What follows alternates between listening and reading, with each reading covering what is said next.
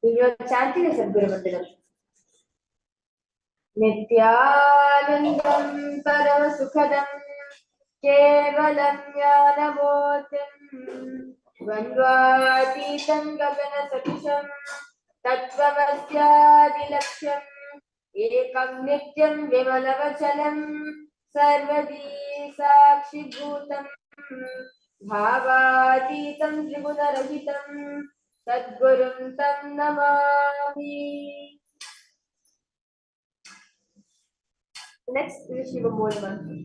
By chanting the Om Ham Ham Shivaya Namaha 11 times internally. Om Ham Ham Shivaya Namaha. Om Ham Ham Shivaya Namaha. Om Ham Ham Shivaya Namaha. Om Ham Ham Shivaya Namaha. Om Ham Ham Shivaya Namaha. Om Ham Ham Shivaya Namaha. Om Ham Ham Shivaya Namaha. Om Ham Ham Shivaya Namaha. Om Ham Ham Shivaya Namaha. Om Ham Ham Shivaya Namaha. Om Ham Ham Shivaya Namaha. Om Ham Ham Shivaya Namaha. Om Ham Ham Shivaya Namaha. Next is the Tattva. So request all participants now to take the Udhanya from the Panchapatam, the traditional spoon of water, and make your right hand shape of a counter with Gokarna Mudra. And the following mantras are being chanted.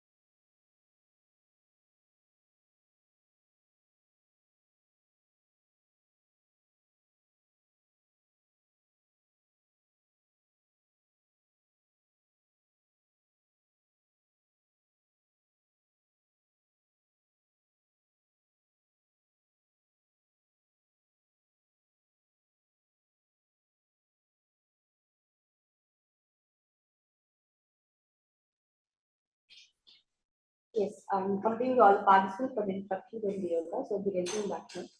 So now, request all participants now make your right hand shape of a cow, say the Gokarna Mudra, and take with Udhani water to the Panchapatam. As the following mantra is being chanted, bring the water that flows to the base of the palm 3 times internally. Om Ardhatvam Shodayami Svadha. Om Vidyadhatvam Shodayami Svadha. Om Shivatatvam Shodayami Svadha. Wash your right hand with water to the Panchapatam. Now, with the base of the right hand up, moving the hand from right to the left of the lips, chanting the following mantras internally. Om Ham Hridayaya Namaha. Wash your right hand with water to the Panchapatam. Now, with this right hand, index, middle, and ring finger touch above the lips and below lower lips. Wash your right hand with water to the Panchapatam. Now,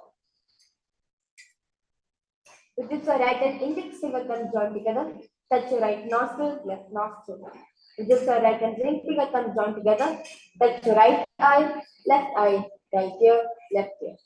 Wash your right hand with water to the Panchapatam. Now, reverse your right hand thumb into the finger. Touch the navel, right chest, left chest. The right hand fingertips together, touch the top of the head, right shoulder, left shoulder, and your heart center.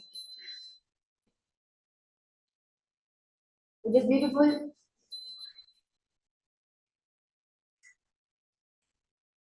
Which is beautiful Tattva purification. Let us now move ahead to the Sankalpa. And let us all participants now close your right palm over the left palm. Keep both the hands to the right and Sankalpa Mudra. And any intention you want to manifest, visualize it manifesting for you. Out of your consciousness, visualize this actually manifesting as Sankalpa Mantra is being chanted. Sankalpa. Mamopata samasta Durita Chayadvara Bhagavat Sri Nithyananda Paramashiva Prityartam Sri Nithyanandeshwari Paramashiva Shakti Sameta Sri Nithyanandeshwari Paramashiva Prityartam Cha Shive Shobhane Muhurte Adya Brahmanaha Dvitiya Parate Sri Shvetavaraha Kalpe Vaivasthatamantare Ashtavinsharitame Nithya Yuge Prathame Pade Jambudvipe Bharatavarse Bharatakhande Veroho Dakshine Pashve Sakhabde Asmin Vartamane Vyavaharike Vyavavadinam Sasyaha Samvatsarana Madhye Shobhakritanam Samvatsare Uttarayane Sri Lakshmi Venkateshwar Ritau Maghamase Krishna Pakshe Panchamyam Shivaditau Guruvasarayuktayam Shivanakshatra Shivayoga Shivakarana Evam Guna Visheshana Vishishtayam Asyam Shivaditau Shri Kailasonatadvala Shanta Shyamala Pitharuda Shri Meenakshi Sundareshwara Vintasvarupa Parishvaputra Ratnikumar Guruvandishwaryavatara Shri Parvati Sanyapana Labdhavidyajnana Vishvita Sakala Nigama Gamasara Bhuta Gravida Veda Pravaktre Shri Matparamashriva Karuna Samarikata Mukta Meshutarashraya Nidiyamana Chatpachamara Shri Chindaka Ahaladi समस्त विरदावल्यलंकृता ज्ञान विज्ञान चक्रवर्ती सर्वजन संग सद्यो निर्वाण दीक्षा व्यापवर्ग वर्ष विश्वानजीमूता परमतकलभकेसरी शैव सिद्धांत स्थापनाचार्य श्री राजाधिराज पांड्य महाराज गुरु सबल शास्त्रादि महानकार निवारण ज्ञान भानु वीक्षणा निर्हारत गजोच्छेदन पूर्वक श्रीमद कृष्णवत स्थापक शैव समय पत्रे सर्वज्ञ पीठारूढ़ श्री जगद्गुरु श्री ज्ञान संबंध देशिक स्वामी वागीश सुंदर माणिक्य वाचक स्वामी राम अवतार भूत श्री ज्ञान संबंध स्वामी पुनरुत्थित श्यामला पीठ सर्वज्ञ पीठ त्रिवर्गोत्तर कृष्ण गुरु महासंविधान अर्णगिरि योगीश्वर परंपरागत अरुणाचल सर्वज्ञ पीठ गुरु महासंविधान कैलास परंपरागत कांची कैलास सर्वज्ञ पीठ तेस्त्रम श्रीधर कृष्ण गुरु महासंविधान नित्योत्सव नित्य मंगल नित्य कल्याण नित्य रचित कैलास परंपरागत आदि कैलास नित्यानंद पीठ महासंस्थान महासिंहासन पीठ कद्र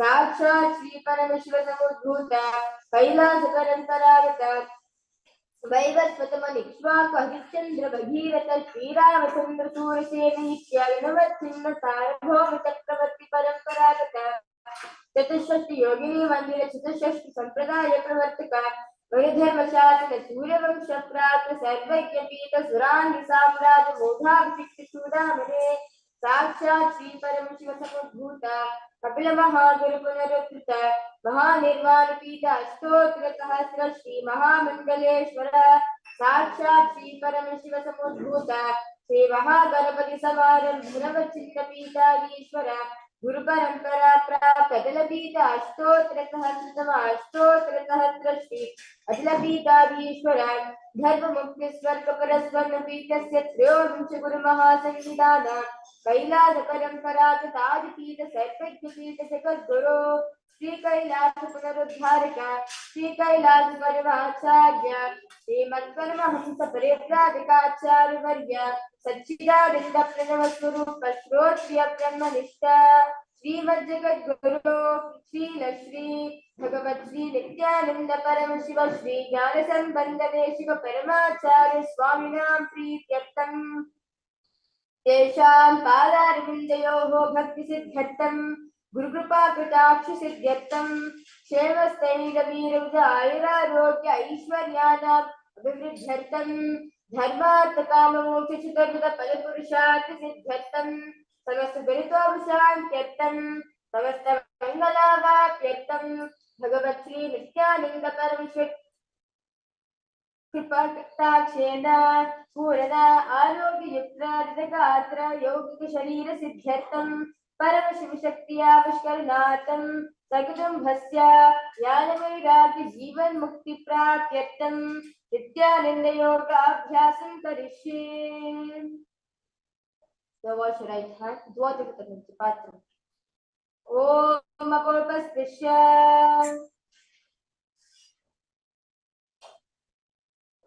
The first asana of Nithyananda Yoga is Sukhasana. Now sit in comfortable cross-legged position with your head taken spine straight line. Bring the index and thumb together in the Bindu Mudra and place on top of the respective knees. Engage in all three bandhas. Visualize Paramashivoham in your inner space. Repeat Soham in your throat center. Sukhasana. Tatsukhasanam ityuktam ashyaktastat samacharet asanam visitam yena dhyantena jakatriyam.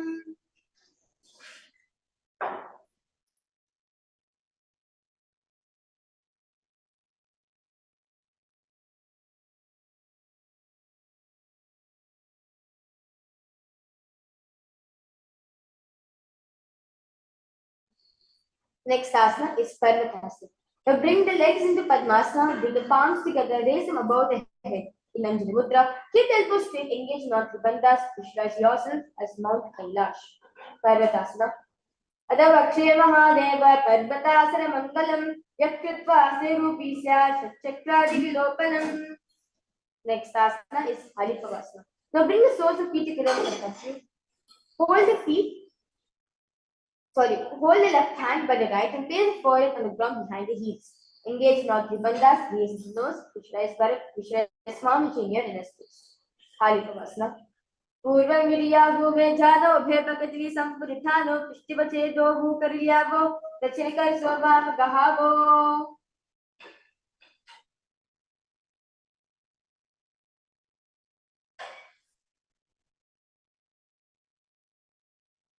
Next asana is Nagipavasana. Remain in the same position. Stretch the palms out, making a hollow and place them on the ground in Parashimudra, in Shambir Mudra, as you visualize yourself as snake here in your space. Nagipavasana. पूरब प्रियागामी चौहुई कपूरी पन्यासे लगाही हाथ आगामी खर्ची लगावे कसर चौहान की अंजुड़ी करे. Next asana is Kokilasana. You hold the big toes with index and middle fingers. Stretch the legs out straight upwards and cross them into Padmasana. Lean forward and down onto your elbows. Engage in all the bandhas. Visualize yourself as a bird. Kokilasana. Ata yadatram makshe yena siddho bhavedaraha akasma akari sancharam kokilakyasana cha.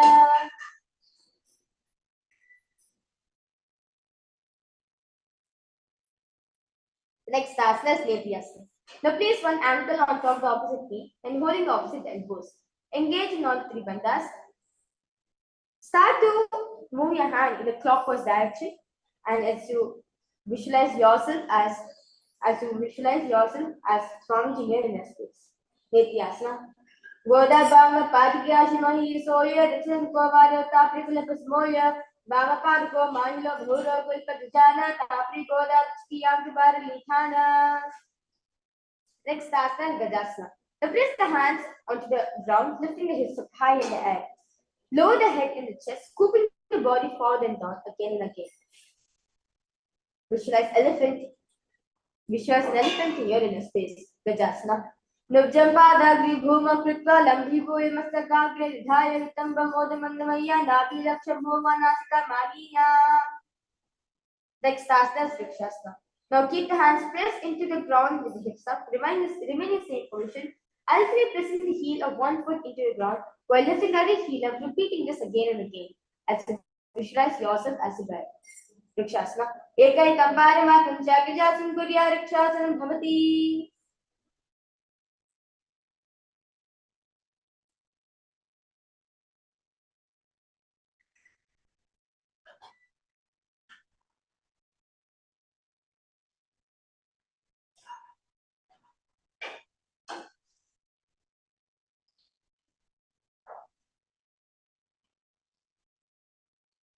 The next asana is Vaishasana. Stand tall, tips of the big toes, keep the helical spine straight, then bring the index, middle, and ring finger to the heart center Dhyaya Mudra. Vishwas Swamiji here in a space, you'll be engaging with the Udyana Bandha, where you pulling his stomach in the neck. Vaishasana. केशेन पादेविलं भद्वा तिष्ठेर्ध्वमकः अथवा ईशावाक्ये यत्कृत्वा सत्यवान् भवेत्. We will now entering the first karana of the day, which is the Urdhva Janu Karana. Now standing heels touching, toes facing outwards 40 degrees angle. Keep the knees bent and both the hands raised at the chest level, elbows parallel to the ground. Twist one knee towards the center and raise it up, back across body to its original position. Simultaneously leg raises, follow the movement to the respective hand, raising it up and placing across body, and repeat this on the other side in Urdhva Janu Karana.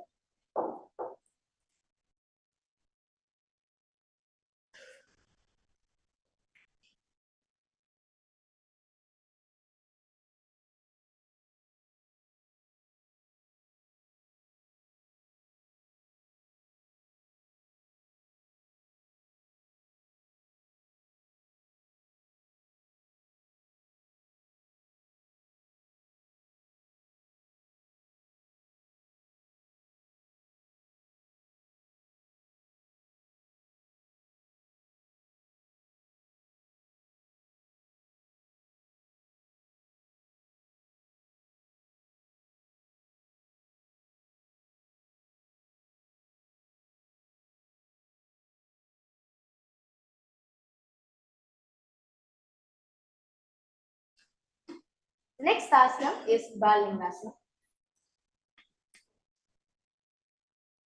Now, interlace the fingers from outside in Sarvavashanti Mudra. Hold on to it, pulling it up towards the chest. Keep the spine straight, engage in all three bandhas. Visualize yourself holding a baby. Balingasana. Ekam janusya lingastartavyam balalinganam bhavati. Next asana is Paripidanasana. Now, take one foot and pull it behind towards the buttocks, holding both the hands in Paramashivoham.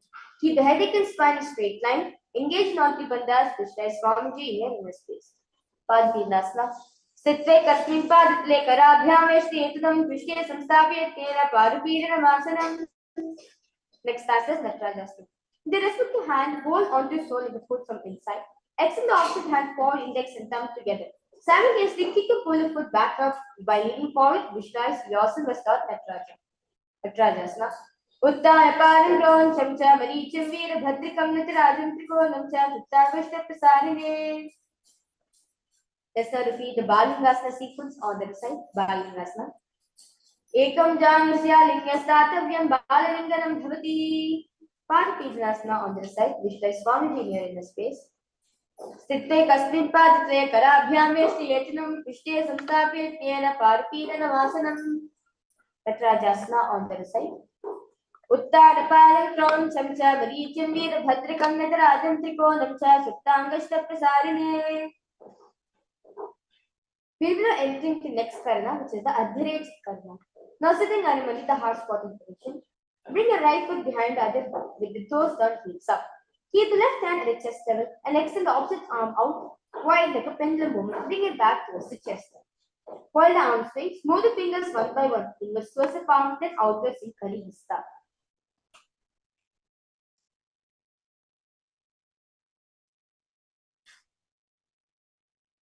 Now, place right hand on top of the nose, uncross your ankles and repeat this on the other side.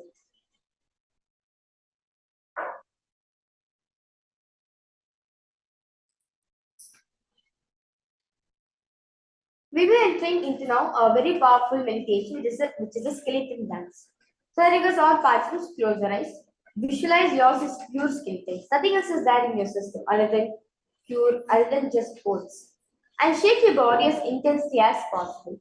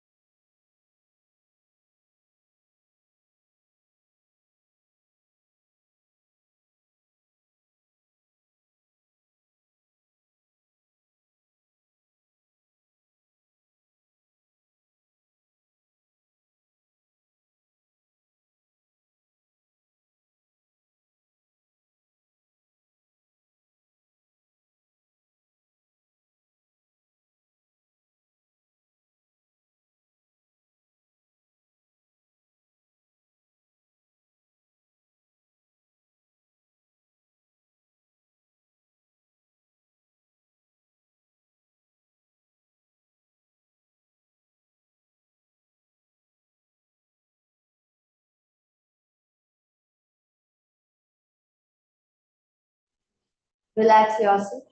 Now walk front and back in your mind.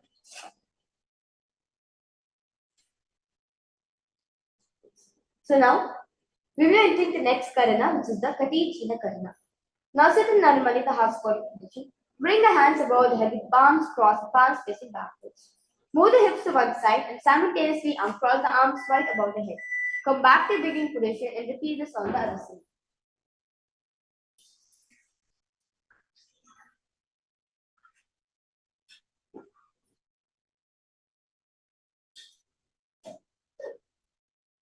Next asana is Tadasana.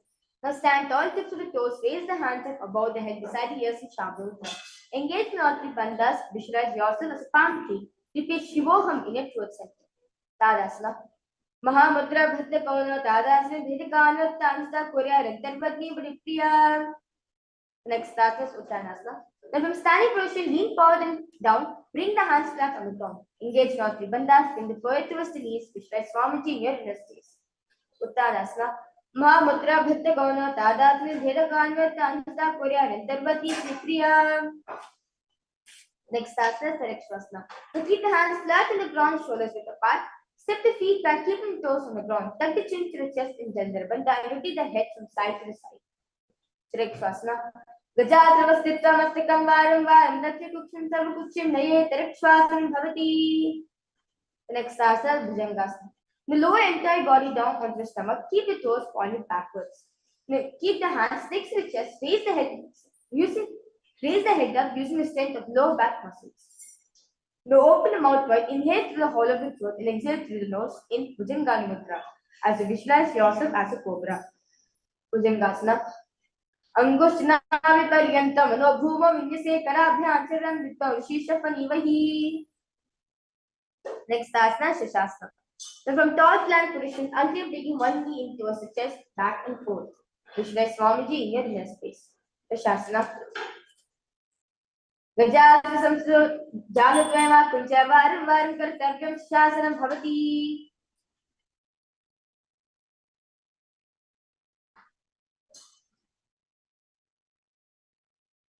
The next asana is Vathasana. Now remain same position. Place one foot in between the two hands.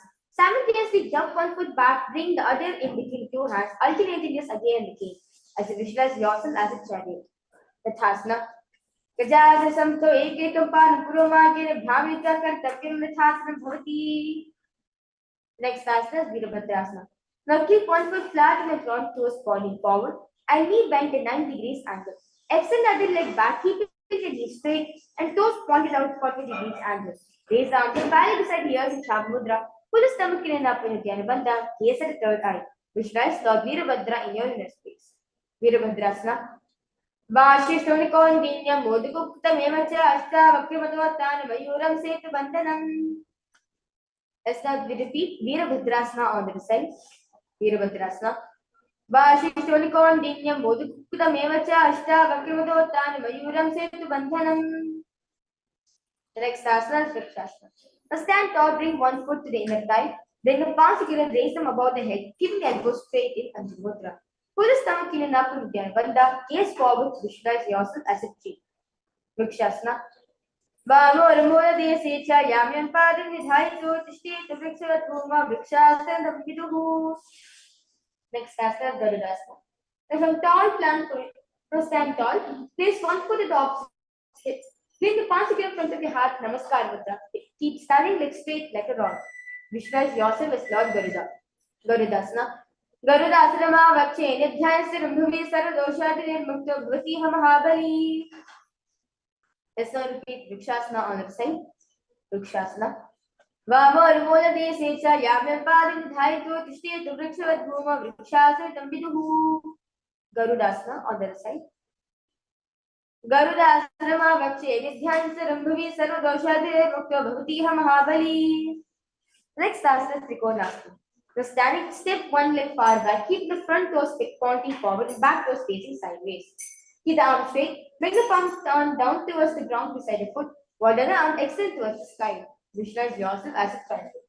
Trikonasana. Uttara Paring Ground Shamcha Maricham Nir Bhadra Kangat Rajan Trikonam Shah Suttam Vishta Prasarine. Just like the Trikonasana on the side as we continue to visualize ourselves as a triangle. Uttarapanam Kron Chamcha Varicham Veera Bhadrakam Siddharajam Trikonam Cha Chittavishya Prasarane.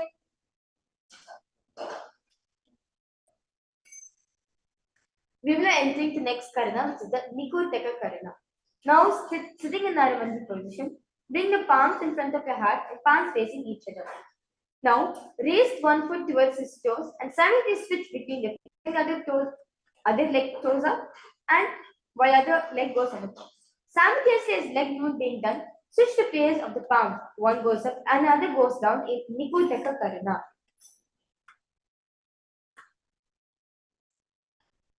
For the next set of asanas, we'll be entering the new pranayama, which is a Brahmari pranayama, where you inhale, you buzz like a bee, and you exhale. We'll be entering the new japa, which is Paramashivoham. The next asana is Unclutching. Now, you lower on the tips of the toes, place firm on back of the heels, keep the knees together, pass in front of your heart in Namaskar Mudra. Visualize Swamiji in your inner space. Angushtasana. Kabandasana Gorakshasana Mevacha Angushtamushikam Yam Brahma Prasari Tantata. Next asana is Saurasana. Now, from tips of the toes, extend one leg straight out, heel down and toes up. Keep the fingers down by the ground by the sides. Palms facing forward in Varamudra. Saurasana. Prasare ekam padakam samstapyatvega padakam. Next asana is Vidyanasana. Now with the respective hand, reach forward and hold the toes with index middle fingers in Prana Mudra. Keep the opposite hand on back of the heel. Vidyanasana. Vilpasra parvekam prasare tattva dakam shadakrena gulpam chari dhari karena dhunam pitham chavase chobayatra. Let's repeat Saurasana on the side. Saurasana. Prasare ekam padakam samstapyatvega padakam. Vidyanasana on the side. Vilpasra parvekam prasare tattva dakam shadakrena gulpam chari dhari karena dhunam pitham chavase chobayatra. Next after Brahmajalam Pushasana. To keep toes on the ground gracefully on top of the raised heels. Keep the gap between the legs. Back of the hands resting on the sides in Shambhu Mudra. Now tilt the head down, gaze through the gap between the palms. Brahmajalam Pushasana. Dopanapani hoy vese idogida nishesi korasukitariyanti mahila aishi mahila shemili. Next asana is Kapilasana. Now place knees on the ground with toes tucked behind, sitting pillium on down the heels. Place the hands on top of the thighs in Shambhu Mudra. Pull the stomach in and up in the Dhyana gaze. At the nose, visualize sage Kapilavahamani in your inner space. Kapilasana.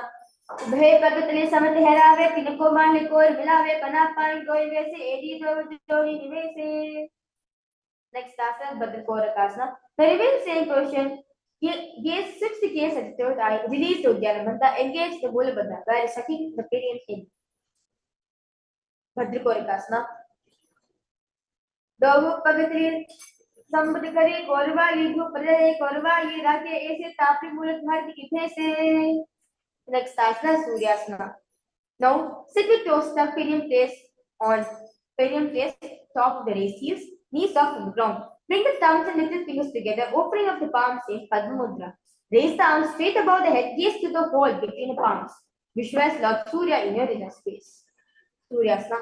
एरी दो गिरा दयानी पना पानी भेर कुलतानी गोला चक other कर रहे आगे भाग सीटिका है. Next asana is Mandukasana. Now switch toes flat feeling on the heels. Keep the hands on top of the knees in Shambhu Mudra. Lift the tongue up against roof of the mouth in Mandiki Mudra. Catch neck of immortality, which is dripping from the Sahasrara chakra with your frog tongue, as you visualize yourself as a frog. Mandukasana. Padadlo Pishtaresha, Vishti Santushet. John in Mankuristya Sari and Mandukasanam. The next asana is Uttanamandikasana. Now remain safe position, keep the hands in the back, holding the head with the elbows. Continue to engage in Mandika Mudra. Visualize yourself as a frog. Uttanamandikasana. Mandikasana Justin Purpura Nimshiraha Eat Beko Duttan Beko Duttan Mandukam. Next asana is Simhasana. Now, cross the ankles to 6 feet. Keep the knees wide open. Fingers spread on top of knees in Shambhu Mudra. Now open the mouth wide. Stick out the tongue. Exhale forcefully. Raise the tip of the nose. Repeat this several times as you visualize yourself as a lion. Simhasana. Dakshinam sarva gulpena dakshini had tetram hasto jan stapya swamili stikta saricha. Next asana, Bhadrasana. Now sit in the heels and repeating your knees, keep the knees wide open. Cross the hands behind back, hold the big toes in Prana Mudra. Apply the Janarbana by touching the chin to the chest, ears and the nose. Bhadrasana. Wilpo, Chivishnit, Yado, Yukimenes, Mahitaha, Padam, Mushtokarabhyan, Chitvanchit, Prishtideshitaha. Next asana, Kakabhushandhyasana. Now squat the feet flat on the ground, knees wide open. Bring the arms in and around the back and place the fingers behind in Parish Mudra. Gaze at the nose, visualize yourself as a crow. Kakabhushandhyasana. Prithamen Vese Kukritaya, Doha Bigam Chani, Tinko Modinaliam Priya, Kristipasika, Kusi Karabe. Next asana is Kanipavasana. The face form on the floor, shoulders width apart. Bring the knees on the back of the arms towards the armpit.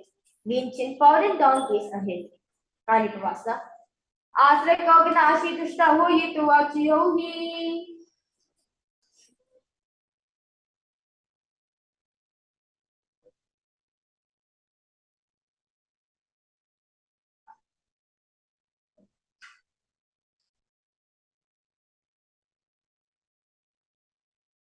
Next asana is Kapalyasana.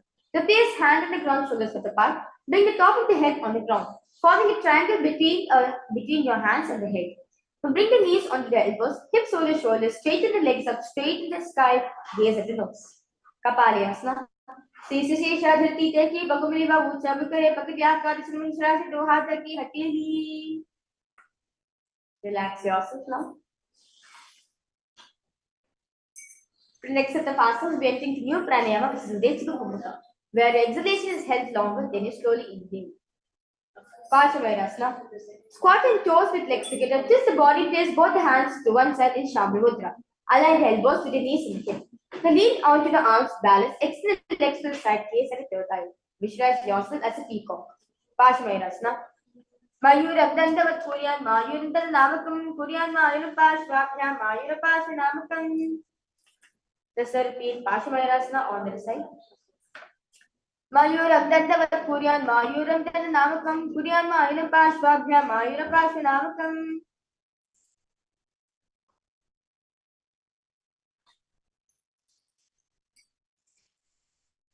Next asana is Bhairakanasana. Now place both the hands on the ground in Shambhu Mudra, shoulders width apart. Stretch the legs back straight in the direct Shavasana in a plank position. Step one foot outside the respective shoulder. Bring the foot between the hands, face at the third eye. Visualize Lord Kala Bhairava here in the space. Asra Kavna Piti Jai. Let's repeat Bhairakanasana on the side. Asra Kavna Piti Jai. Next asana is Unclutching. Now from direct Shavasana, place the forearms on the ground. Walk the feet forward, bring the hips, raising the hips up high. Lift the chest and head up, gaze at the third eye, visualize Swamiji in your inner space. Unclutching. Dhonya Stojanani, Hasto Chilispara Mamakam, Utta Vitangiriglum Kadistana Viruka. The next asana is Vishishtasana. From direct Shavasana plank position, rotate the body to one hand, raise opposite hand up. Keep the balancing hand directly beneath the shoulders, raise the hips and gaze towards the sky. Visualize Sage Vashishta in your inner space. Udu Kupadava Vishta Varichya Matsikam Vidam Chodrita Vidam Rasanam. Let's repeat Vashishtasana on the other side. Vashishtasana. Udu Kupadava Vishta Varichya Matsikam Vidam Chodrita Vidam Rasanam. Next asana is Anjaneyasana.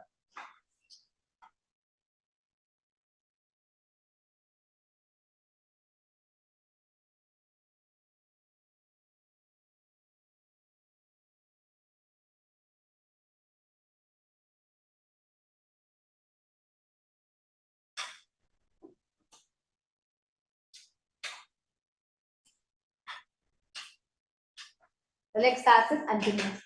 So next with the fastest will be entering the new japa, which is Paramashivoham. We will be repeating Paramashivoham in your throat. Now sit with legs stretched, toes pointing up. Bring the hands under the buttocks, palms facing upwards in Shambhu Mudra. Keep the spine straight, elbows to the body, tuck the chin to the chest and Jarabandha, gaze into nose, visualize Lord Hanuman in your inner space. Anjaneyasana. दो करकी उभे हथेली Korwa left में यझेली स्वागा में भूप्रदाशे महाने अंतिम लीलाशे. Next asana is Paschimottanasana. Now sit with legs stretched out, bend from the base, hold the big toes with the index, middle fingers in Prana Mudra. Bring the chest to the thighs, stretch your knees, engage in all three bandhas. पश्वतनासना जानो परिला तंतु बस्मंता मुचतेन केन प्रकारेण सुखम दारम जायते. Next asana suprasana. We remain same position. Clasp the hands behind the head. Lean the chest forward and down. Bring the head to the knees. Engage non bandhas. Visualize Mother Kali in your neck space. Ugrasana. Sapa nityanam dikka jano prishiro understand. Asana okarimnam proktam bhavedalaya deepanam.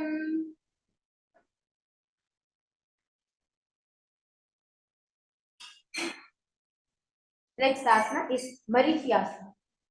Now, sit with legs extended. Bring one heel to the groin, knee raise. Reach the arm in and around the waist. Clasp the hands behind the back in Paramashivoham. Bring the chest to the thigh, head to the knees. Visualize yourself as sage Marichyasana.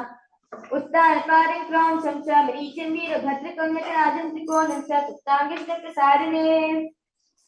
Next asana is Mahamudrasana.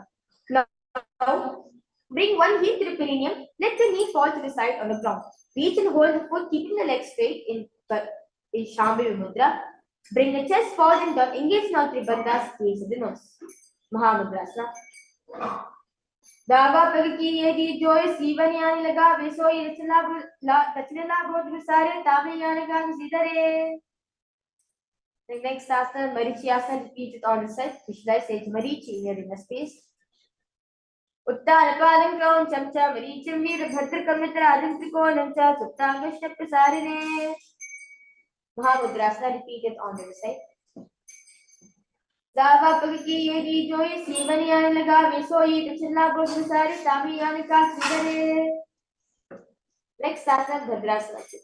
Now, sit and bring soles feet together with heels close to perineum. Keep the knees wide open, hold the feet firmly. Maintain straight spine, gaze at the nose, visualize Swamiji in your inner space. Bhadrasana 2. Wilbo Trivisias Yadaha Sivanyapa, Flukshipet, Padavalvipa, Nivya, Rimbhadra, Nistilam, Bhadra, Simve, Deta, Sarvavya, Rishapaham. Next asana is Dwarikavasana. Now, open Bhadrasana, extend feet away from the body. Keep the toes together, heels apart, knees wide open. Place the hands of the split knees in Shambhavi Mudra, tucking the chin to the chest in Chandrabandha, gaze at the nose. Dwarikavasana. Purva Chadva Chokaso Soi, Bahi Vyakiji Soi, Yami Edi Pindadirashe, Angula Tandrarashe. Next asana, Joniasana. Now sitting, keep soles of the feet together, knees close to perineum. Pull the soles of the feet, lean forward and down, bring the forehead to the feet, gaze at the nose. Visualize Yoni Mandala in your inner space. Joniasana. Dahu Pagati Samplikare, Edumedicating Nithare Adhadiko, Antarashe, Radhukataya, Muparidashe. Next asana is Vidikavasana. Now sitting, keep heels together, toes apart, knees wide open. Lean forward and down, extend the hands out wide, palms facing downward in Shambhavi Mudra. Bring the forehead to the ground, behind the hips, gaze at the nose. Vidikavasana. Purabadi Pakatali, Sampurishori, Edi Vinirashe, Area Sumahi, Kali, Agro Ante, Herkilakave. Next asana is the Samadhyasana. Now sit the toes together, heels apart. Bring the arms below the shin. Extend out to keep palms facing up. Bring the forehead to the ground above the feet. Bring the toes near the throat, gaze at the nose. Visualize Lord Surya in your inner space. Sit the Samadhyasana. Dohu Pagil Samdikaris, Hula Vedaga, Medari, Ankula, Tandurashe, Etiko, Ese, Vidashe. Next asana is Vidikavasana. Now hold the feet and open them up. Bring the soles facing upwards to the sky. Keep back of the hands on the ground in Shambhavi Mudra. Press the elbows onto the thighs towards the knees, gaze at the nose. Chirikipavasana. दो पगा की धरती भगवा में लगावे भक्ति महिल core मिता किसु बिजोदे 12वीं कोर बना चुलिया राशे. Next asana is Charpatotokasa. Remain same position. Place the hands to the knees, gently press them on the ground. Pull the stomach in up in Nithyananda, gaze at the third eye. Charpatotokasa. दो पग भी समझ करे आगा में के चार पसारे गोला भूसो लगता राशि हाथ तो गोला प्रीदा से. Next asana is Bhairavasana. Now sit and bring soles of feet facing together, knees are open. Lift the heels up, bring the toes down to the ground. Keep the knees on the ground. Pull the stomach in and up in the Dhyana. Place the hands to the knees in the Bindu Mudra while index and thumb are touching each other. Visualize Lord Kali Bhirva in your inner space. Vilpo Sampiricha, Nyone Vikrumira, Tamchane, Jana Pahito, Hasta, Dandavate, Bhairavasanam. Next asana, Samadasana. Now sit to one heel at the perineum, lift and hold the other foot, pulling the soles of the foot onto the chest. Gaze at the third eye, hold the breath in the Muladhara Chakra, which does Swamiji in your inner space. Samanasana. Samanasana ma vakshe siddhu mantra saradat ekapal vistat Ushonilinga vatrike. The next asana is Apanasana. The student place one leg on top of the respective shoulder, raise the other foot upwards and straight. Keep the hands on the ground to the side, gaze at the third eye. Apanasana. केवल अपार में कंचस कंधे चारों पे अठाई के बाद में तो गिने इष्टेदन वक्रभो. Next asana, Samanasana. Repeat it on the wrist. Samanasana. Samanasana ma vakshe siddha mantra saradat ekapal vistat Ushonilinga vatrike. Apanasana. Repeat it on the wrist. केवल अपार में कंचस कंधे चारों पे अठाई के बाद में तो गिने इष्टेदन वक्रभो. Next asana is Gomukasana. For next the sequence is basic trio pranayama, the Sitkari pranayama, where we place tip of the tongue against the roof of the teeth, the root of the teeth. Inhale, make the hissing sound, and exhale through the nose. We will be entering New Japa, which is over the Karandoham in the third center. Now, sit and cross one leg over the other, align the knees at the center of the body. With the feet by opposite hips, place both the hands on top of the stacked knees in Chandra Mudra. Gaze at the nose, visualize a face of a cow in your inner space. Gomukasana. Sabya Dakshinakal Bantu Pushpashi Yoja Yeti Snebita Sabram Gomukam Kamnita. The next asana is Anushasana. Now from Gomukasana position, hold the big toes, index and middle fingers in Pran Mudra. Relax the shoulders, pull the stomach in up with Jnanabandha, gaze at the nose. Visualize Rishikana in your inner space. Anushasana 1. Dachinango Dani Chotani, Vamta Open Eye, Gola Sandimla में भारी आधा प्रतिदेश में प्रसारी. Next asana Anushasana 2. Now remain same position. We enter the fingers behind the back, knee point and down, bring the chin over the knees, touch the nose to the ground, gaze the nose. Visualize Rishikana Suya in your inner space. Anushasana 2. जीवना गोला की संधि वृद्धा गोला की संधि मिला राशि गोला से लिए पकड़ लिया अथवा सुधा राशि. Next asana Gardasana 2. Now sit and ground with one heel press against the perineum. Keep the opposite foot on the ground in front of the other. Keep the spine straight. Sit chest out, hands respect to knees in Shamudra. Gaze at the nose. Visualize Lord Garuda in your inner space. Garudasana. Dava Bhagmori Edi Manam Gulpa Multa Niche De Base Jivani Pakate Dati Teki Godam Chivolashe. Next asana Naradasana. Now remain same position. Increase the fingers behind the neck in Parishamudra. Twist to the raise. Twist outside the raised knee, gaze and third eye. Vishnu says Narada in your inner space. Naradasana.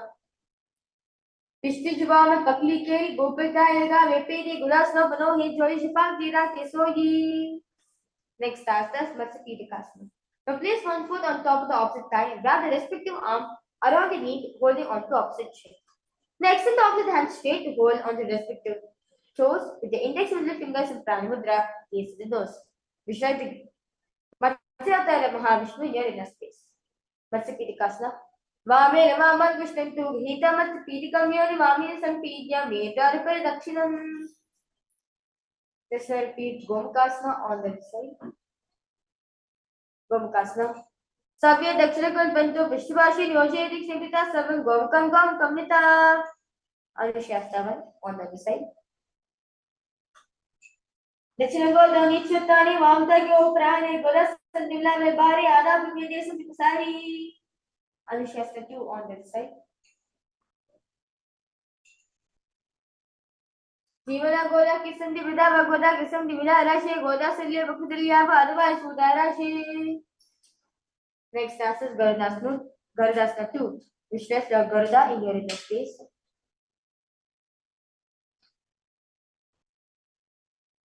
दावा बुगमोरी एदी माहिम गुलपमृत नीचे दे बेसे जीवनी पगते धरती take गोदम जबोराशे. Naradasana on the side. Visualize stage Narada in your inner space. Naradasana. Pishti Jiva में पगली के गोपिता एगा रिपेरी गुदासना पनोही जोई शिपाक देगा किसोही. Next asana is Matsapittakasana. Visualize the Pishatara Mahavishnu in your inner space. Matsapittakasana. Vame Ramama Vishnu Hitamatsi Pitikam Yorim Avisam Vidya Meta Diparidakshitam. Next task is Vastindrasana. Now place one foot on top of the opposite thigh. Place the opposite foot on the ground on far side of the opposite thigh. Now twist to bring one elbow out to the raised knee. Keep the arm raised by the neck. Turn the head back, gaze at the third eye. Vishwa the great sit, Vastindrasana India investment. Udaram Pasima Bhasam Krita Trishti Ethanam Ragama Param Hitakjano Parineset. The next asana is Kubasana. Now bring the elbow outside the raised knee. Extend the hand down to the foot. Keep the opposite hand at the respective ear. Turn the head back, gaze at third eye. Visualize yourself as a camel. Padmasana. Asana Kaugna Jolo Jai. The next answer is Mastindrasana 2. Now remain same position. Keep the opposite hand on the ground. Turn the head back, gaze at third eye. Vishnu the Great says, Masindranatha here in the space. Pastyandapietam Chitrapritam Pacharak Mandala Kandanastram Abhyata Kundali Pravotam Dandasritam Nidayapam Sam. Let's repeat Pastindrasana 1 on that side. Pastindrasana 1. Udaram Pasima Vasa Krita Tishti Etha Namra Gama Param Hita Tujana Parineset. Ubasana on the side. Asana Kaugana Jolo Jai. Pasipidasana on the side. Pasyendapidam Chitrapritam Pacharak Mandala Kandanastram Abhyasa Kundali Pravotam Dandasritam Nidayapam Sam. Next asana is Padmasana. Now sit with your feet on top of the opposite sides. Take the palms relative to knees to Samudra. Engage now the Bandha's ears and nose. Stretch the Paramashivoham Level-1 Padmasana. Asanam Didam Prokam Padmasya Sundata Uddhava Pritya Dita Dita Padma Samabhe. Asanam Didam Prokam Padmasya Sundata Uddhava Pritya Dita Padma Samabhe Keta Saiva Papakanashanam. Next asana is Padmasana 2. Now remain in the same position. Cross the arms and hold onto the toes with the index and middle fingers of Pranamudra. Gaze with nose, visualize Goddess Parvati in your inner space. Padmasana 2. Utta Nochara Krutta Visasta Priyathauri Madhya Tana Panikrita Tarishwa Nasa Grivinse Distum Dentamoni Chipaya Utto Achurukam Bakcho Uttaruka Namchanehi. Next asana is Kukutasana.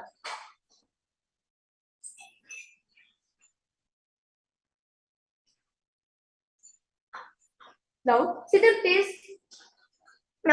in Aramanic position, place the palms on the ground between your thighs and the calves. Sit in Padmasana position. Place palms on the ground between the two thighs. Lift the body up as visualize yourself as a rooster.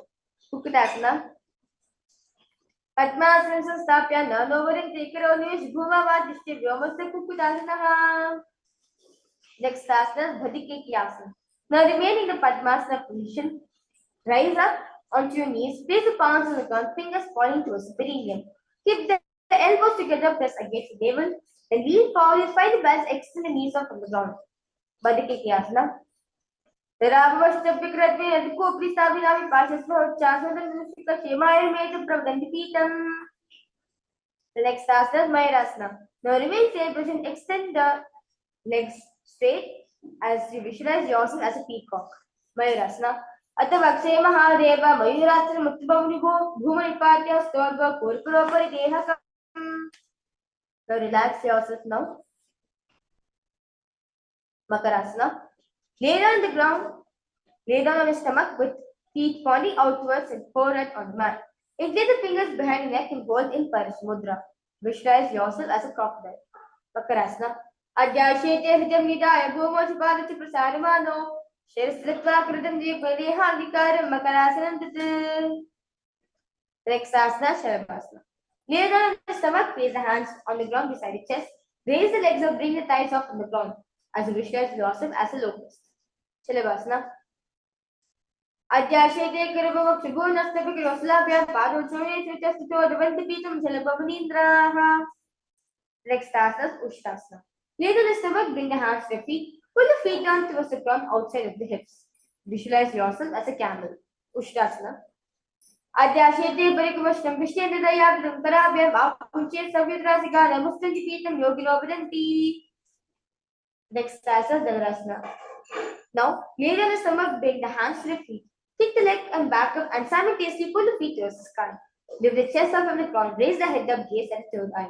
Visualize yourself as Lord Paramashiva's pool. Dhanurasana. Aside Padabindu Karoja Prishir Parekun Padana Sulita Nigat Yogi Dhanurasana Pite.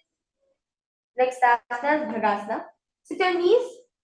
Sit on both the knees with the head and spine straight and place palms down on top of the knees in Shabda Mudra. Gaze at the third eye, visualize Swamiji in your rest place. For the next set of asanas, we'll be entering New Japa, which is the Mahavakya, Om Nithyananda Paramashivoham. Bhagasana. Ulta Mori Power Vese, Virojikare, Gavese, Paimanga, Gulpajo, Kilavastila, Visogu. Next asana is Gohyasana.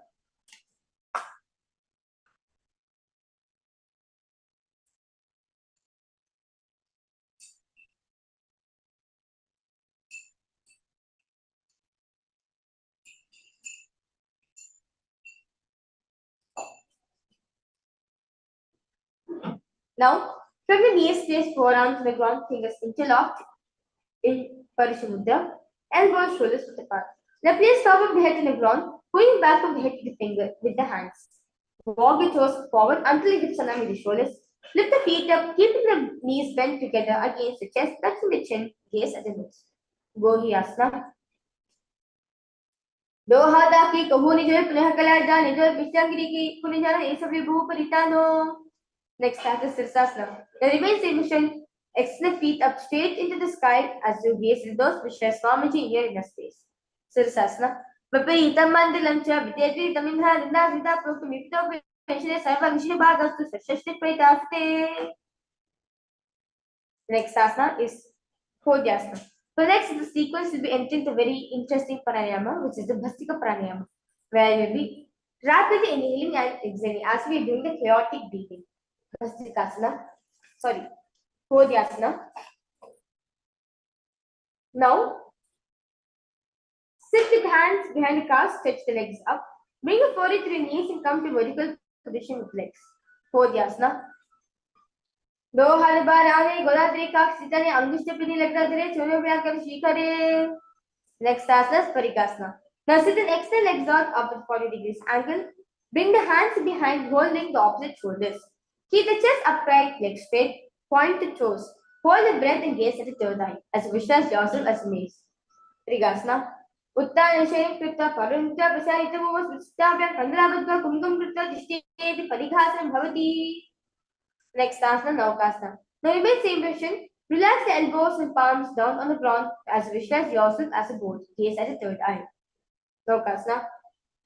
Uttana Shayin Purpra Vyambhunastabhyastanitam Vidaya Shuruhuru Changapan Gandavadari Naukasana Bhavati. Next asana, Rudrasana. Sit and lift the feet up, scoop the hands and the heels, pull the feet towards the chest in Shabdamudra. Keep the spine upright, gaze at the nose, visualize Lord Rudra in your inner space. Bhadrasana. Rudrasana. Pagatali somebody kari hatasya guchai baga kaunta dole ruparli kai talme lagave. Next asana is Unnukapita too. Lay down back with feet flat on the ground. Place palms down, fingers just touching the back of the heels in Shambhavi Mudra. Lift the hips up high, pressing the feet onto the ground. Chin tucks to the chest in Jandharbandha, gaze at the nose. Unnukapita. Udde jani krutva shedhvam kamtha kutta bhastati shtetu pithunmaka namake. Next asana, Shivasana. Lay down the back with palms facing upwards, completely unclutched from any micro movements of the body. Visualize the Supreme Ponttiff of Hinduism. Visualize Swamiji in your inner space. Bring awareness to every single body movement in Shakti Charan Mudra. Shivasana. Adashavasanam Uttanam Savadbhumo Shayanam Dusavasanam Shavasanam Shantiharam Chittavishranti Relax yourself. Inhale, exhale as slowly as possible and as deep as possible.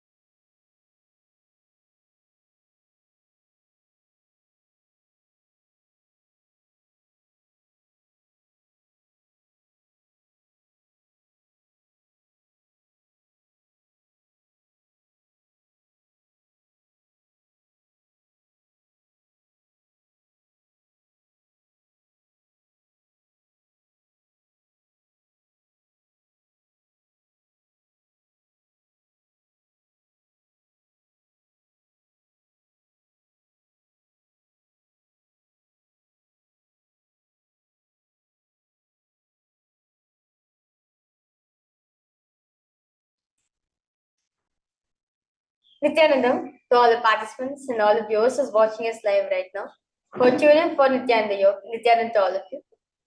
That was very beautiful 108 set of sequence asanas which all of us tested. Let us now look deeper into what are these benefits, but what are the benefits by doing these asanas. Very beautifully in today's segment, all of us will be covering few of the asanas where we're getting to know. But that when you do this asanas, what exactly is happening to your system? What benefits do we get from it? So, as we did the Bhujangasana, where we visualize ourselves as a snake, and we did the Bhujangani Mudra, where you inhale through the hollow of the throat and you exhale through the nose. So, Swamiji says very beautifully, so Paramashivoham reveals in the Bhujangasana that when you, in the Geranda Samhita, Paramashivoham says that by doing this Bhujangasana, the benefits you get is you strengthen the lower back muscles and the shoulders, the abdomen, and the thighs. Now, when you open the chest and expand, you actually expand your lung capacity. So, usually for all the participants, if you're suffering from diseases like not able to breathe properly, having like suffering with lung problem, lung diseases, just by doing the Bhujangasana also it will help you as when you are opening up your chest, visualizing yourself as a snake. At that time, Paramash was very beautifully saying that your lungs also expand, so which also helps you to take more air in, where you increase in the way of breathing within yourself as your lungs are expanding, so you can hold more oxygen into your system. And it is also beneficial for digestion and sciatica, and also flexibility in spinal cords and it elevates mood. So, for example, if you have a very stiff back, or you're not able to, your back is not that flexible, this Bhujangasana actually help you to make your spinal cord, your lower back, or your lower back flexible, and it also helps you in aligning your mood swings, where you're always elevated in a high space of consciousness, always blissful. And also, it increases the gastric fire, as Swamiji says very beautifully that if you have more of the Jataragni, understand very beautifully in our scriptures, the Ayurveda says that the Jataragni, the fire in the stomach, only digests our food which we eat. It's not the hydrochloric acid which have been taught in the science. No, it is the Jataragni, which the fire in the digestion system, the fire in the stomach only digests the food. So when the Jataragni increases, Swamiji says that it has the power even to digest, burn your very incompletions and your patterns which have even your muscle memory level. So that's the power of Jataragni. This is Swamiji says very beautifully. Early in the morning, try your best to keep yourself hungry. As Swamiji says, Langanam Parama Aushadam. When you're fasting, when you're keeping yourself a bit hungry, it is the best aushadam you can give for yourself, because your Jataragni, you're letting the Jataragni to detox itself. You're letting the Jataragni to detox the body, like rejuvenate your whole system, burn all the incomplete patterns, all unnecessary waste which is there in your system. Paramashivoham also says that by doing this asana, you awaken the Kundalini and remove all bodily diseases. So basically, by doing this asana, as very beautifully visualizing ourselves as a snake, the Kundalini snake which is there in our system, we are also raising the Kundalini energy which is there in our system. And by doing this asana, any diseases which you have related to the body gets cured. So understand, just by doing this one asana, Bhujangasana, so much of benefits we get. As Swamiji says that at the end of the day, if your frequency have been raised, all your body problems will be solved. 99.99% of the problems, the diseases which you manifest, is due to our thought currents which we cherish. Like for example, when you cherish that I'm sad, I'm continuously bad, ill, impossible, that cognition only becomes part of your muscle memory. That really turns out as diseases in us. As Swamiji says, most of the problems, most of the diseases that are happening in your life is due to your thought currents which you cherish. It will just change your thought current. That is why in Nithyananda Yoga, we beautifully visualize the Bhujangasana as a snake when you're doing the Bhujangasana or Swamiji for the asanas. When we visualize that and continuously remind ourselves of the japa, we repeat the japa. We are nothing but we are connecting from the identity which we are having and raising ourselves to higher identity. So that's why Swamiji says, just do Nithyananda Yoga. All the problems, all the diseases you have in your body will get cured. So I just now move ahead to looking one more asana, which is the Bodha Shokasana, which we're going to be doing in the Dvitiya Vinyasa Krama. So this Bodha Shokasana, very beautifully, the Yoga Pradipika says, Paramashiva says very beautifully in the scripture that by doing this asana, it brings feeling of contemplation within your system. So basically, when you do this asana, you bring a lot of self-awareness, self-contemplation, manana, internalization within your system just by doing this simple asana Bodha Shokasana. As why your Swamiji says, when you're visualizing this asana, you should visualize yourself in the blissful, you're elevated in a blissful space. A surrounding that is always blissful. So that when you fill yourself with bliss, immediately what happens? The seeking in you starts. Deep contemplation in you starts. When you're just going on contemplating on truth that Swami is revealing, you will see, you get more powerful cognition on what Swami is saying, and you will see how to cause, using the powerful cognition which you got, how to cause others reality. As very beautifully yesterday, all of us got initiated into this Diksha of Apyayana Diksha, the power, the initiation into enriching and causing. So when you contemplate within yourself, when you do Vakyartha Sadas, meaning the internalization within yourself, you will see a lot of clarity, understanding you are going to get within yourself. And the same thing, you'll be able to transmit it with the others also. So request all participants to post if you have any questions, doubts you have. Please feel free to post in the chat section. And if you have any difficulties in doing the yoga asanas also, I request all participants to post in the chat section, and our yoga chairs immediately reach out to you. So the next asana which we are going to look into is the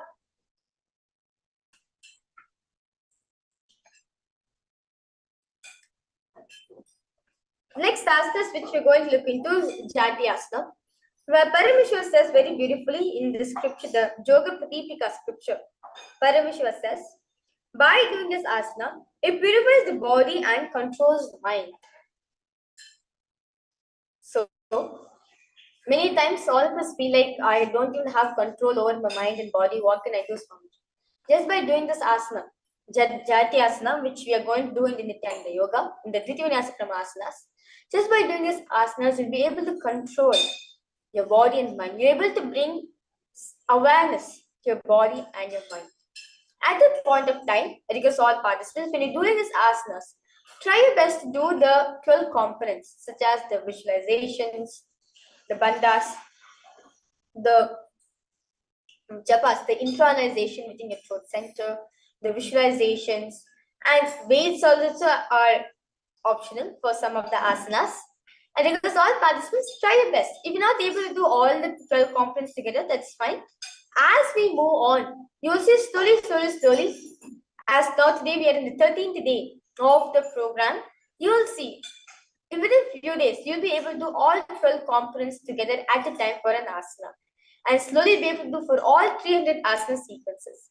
So request all participants to try your best to push yourself to do the 12 components, as these 12 components are nothing but are designed specifically by Swamiji, so they experience the full benefits of the Nithyananda Yoga.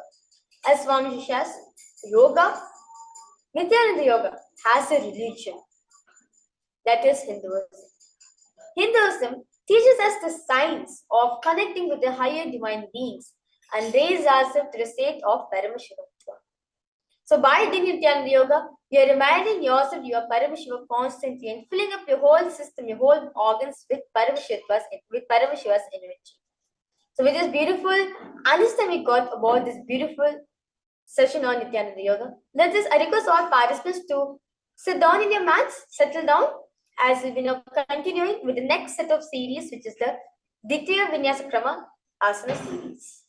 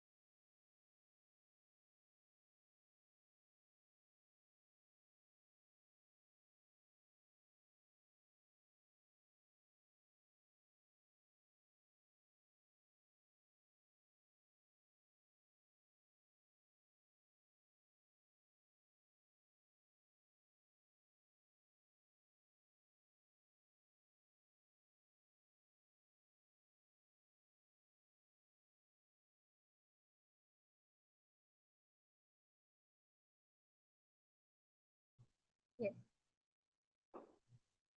Nithyananda, all participants. So we now resuming back the Ditya Vinyasa Krama. The first asana of this beautiful series is the Vipassana. Now, sitting posture brings ease to your mental and physical state. Here, examine the index within the muscle,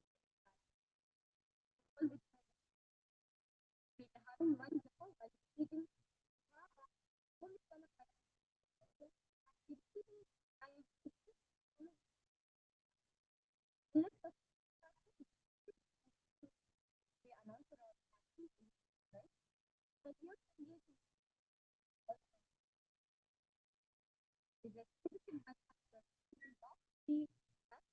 which we announce during the asana sequence. Yathasanishtasana. Paryankam tatsamankya tathasam talathasanishtasana. Next asana is Samasana. A sitting posture has no things in the muscle. Sit long to relate Samasana. Idanim dakinina yogathase dalugu.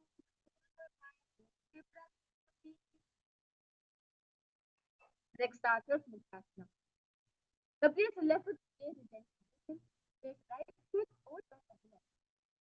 Hand facing downward on top of space is downward grab space. Muktasana. Repeat the Steven you so far. Creator Gulsaha. Akan Tamil Gulsaha.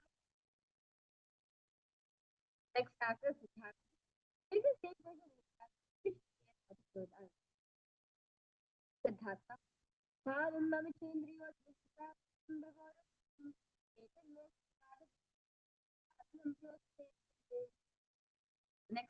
Siddhartha. Make the same person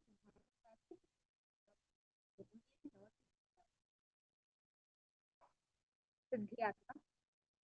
Vampire की ये दी जानो जीवन में जानो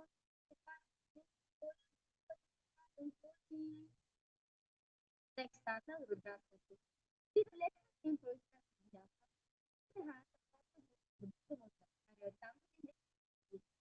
Which case of Rudraksha. Baba Karla Pari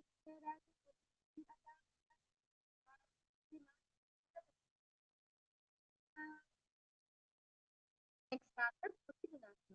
Maintain sleep position Rudraksha. Asana Kogara Manaki next starter Siddhartha. Maintain one knee on top of the other. Bring the hand to the knee of both of them. That's nothing. Vikaya Samasinaha Siddhartha Mudiyam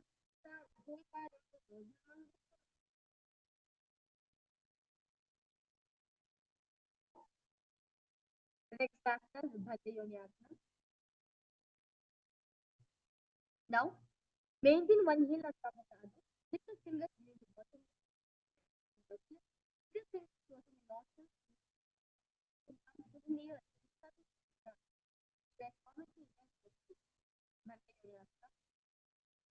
यत्र मध्ये Mahadev भंजयोन्यासनेषिणो next answer Virata. This one foot on the side and another foot on top. And then it's this one on top of the knee. Virata. Ekam padamite vinjam. Mone samsitaha. Terosmintata. Virasanam vikatam. Next answer is Balyukasa. Left heel on the right side. Left heel on the right side of the body. Foot on the side. Left right foot on the left leg foot very weak. Hands on the knees. Knees and the third arm. Vishta Supriya says Haripanmukhi. Also of Rama is in the ministry. Balyukasa. Napa Pragati Pragati Punedi Heitoya Prandishme. Next answer is Joy Mudrasana. To keep the legs in the same position, switch the gaze at the nose. Switch the gaze at the nose, which is the only mental Joy Mudrasana. Bhavappa to keep Pagatli, Chatima, Hikori, Chori, Tahadari, next answer is Yonyasa. Now remain in the same position, switch the gaze at the third eye. Completely stop Yonyamandala in Yonyasa. Yonyasam Parvate, Yogam Yoga Kalidam. Next asana is Bhadrasana. Asana brings all the feet together, bring about the hands to standing Mudra. Bring the knees down towards the front, gaze to the nose, and Vira Bhadrasana. Billboard, Chivisha, Kalaha, Punjaba, Shishite, Chisava, Bulsundita, next asana is Obora. Now bring the soles of feet together at the beginning. Place the tongue in roof of the mouth, facing the front and slow down. Say right hand over your mouth. Close left nose to the right. Breathe through the right nostril. Close both the nostrils for the breath and exhale through the nostril. Repeat this order as yourself as a story. Abhorasana. Purta kaho pisika chori bahi viyuti sikho ispatangara sapahari. Anima kasapuni samsana. Next asana is Kanekavasana. Bring the feet on the toes to the hip part. The elbows on the heels. Gaze not gaze to the back. Visualize yourself even elephant. Kanekavasana. Bali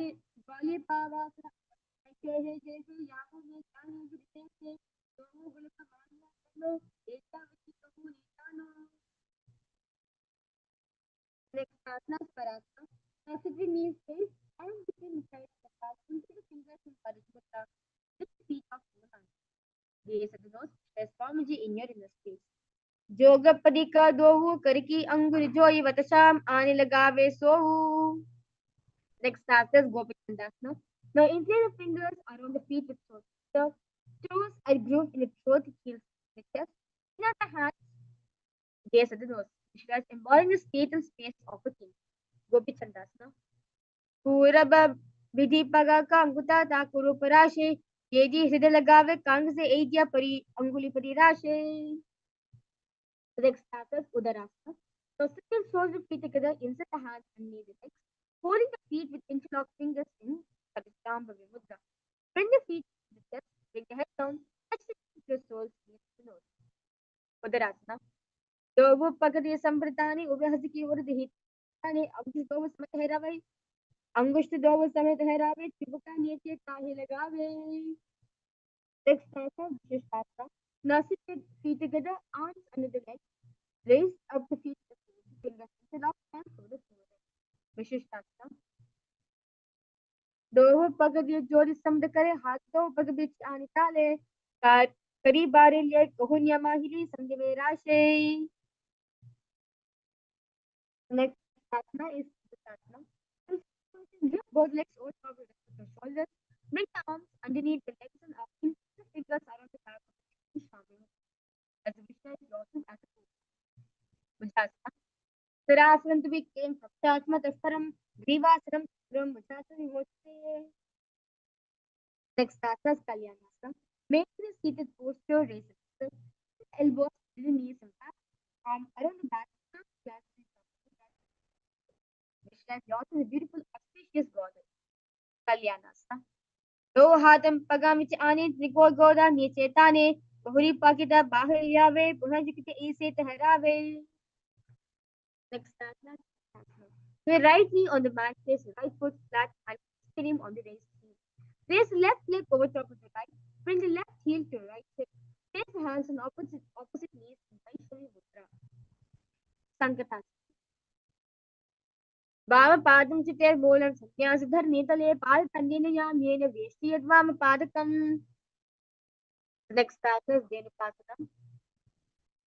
Now from Sankatasana, slide the left heel to left hip. Keep the right knee on top of the left. Move the hands to right knee as a distance yourself covering your space. Dhenukasana. Anusagina gara Vishnu Nagalyam ne daya Swatali Vam Kap Pele Taikudu. Next asana is Patrasana. Right foot on the left side, left foot on the right knee. Bring left hand behind the back and hold the right side. Place right hand on the left side. Body gaze at your eyes. Pachindrasana. Vama Jangal Paridatane Vama Stishane Guru Dakta Padi Soyi Takili Jukta Soyi. The next asana is Pachindrasana 2. Now unpress and hold on the left toes. Lean your forehead to the front to be the knee. Pachindrasana 2. प्रथम जीवन चलो जुजोय वाम जंग प्रेरा केसोई ताके AD सो ताके AD करी सो लावे गुहुरी जुगती हा खुरावे. The next task is Guruvasana. Maintain feet in same position. Increase the fingers face on top of feet. Guruvasana. Guru Mujapa Stapate Gulpam Samstapate Vatani Pada Pasti Samstapate Sosamiliye Guru Asanam Bhavati. Let's now repeat Sankatasana on this side as well as your muscles as a delicate one. Sankatasana. Bhava Padam Chiter Moolam Sanyasadhar Netale Aditandina Mena Vesti Yadvama Padakam. Dhenukasana on this side, which left now in your face. Anasagya Nagara Bhakti Vishnu Galyam Ne Daya Dvatari Vam Kapale Taikudu. Next asana is on the other side. वाम झंग परिदस्य दाय वामस्य पिष्ट शाने घोरो जसना पाले हे जोई ताटने जो पता रे सोई. Next asana is Matsyendrasana 2 on the other side. प्रथम जीवनोत्तरंजय पापन तेरा केसोई ताकि रिसो करिसला में भरे जिगते यह करावे. Next step is Guru Asana. Repeat it on the side. Let's transform it to here in this space. Guru Asana. Guru Molan Padesya Kanishta Videshi Gulpan Sustapateva. Down in the Parakashi Sanskrit Ishket Hasso Samili Guru Asana Bhavati. Next asana is Pashasana. Now sit with feet flat on the ground. Hands for the opposite knees. Thighs together, keep the eyes straight. Tongue press against roof of the mouth in place your mudra keys at the same time. Pashasana. Padre Bhuman Dhaya Janya Sida Yutti Taka Uttara Janka Pashasanam Bhavati. Next asana is Bodhishoka. Now see the position. Keep face the feet flat at the back arms around the legs to the opposite wrist. Keep the feet on the knees, gaze close. As all of us just learned that by doing this asana, it purifies our body and mind, brings restful awareness to our body and our mind. Bodhishoka. Dobu pagatli bhu paridari korumali sekari korumali ekude vesi janga gata tagge nivese. The next chapter is Purify. When one sits feet flat on the back, it comes to the knees and holding the object and motion sharply. Yes, first we shall arm is in your दो हाथ बगबाई यावे कोदा नीचे ले हरा के आभा सामा में से के आपस में को हनि करे. Next asana is Samati asana. Maintain stem hold beneath the knees. Bring the right foot over the left foot crosses and toes point up. Shows a great state of Sumati asana. मूलधरती परिताने दावा पक परिच पदाने दाई पकती कोवे आवे हाथ एकम तरत हरावे. Next asana is Dandasana. Next the feet out straight, arms straight above the head. It lays the fingers just pointed outwards, engaged on the fantas face of the nose. Dandasana.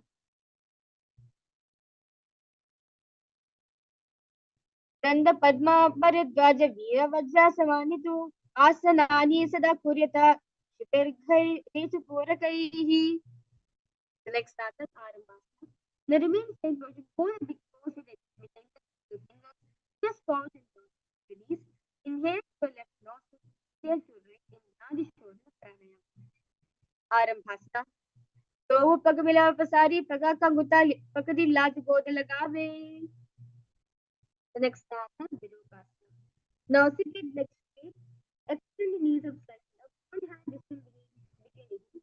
Bring the shoulders down, wrap the hands around the legs and Paramashivoham. Hold the soles of the feet, gaze at the shoulder, stretch arm in your space. Virupasana. प्रथम भेष दो पाव पसारी कचिका उद्घो कुर्पितो थारे एद्यमदि अंतरा के मुद्रहत प्रणमा दूदाजे. Next asana Jali Pushpavasana. Extend both legs out with heels together. Place the chin, mouth, nose on the heels. Insert the hands below the legs. Keep elbows on the ground alone. Fingers face upwards, gaze at the toes. Palms facing upwards, gaze at the toes. Jalandhari Pavasana. Now ready meditate each हाथ पसारी पूरी करना सिखाते हैं ऊपर धारी. The next asana is Uddha Paschimottanasana. Now sit and extend both legs out. Lift one foot behind the leg. Keep round and down asana. Uddha Paschimottanasana. Paschimottanasana sitting kata ekam pan griva and vishwa straight. Uddha Paschimottanam bhavati. Next asana is Anantasana. Lay on the back, lift the legs behind the neck, left hand holds the foot from the top, straighten the body. You will not anything near pranayama, which is Nithyananda. But you will be concentrating on the prana movement from the word direction to your sahasrara and gaze at the nose. Anantasana. Uttani shiny ekam payam grivayam vinyasya. Next asana is Ankushasana. Now rest the elbows from Anantasana, rest on the elbows of the hand body. Foot, concentrate on the Uttan Shaiti Ekam Pandeva and Kurvande. Next asana is Drishasana. Lay down the back in the knees fitness. Insert the thighs in the front, arms and sharpen the block. Rotate your left and your right. Shastra. Uttana Shayanam Jani, Devastava, Ganga Saituri, Karadvya Bhatta, Sabita, Sakyam Lo, the Shastram Bhavati. Let's now repeat Uttana Pasivatanasana all the time. As we continue to engage ourselves in Pratyahara Kumaka, that visualize the prana movement going from the Mooladhara to your Sahasrara. Uttana Pasivatanasana. Pasmyotan Sanskritam Krita Ekampar Griva Nritya Tishthed Uttana Pasivatanam Bhavati. Next answer, Anekasma. Visualize Swamiji in your inner space. Utta Nishayini Ekam Buying Grivaya Minyasta. Next answer, Ankushasma. Utta Nishayini Ekam Buying Grivaya Kurvan. The next answer is Yoga Nithyananda. Lay on the back, give the next one by one up behind you. Hold the hands behind the back, knees at the toes. Visualize Swamiji in your inner space. Yoga Nithyananda. Padabhyam Veshya Hastabhyam Prishtabandhanam Tanmadhye Shayanam Kuryada Yoga Nithya Shukrada. Next answer is Atmarama. Now, while lying on the back, raise the legs towards the head. Back arms around the left and shoulders. Insert the fingers behind the head. Nose. Visualize Mahavishnu in your front. Atmarama. प्रथम सूदेव सोवे प्रभुचरे आसने आने दो पग बिचा हाथ हाथ कड़ी कोहनी की माही समझे में प्रणतवा. Next answer is Kochikasana. Now lay on the back, knees flexed, toes facing up. Exit arms sideways in Shami Mudra. Gaze at your eyes. Kochikasana. दो हाथ चिर साथ करे तिले सुबह से आके अगोचे आगने आने बहुरी जिगने इसका विधिवाने. The next asana is Jita Prateva. This is a sequential asana. Very fast sound. Lie on your back, rest, knees rest. Arms reach to the side and pull to the left. In Jita Prateva.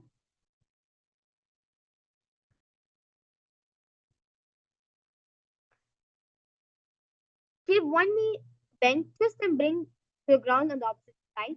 Other leg extended straight. In Jata Praviti. 2. Keep both knees bent to one side. In Jata Praviti. 3. Keep both legs straight to one side and looks in the opposite direction of the leg. Jata Praviti Asana. Pare Viddik Kukshibhagirta hi parikirtaha bhatta konam supta konam murda konam batapicha. Let's now repeat Asana. One.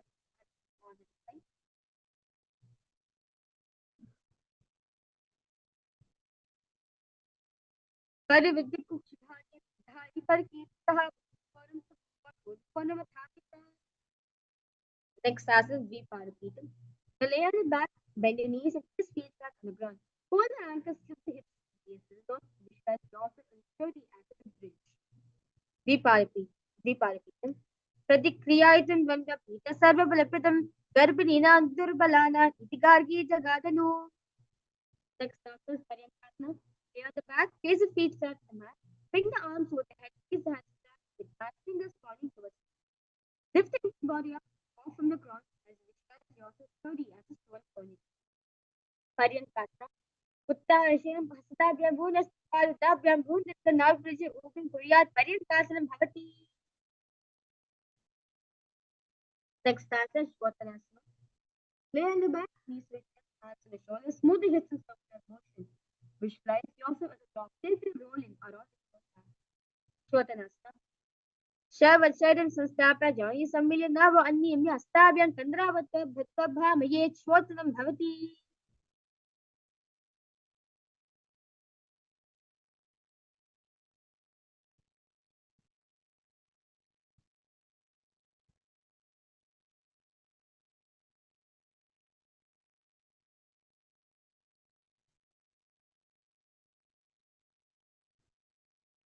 Next asana is Viparit Karini. So lie supine, raise the hips, legs up. Elbows and hands extend the mat below, helping to balance the body. Face up straight. Move the legs around and around. Viparit Karini. Bhutale Shashiro Dattva Kedaye Charanadvayam Viparita Kritaschayasha Sarvatantresha Gopita. The next asana Viparita Karini. To remain same position, soft movements of the legs. Vipariti Karini. करणे विपरीताख्य सर्वादिव्यादिनाशिनी नित्यमभ्यासयुक्तस्य जातराग्निविवर्धिनी. Let's start the Dangalasana.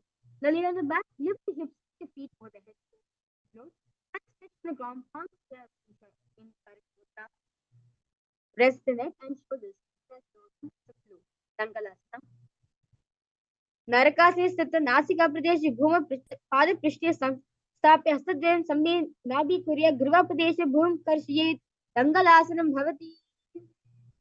Next आसन सहित lay on the back, legs over the head, toes pointed on the ground, hands and chest folded toes, arms and legs are straight. Which that's one of the 84 asanas that by Paramashivoham himself. Sahit Tadam Sri 4 Vedas Avasthatana. Next stanza, Supkonasana. Pyramid stay pushes toes out wide and hold the big toes in mudra. Supkonasana. Paravigku Bhagi Tahi Patitaha Bhatkonam Supkonam Matata. Next stanza, Chakranasana. Now bring the left arm both arms of the left foot to the ground. Put the hands on your knees straight as we stretch yourself out. Chakrasana.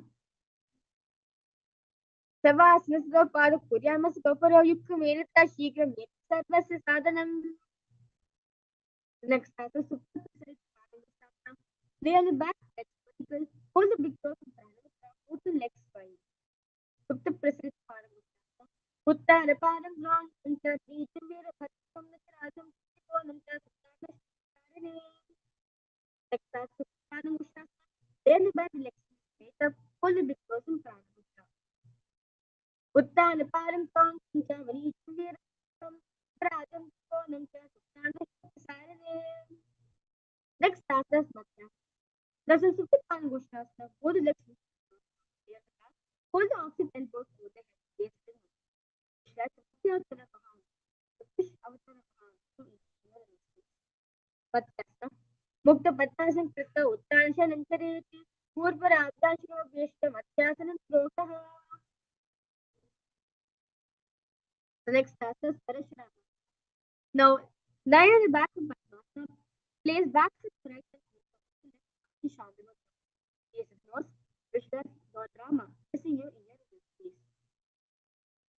प्रथमे करे पद्मासना से सूर्य से भूप PETA से गोदा और जग ये जो वो भूसोल की तरह राशि तो ही. Next asana Sarvanga. Now, while lying on the back, legs of Padmasana, lift the hips and legs up. Hands supporting the elbows on the floor, tucking the chin to its chest in the gaze at the door. Sarvangasa. Adha Vakshita Samsheka Sarvangasa Muttam Yukritya Yogi Nipana Vidyabhis Pandito Yatha. Next asana is Blissful. Now lay on the back, left one foot on the opposite side. Then pass the feet towards the head. Both arms straight. Hold the fingers forward. Visualize yourself as a squatting. Continue to repeat Maharashtra in your throat center. Vrishtikasana. Pratama Sayo Surya Sisha Kesiki Samvisudha Ke. The next, let's repeat Vrishtikasana on the side. Pratama Sayo Surya Sisha Kesiki Samvisudha Ke. Next, now lay on the back, keep your fingers around the leg. Lift both the feet up on the ground, pushing one leg straight and other knee twisted. Alternate extending and raising the knee again as a visual Swamiji in your energy. Uttan Shanam Kritanum Hi Kadra Bhatta Pulpam Militanitam Bela Boom Spisha Etam Param Basara Eke Para Savidakim Brahma Litha Vishapara. The next answer is Marodhanasana. Lay on the back, lift the legs one by one, pitching the ears. Marodhanasana. Shodhasanti Krita Dhasar Yesa Yesam Visheta Marodhanam Bhavati. Next answer is Prakasana. Now lie on the back, face towards the feet, and sit back. Stretch yourself as a Buddha. Prakasana. अतः उत्तानं शरणं कृत्वा पादलाभ्यां भूमिं दिक्तो तिष्ठेत् विकासनं भवति.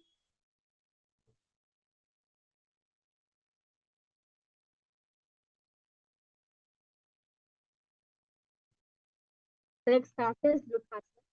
Now lay on the back. Quickly throw the legs above the head. Simply roll over. Finish in front position. This is simple. And repeat this again and again as we get energy in your release. Luthasana. Uttan Senam Pado Shilam Guru Stapitan Nitum Nitum Piston Gumi Thakura Yena Sarpajam Uttasanam Bhavati. The next starter. Now lay on your belly with toes. And the hands are not soft, making sound like flute. Inhaling one, whistling one, inhaling.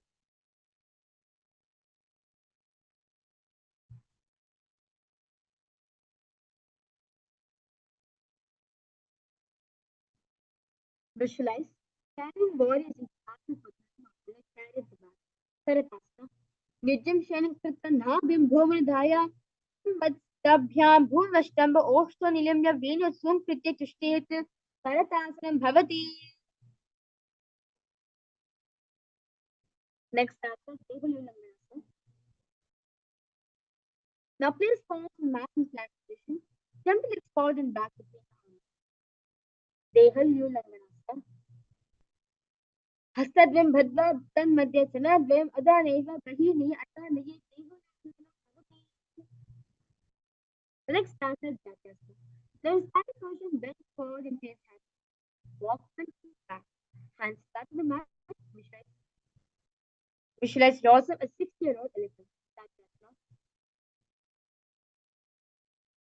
अतः जाता से वक्ष येने जाति स्लोभ हस्ते विभुमो च गमनादो नमः.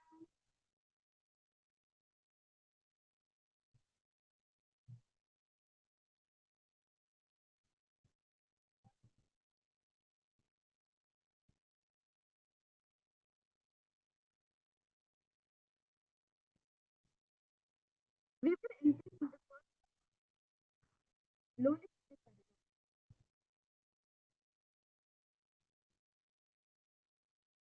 Now, stand with knees bent, feet pointing outward, bend the elbows to the hands, knees at the center. Shift the mode out,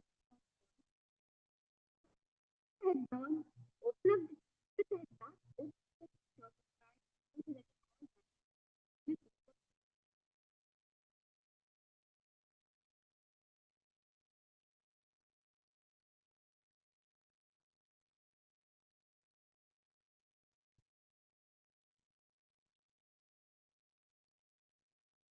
the next pattern.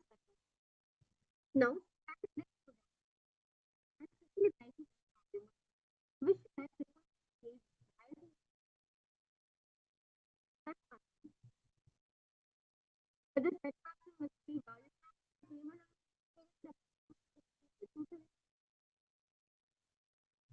The next pattern is Sarana. So, keep the face to the moon walk to family. Visualize your pattern. Push the Sarana. Push the stop here. Who will die of the next asana is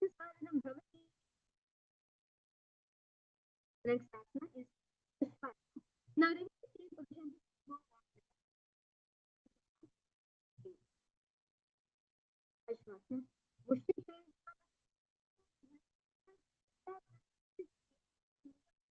Ashwasana. Next asana is feet with a holding down.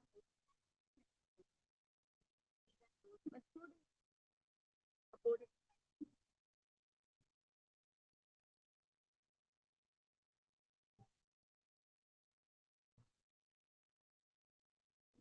Aditya Bhuvan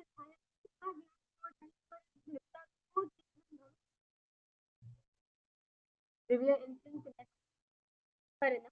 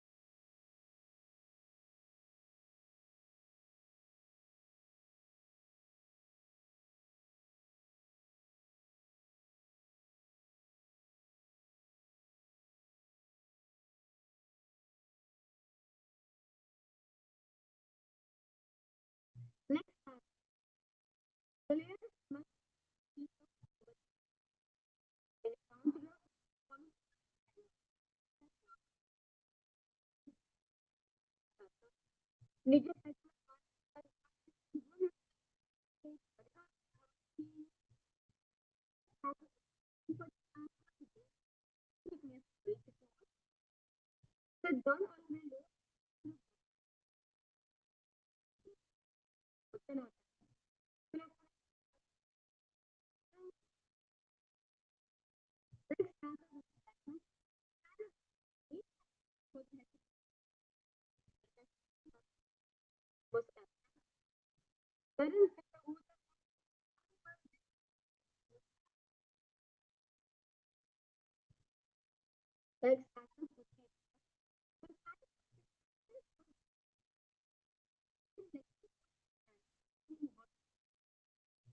which is 80 विधाय तत्तदिष्टे प्रतीक्षं भवति. Next step, realizing that one next step, whose mind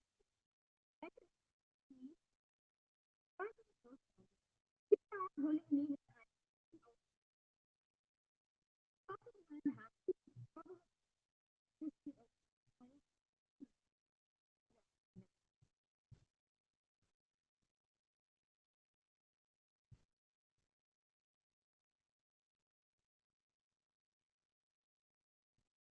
next step.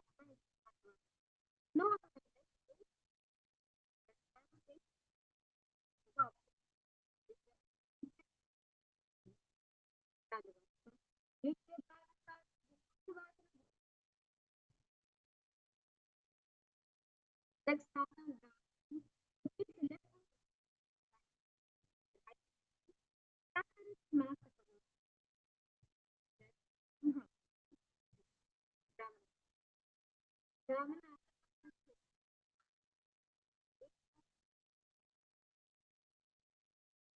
next step.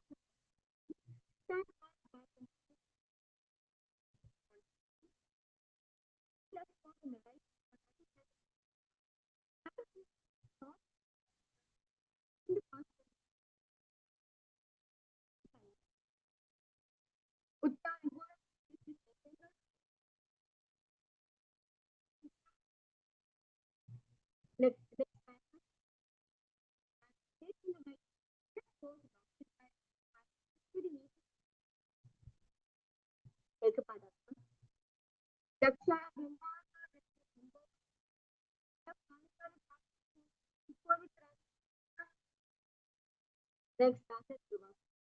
Standing right before the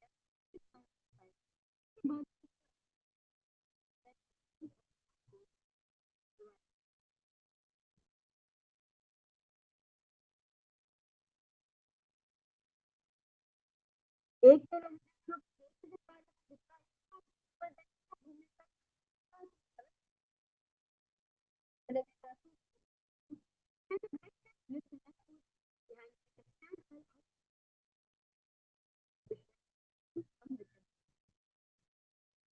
ग्रीवायं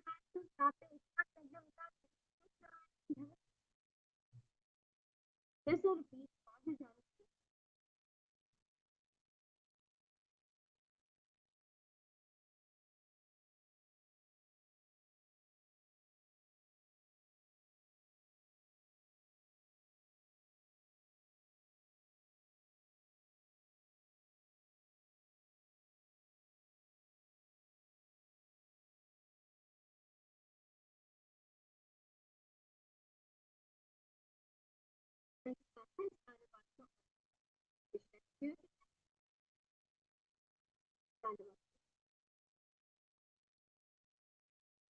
एक next started grammar एक next started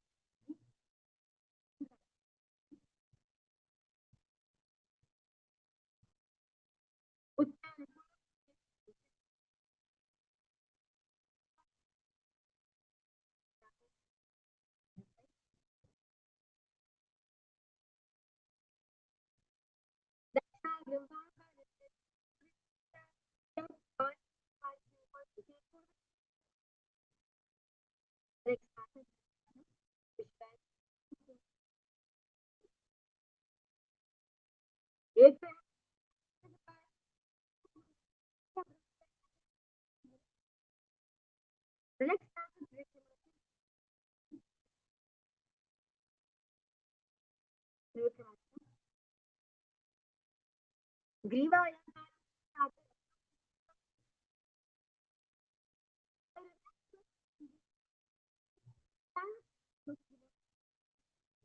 you both have this inhale and as slowly as possible down and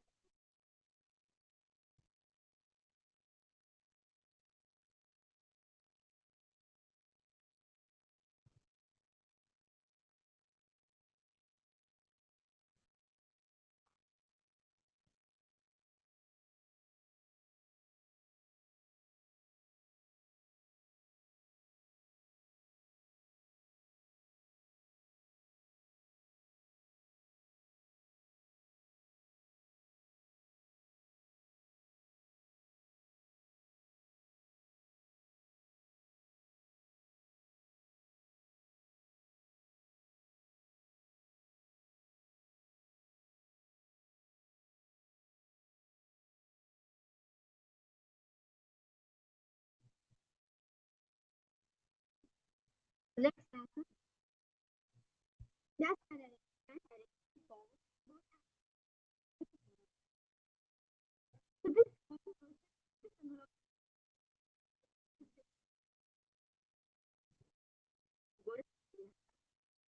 प्रथम उपाय होय बघूया योग करायचं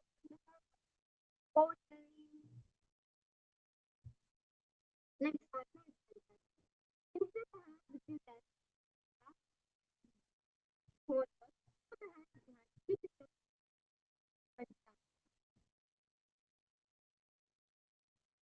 पूरा मध्य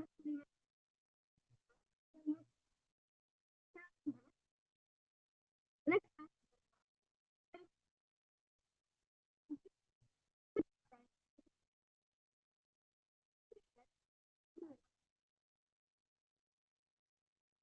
दो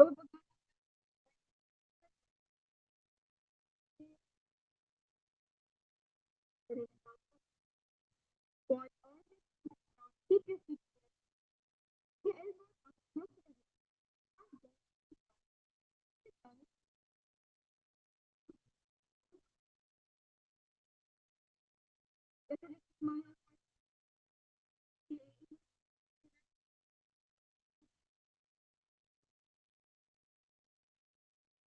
next partner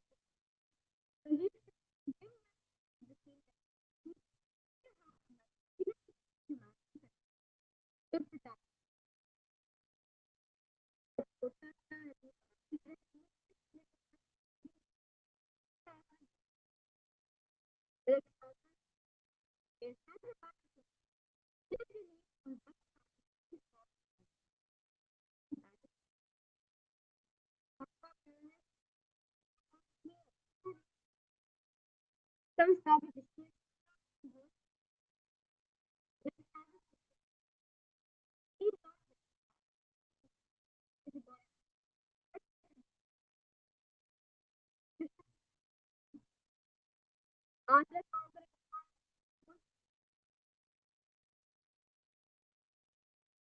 and it's now keep a close back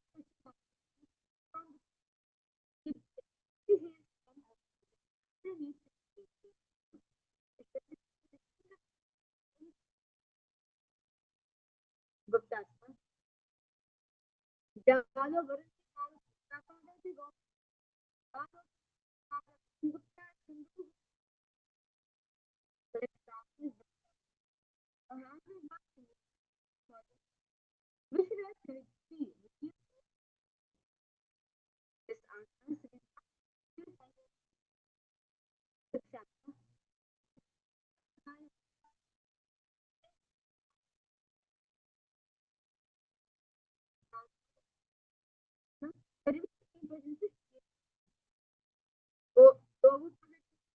answer relaxation. Next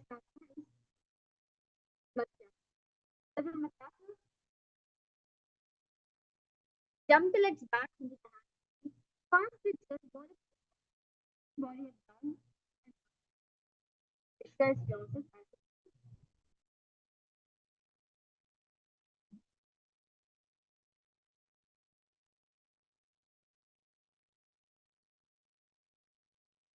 मत्तः निर्दिष्टं भवति. Next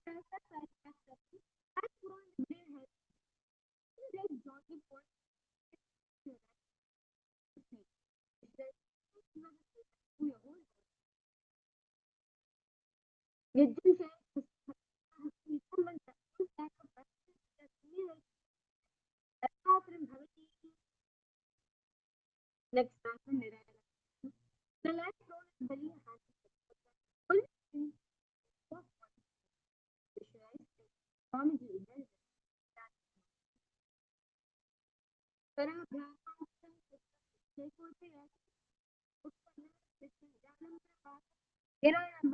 निरालंबन योगी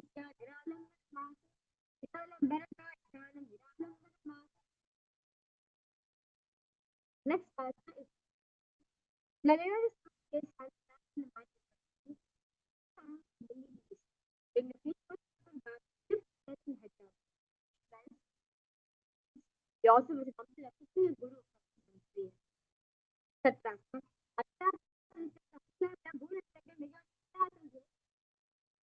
Now relax yourself into one.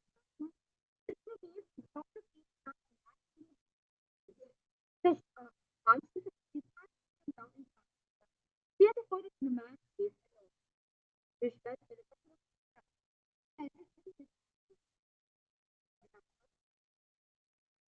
इदानीं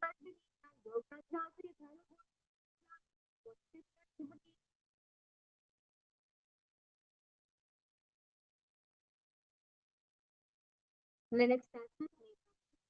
Then we can ask now. Ultimate country from the Jahan. By losses half of the case of the dance is something a case of Bhumata because Asia is an Bharati.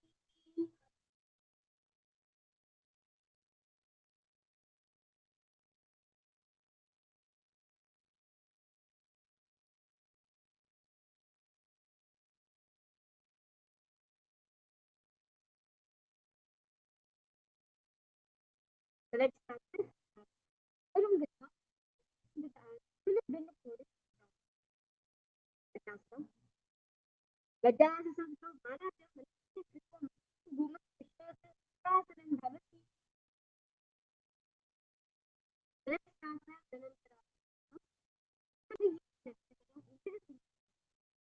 The full defeat was he was fine state technology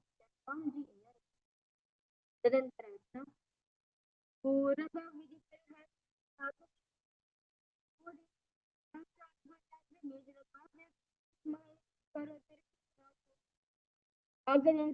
both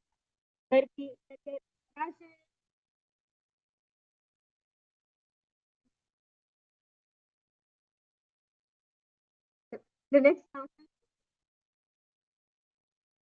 Now in the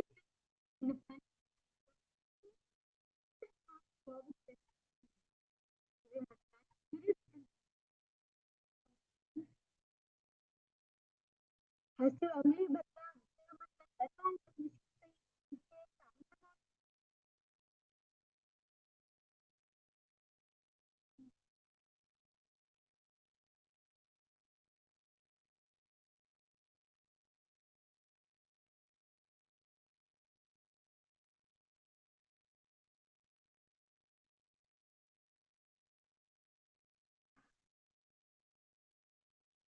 the next answer.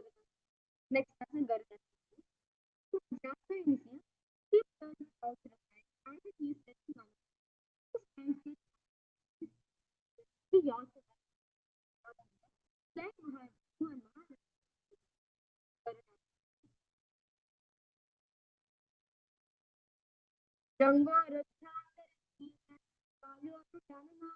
Jango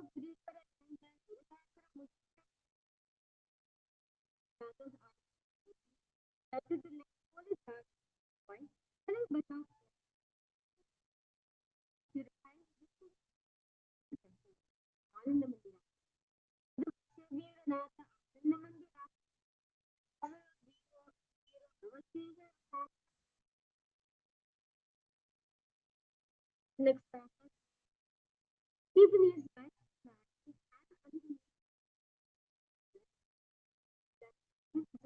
engage in the pulling the sound from the process. System completable half time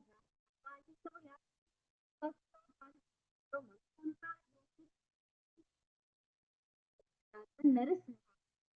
So keep it close to the mat. Stay still on the heel. In this way, clothing. Let the hands start and that is the mouth. The line and mat outside of the mouth. That is the mouth. So open up and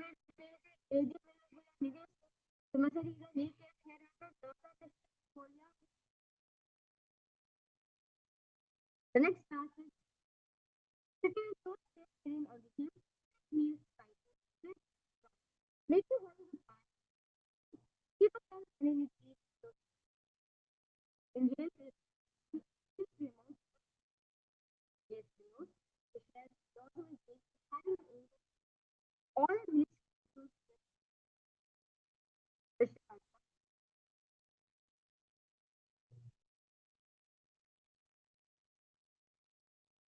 दो बगान ये जोड़ी गोदा में नहीं होगी गोदा तक अंतरिकारी जाके अजय बात जाएगी ताकि next time is bakra.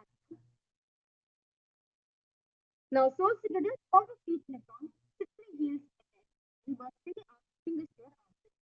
Commit asking is starting and starting with place from bakra. दो गोदा next time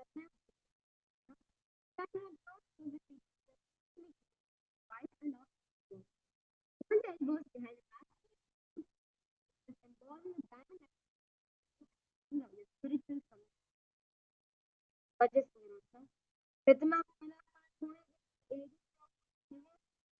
Golo be that next next keep short doors and to short which is how be I think this is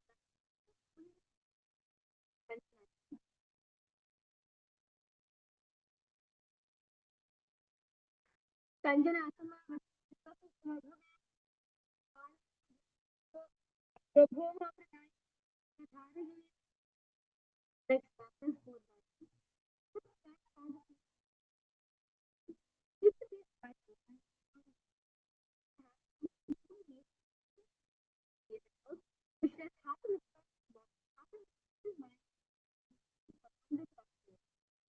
Poor master. Will God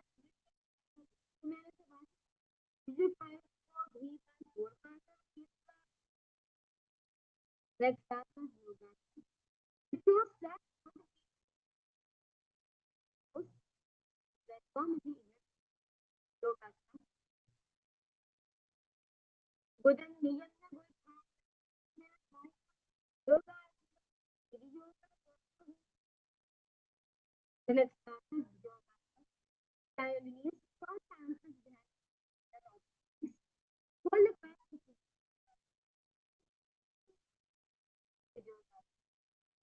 Go down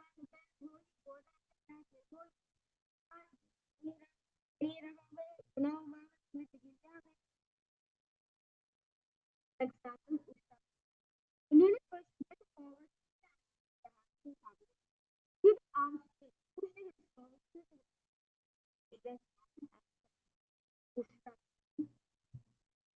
मेरा धंधा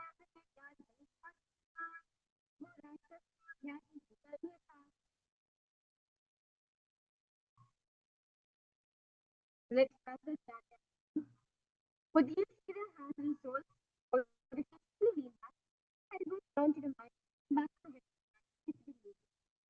area is yourself assuming loaded that the over area थोड़े मूल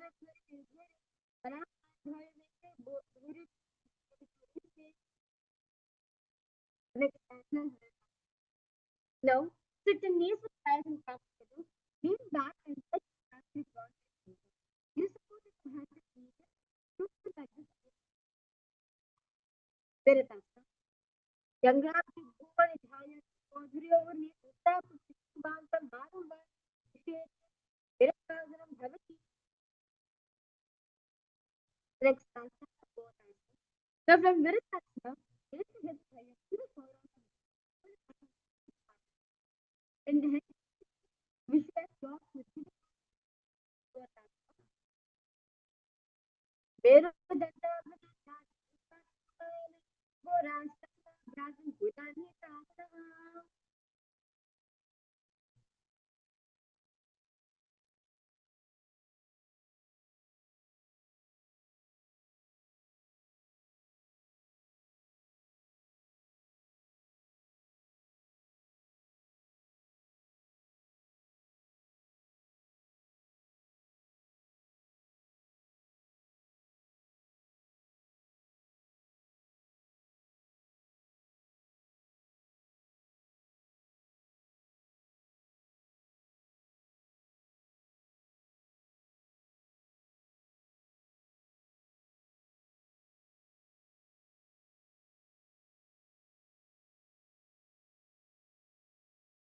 Next asana is Varana.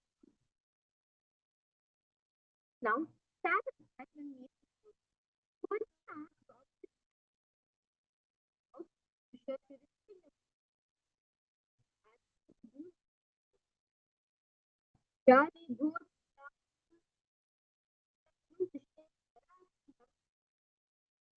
Next asana. Keep the knees together. Lean forward and in the head. Just after the hand, feel that's bone after bone our Surya Chandra.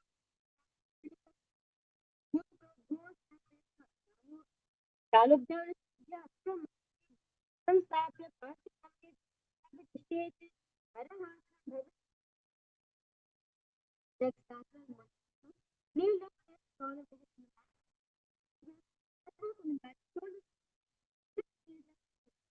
raise the body. Raise the nose. Next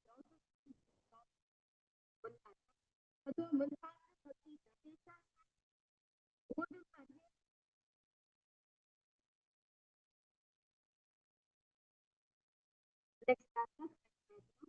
Kneel down, head to the knees, elbows adjacent to the knees, and holding the head. Gaze at the nose. Swamiji here in this case. Tatma.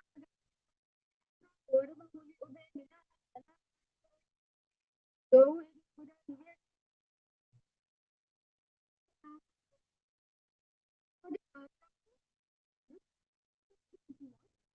one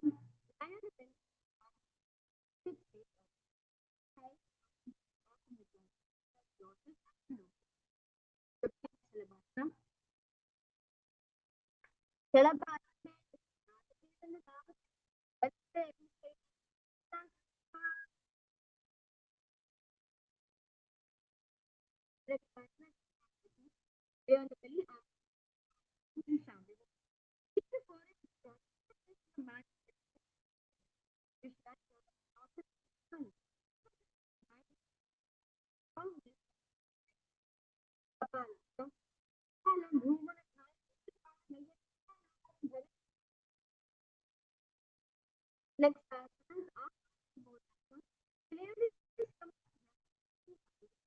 lift leg up over the head. Feet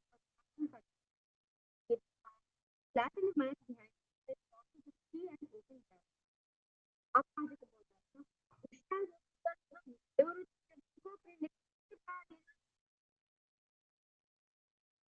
Prishtapadena goes up in the relax.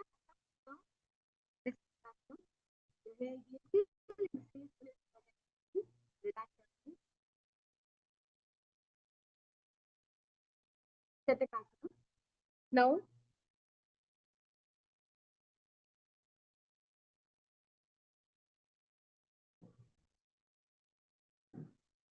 Now sit in a knees, bring yourself down. Keep the hands flat on the back. More of in these areas. Stretch yourself as a stand. Pull the now we go to the next passage. Kneel down high and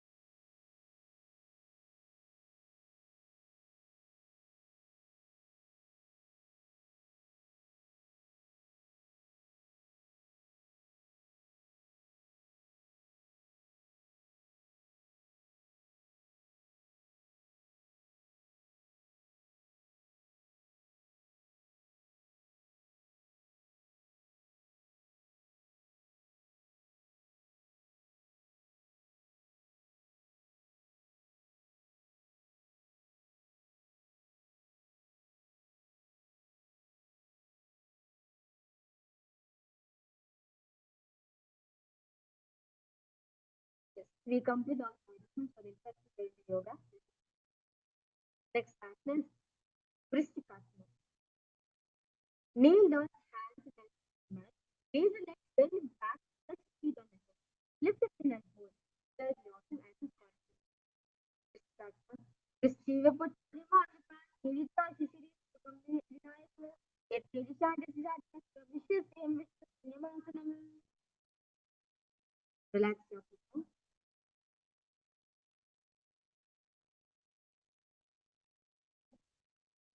Next pattern is Vrishtikasana. Face sitting down on your right heel. Keep the left foot out of the hip and push to the side. Raise the hands to the mat with the middle upward. Visualize yourself full in your neck. Vrishasana. या मैं बोल पे बोले बाबा के बोले विपरीत ओमम विचार संभवे next chapter is Lolasana. Some leaders raise the hands back and back in front. Lift the knees up from the ground. First toes by left and over top of the right. Balance about it. Lolasana. Lolasana का पूरे वाली लोला प्रार्थना. सिर white पे शेरा सिरकेता विचलिता. Let's now repeat Vrishasana on this side. As you visualize yourself as full. Vrishasana. या मैं घुल पे बोले बाबा के विपरीत ओमम विचार संभवे. Next pattern is Paramashivoham. Now please throw left toe to the ground and the feet of the left foot. Place right toe flat in the ground. Knee right toe flat. Pass the foot in the maintain an upside. Visualize Balagunai. One of 80% back here. Balagunai. Asana Kapalan. Next pattern is Grahasana. Squat your feet back in the mat with the elbows on the side. Grab the hands on the chin. Hold onto the axis of both sides. Stretch yourself with 10 times hands. Grahasana. Kale bhuva step by kale bacche full stop hasta bam bhut pradesh vita sishti grahasana bhavati. Let's now repeat Balagunasana on the side and suggest Balagunai. One of the 80% back. हाथ से काम करें जले दिखाए.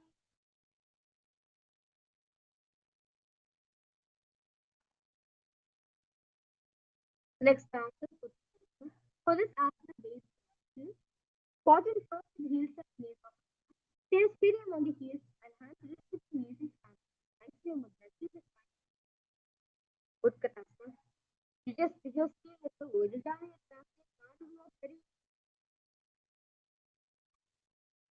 next time, sit and toes carrying on the heels and toes. Keep the knees wide and up. Hold the opposite elbow behind the back. But just do. Paramashivoham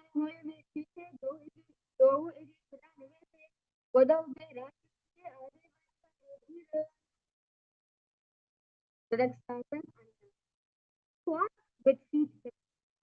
Hands under the soles of the feet and straight arms down. Arms straight and elbows square at the base of the nose. Which says Swamiji in your face. Though heart go Ohuri Sari Nabala Ane Rando AC Kare Mr. Chile The next pattern. Now place back of the hand and the mat is fingers facing towards the body. Use the feet and top of the hand and the back of the body towards the bottom. There's a balance part on the left part. Haseo Ajay Prasad Multitasking Bhavati. Next time Sukuloda. Please fall to the mat, raise both feet upwards with the hand. Let it fall back down. Do like this. Visualize yourself as you do. Sukuloda. Padre Bhum Padre to Uda Uda and Krita Bhum Itu Surya Sukulodanam Bhavati. The next pattern repeats in the chakra. Mat fingers in Amrita. Raise the legs upwards in the handstand position. Move around on your two toes, on your two hands as if you are dancing. Repeat in the chakra. Hatala Brahmos, the Udam Padre Kuru, Hatala Brahmos, repeat in the same Bhavati.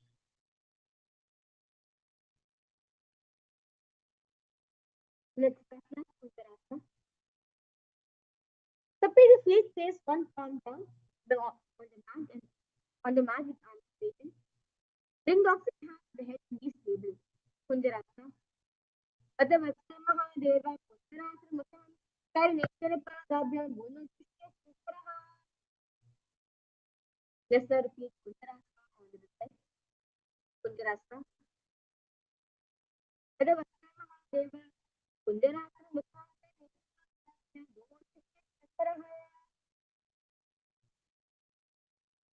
Next asana. Sit on the ground with feet back and heels forward. Hold the wrist from ankles and top. Lift the feet up from the ground. Visualize yourself as seven minutes. Silence figure promotes long term. Parsi Dhyaan Hadasya Gulpa Dikta Paramam Bhavati. The next asana is asana.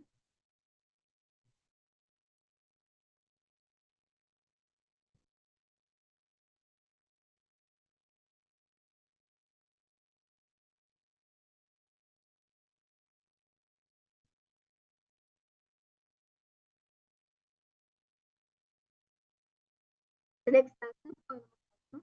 The sit in the knees, hold the knees with the hands of the chest. Visualize knee extends back the knee release from your balance in your Pavana Muktasana. Jayo Pari or Pavana Data to sit. Jani what to say that the Bhattani. The next asana is Sikorasana. Now sit and lift one leg behind the head. Place both the hands flat to mat. Sit the opposite leg up. Knees straight. Lift the body from the ground. Visualize yourself the Korasana. Purvadhanam Sirapati.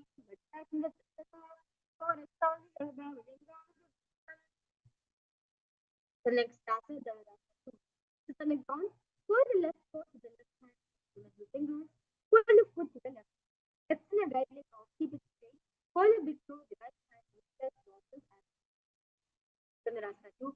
Parang Gusharapani Gyan Dispasha Namadi. Dhanarakashi Pasi. Dhanarasana Meera. Next asana is Now lift the legs over the shoulders. Bring the right foot across and hook on top of the left foot. Lean forward down while extend the legs of the left. Lift the head and find a balance. Visualize yourself and see. Bashi Sanikon Dino Buddhista Devata Makamata Bayuram to the next asana. Place right foot on the left hand. Bring the left foot back. As the left foot underneath the base left hand. Place the hand flat on the front. Place the third eye. Transform into the inner Pranasa. एक प्रवेशवक्षामि करोति कामरः एकपादः continuous पादरक्षणम्. The next asana, Paramashivoham. Now place right foot and root to the left side. Then left leg by the side. Hold the left leg by the right hand. Put the ball in the body. Place the third eye. For the great Nithyananda. Vamormola.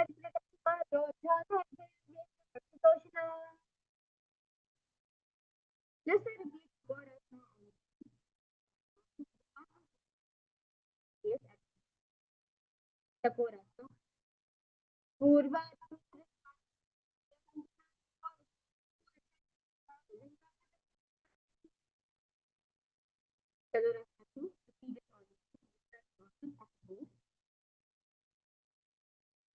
Pala Gustavani.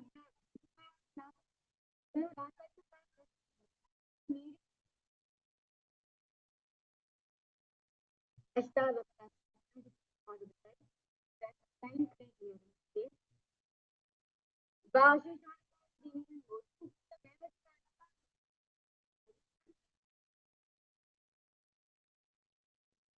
Next asana. Yes, repeat eye. Transform the inner space. एक pocket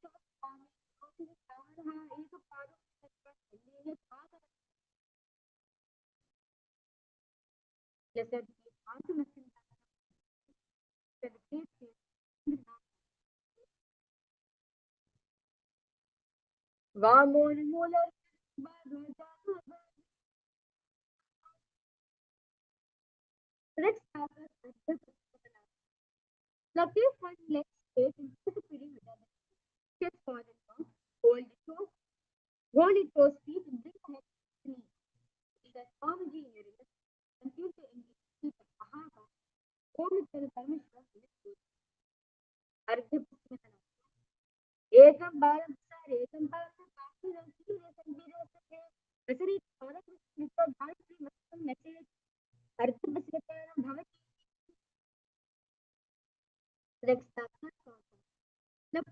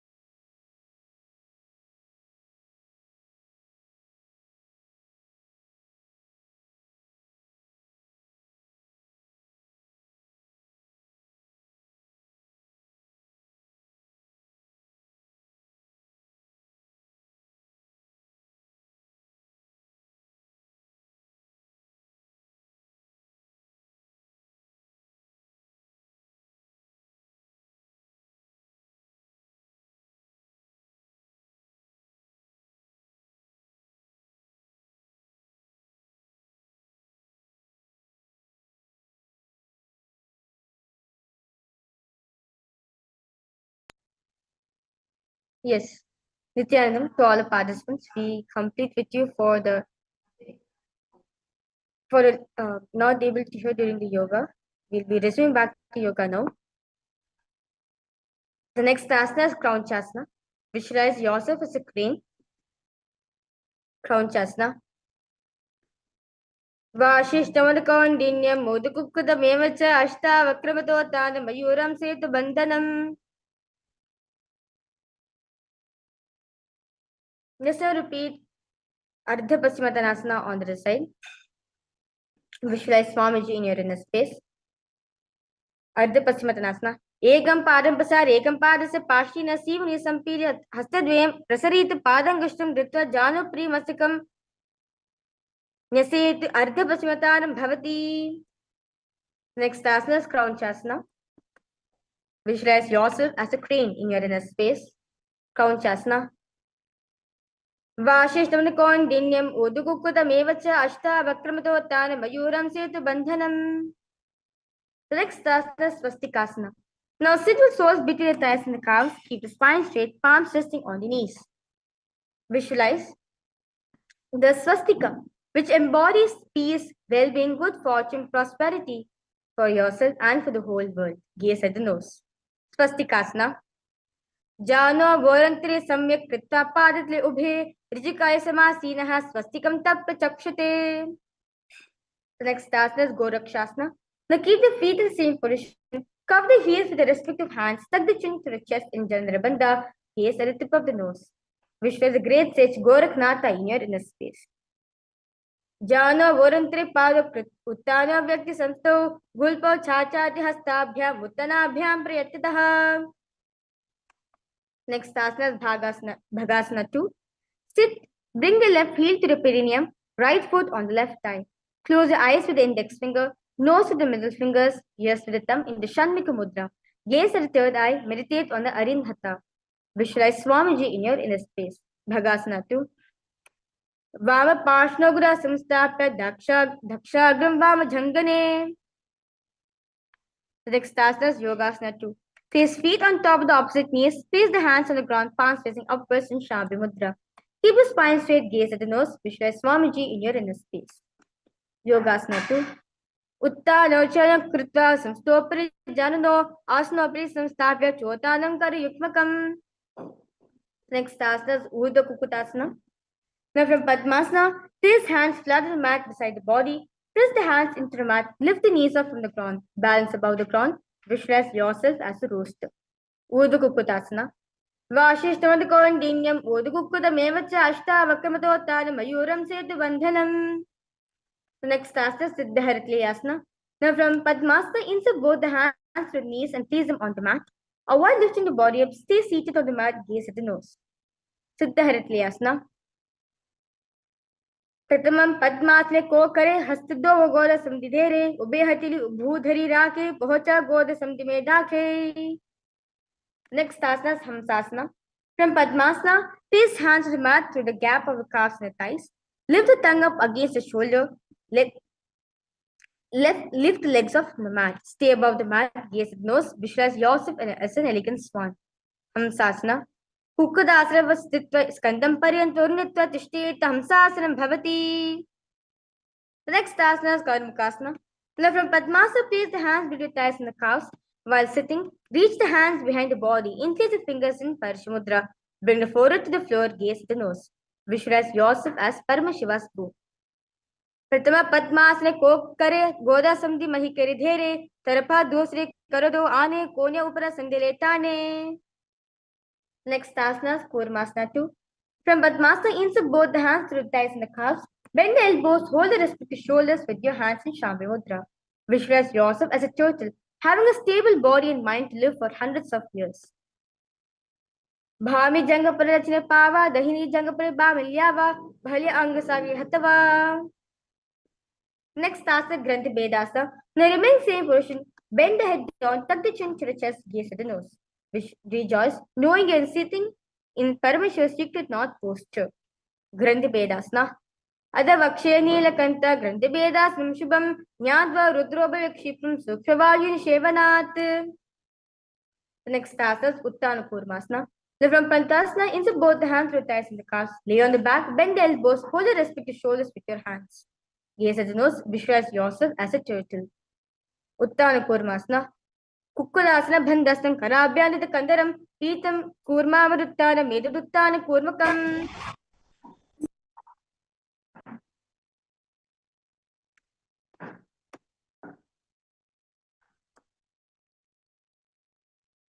The next asana is Pangu Kukutasana. From Padmasana, place both the hands through a gap through thighs and the calves. Place one hand flat on the mat. Hold its wrist. Lift with the other hand. Lift the body up and hold. Visualize yourself as a rooster.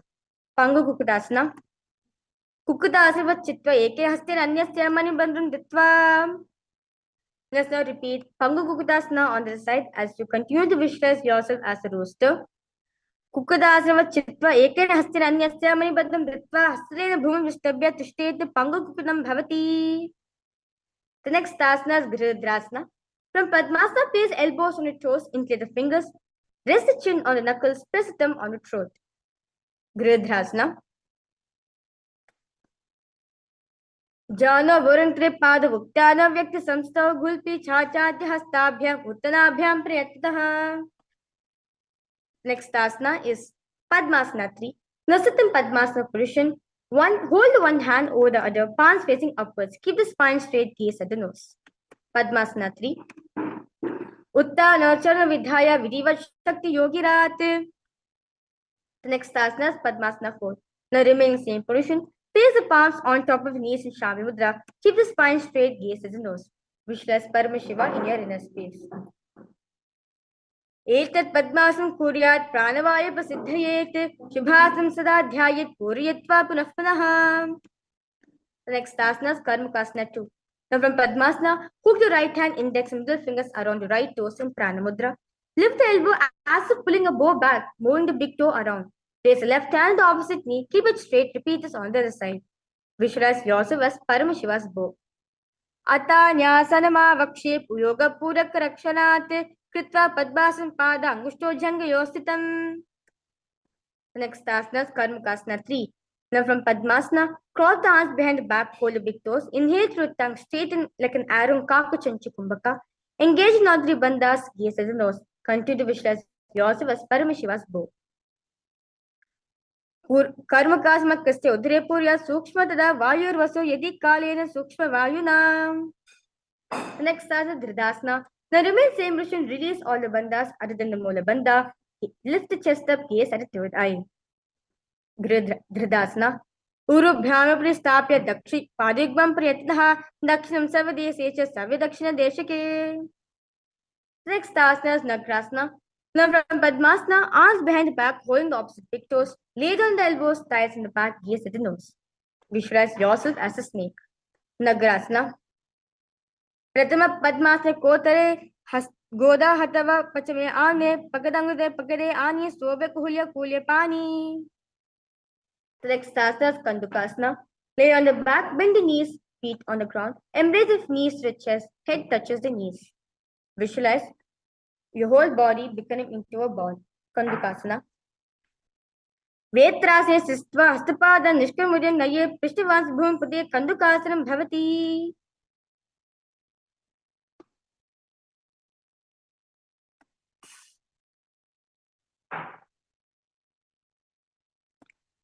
The next asana is Urdhva Pavanasana.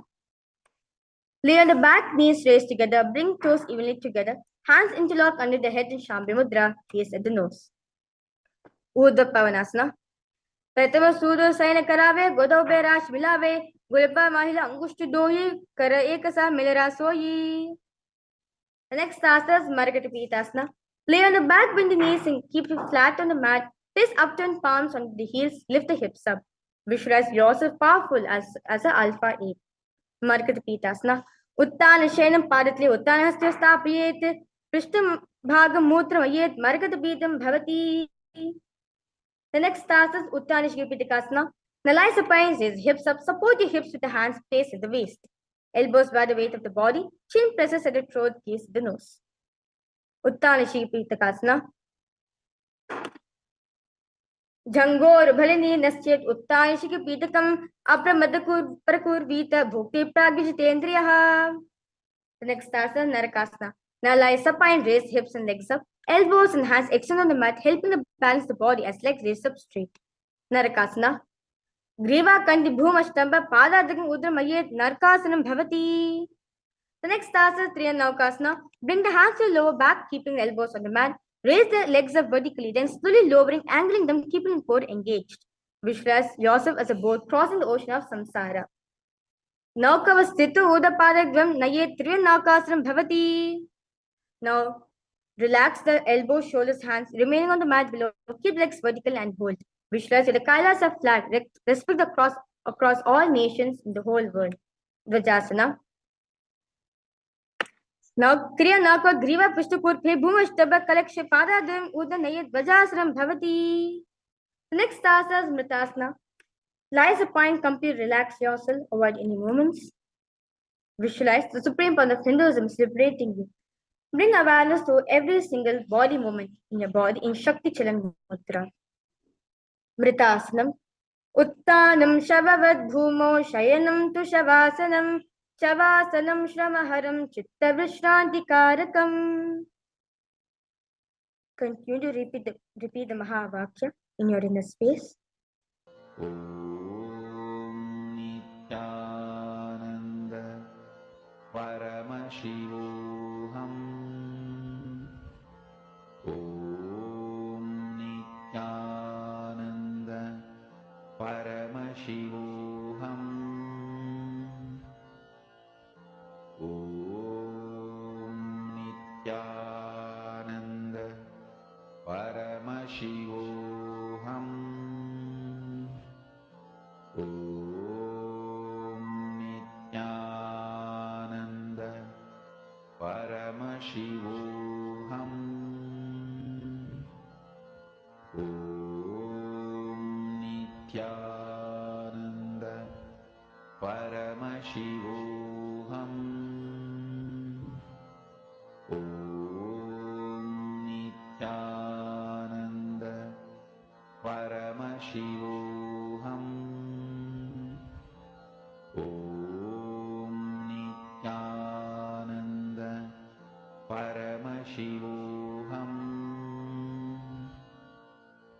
Om Nithyananda Paramashivoham.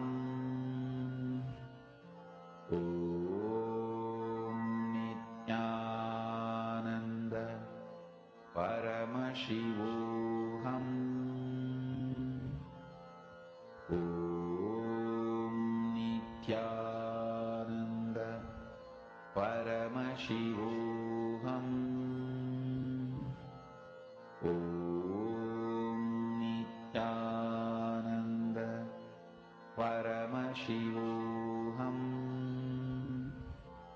Om Nithyananda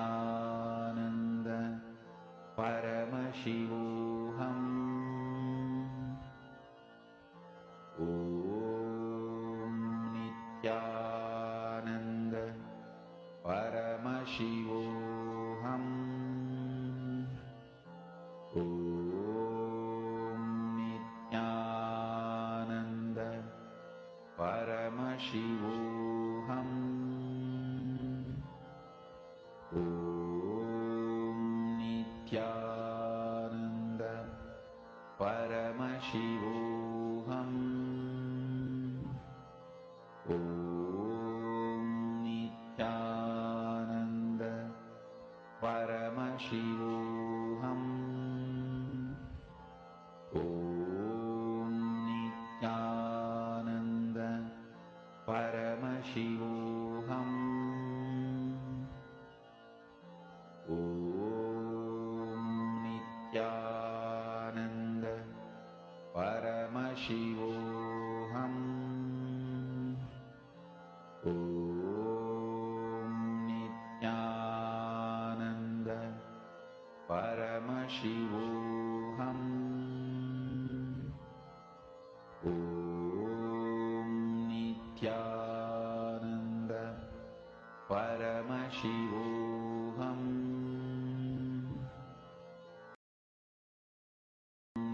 Nithyananda Paramashivoham Om Nithyananda Paramashivoham Om Nithyananda Paramashivoham Om Nithyananda Paramashivoham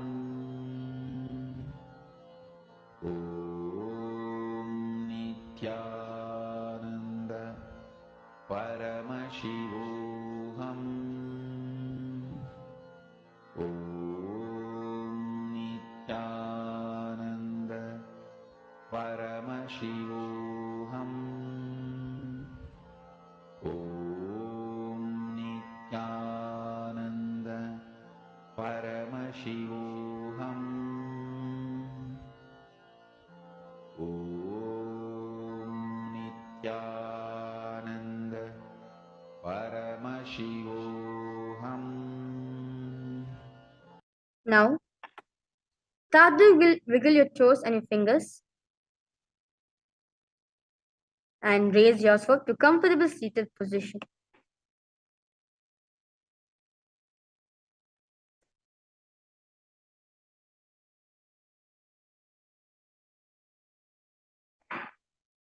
Congratulations for all the participants. You have finished the Ditya sequence, the 308 asanas.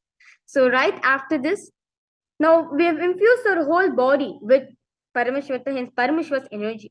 The best way to retain this energy within ourselves is by doing the power manifestation right after this. So I request all participants to stay back, and we'll be now doing the power manifestation right after yoga. We'll be now closing this yoga session. I request all of you to sit in a cross-legged position with your head, neck, and spine straightened. Bring the palms together in front of your heart, Namaskar Mudra. Close your eyes. We'll be now chanting the Purna Mantra. Om Purnamadav Purnamidam Purnat Purnamudachyate Purnasya Purnamadaya Purnameva Vashishyate. Om Shanti Shanti Shanti Hari Om Tat Sat Sarvam Bhagavat Shri Nithyananda Paramashiva Paduka Arpanamastu. Om Nithyanandam. Thank you everyone. Nithyanandam.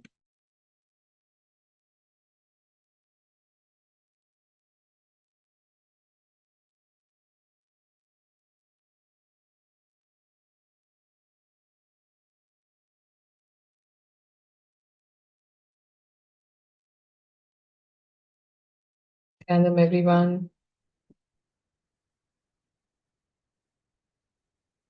Please settle down.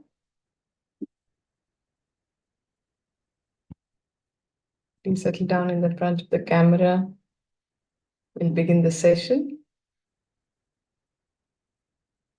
Requesting all participants to kindly turn on the cameras and settle down.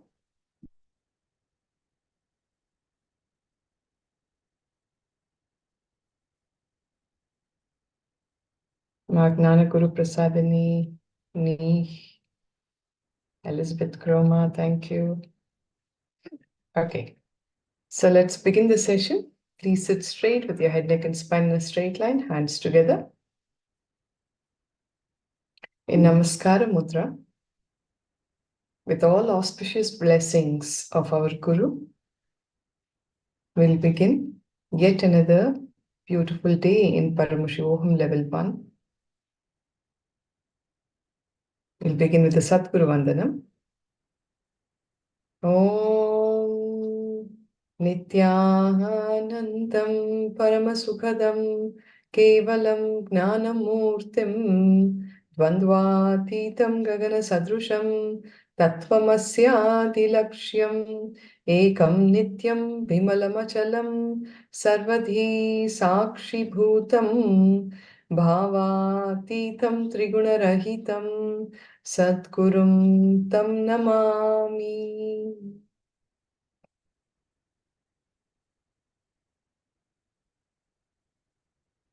Thank you, all of you who are there in front of the camera. Thank you for that. Yes. So today's session in Paramashivoham Level 1 is Atma Spurana. A common man believes that everything that is about him as his existence is just this physical body. The truth is that you're not just limited to your physical body. There are multiple layers to your existence. Your body is a sacred temple that is hosting your consciousness. Definitely, we need to treat it with the due respect and love that it deserves. But beyond the body, there is something in you that gives you the feeling that you're going to be here forever. We all know death is a certainty for all of us. One day or the other, this body has to perish. When you are told that you are eternal, if you associate that truth, that understanding to the body, it is going to be a disaster, right? At the end of the day, the mortal coil will have to perish. But does any one of us feel that I am not going to be here? No. We all feel that I'm going to be here forever. What is that inside us that gives us that feeling? Any answers? What is that that tells you that you're going to be here forever? In fact, in the Mahabharata, there is this very beautiful incident called as the Yaksha Prashna. The 5 Pandava brothers have been sent into the forest, exiled. They've lost their kingdom, and the brothers are all wandering. The eldest of them all, Yudhishthira, is thirsty. The elder brother in the Hindu tradition is respected and revered like the father. So the youngest of the brothers says, "Oh, brother, I'll go fetch some water for you." And he goes to a nearby pond. It so happens that he never comes back. One after the other, each of these brothers go to see why the other one has not returned. And finally, it is Yudhishthira's turn, and he goes in search of all the brothers. And to his shock, all of them are lying by the side of the pool, the pond, dead. It so happens that there is a yaksha. A yaksha is a being from another dimension who has come up and he's told them, you need to answer the questions that I ask you. If you don't, then if you drink this water, you're not going to survive. None of them heeded to that. They were so thirsty probably, and they quickly wanted to fetch water for the brother. So all of them drank the water and they fell there, collapsed. When Yudhishthira comes, Yaksha asks him many questions. And in that, one of the questions that he asked was, what is the greatest wonder about on the planet Earth? So Yudhishthira answers that question by saying, even though day in and day out, all of us see people dying, none of us ever feel that we are also going to die one day. And that is the greatest wonder of the world. What gives you that feeling that you are going to be here forever is your Atma, your self, that is eternal. So today we are going to open the doors and uncover the Atma. Allow the Atma Spurana, the Atma to flower in all of us. Are we all ready for this beautiful experience?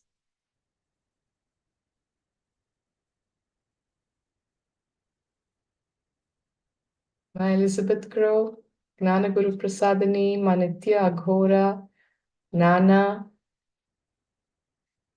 Ijian Lee. Good. All right. So let's get started.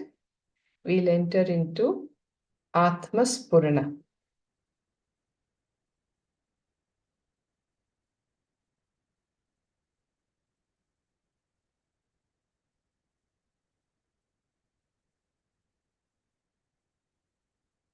Yes, you're right with your understanding. The Atma is the self which tells us that we are eternal.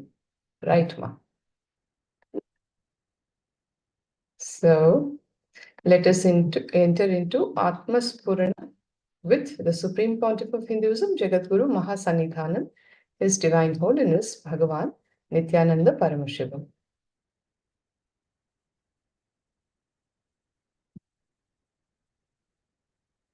Bhagavan, the Supreme Pontiff of Hinduism, had delivered Atma Spurana way back in May 2007 at Seattle, United States of America. All of us think that we are only this body. Actually, we are a body-mind system. The Taittiriya Upanishad says that we are made out of 5 sheaths or 5 koshas. You're not just a physical body. So what is the main purpose of man's life? The purpose of man's life is to realize the self or the Atman and merge with existence. Enlightened masters have realized this and have devised techniques for others to realize it as well. What is standing in the way of the man realizing this are the 5 body sheaths called as koshas. Man's awareness needs to be pulled through these sheaths in order to reach the Brahman, the Atman, or the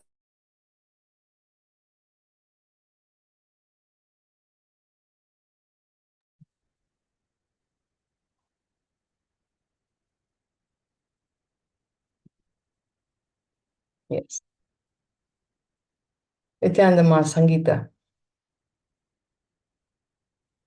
Nithyananda, yes.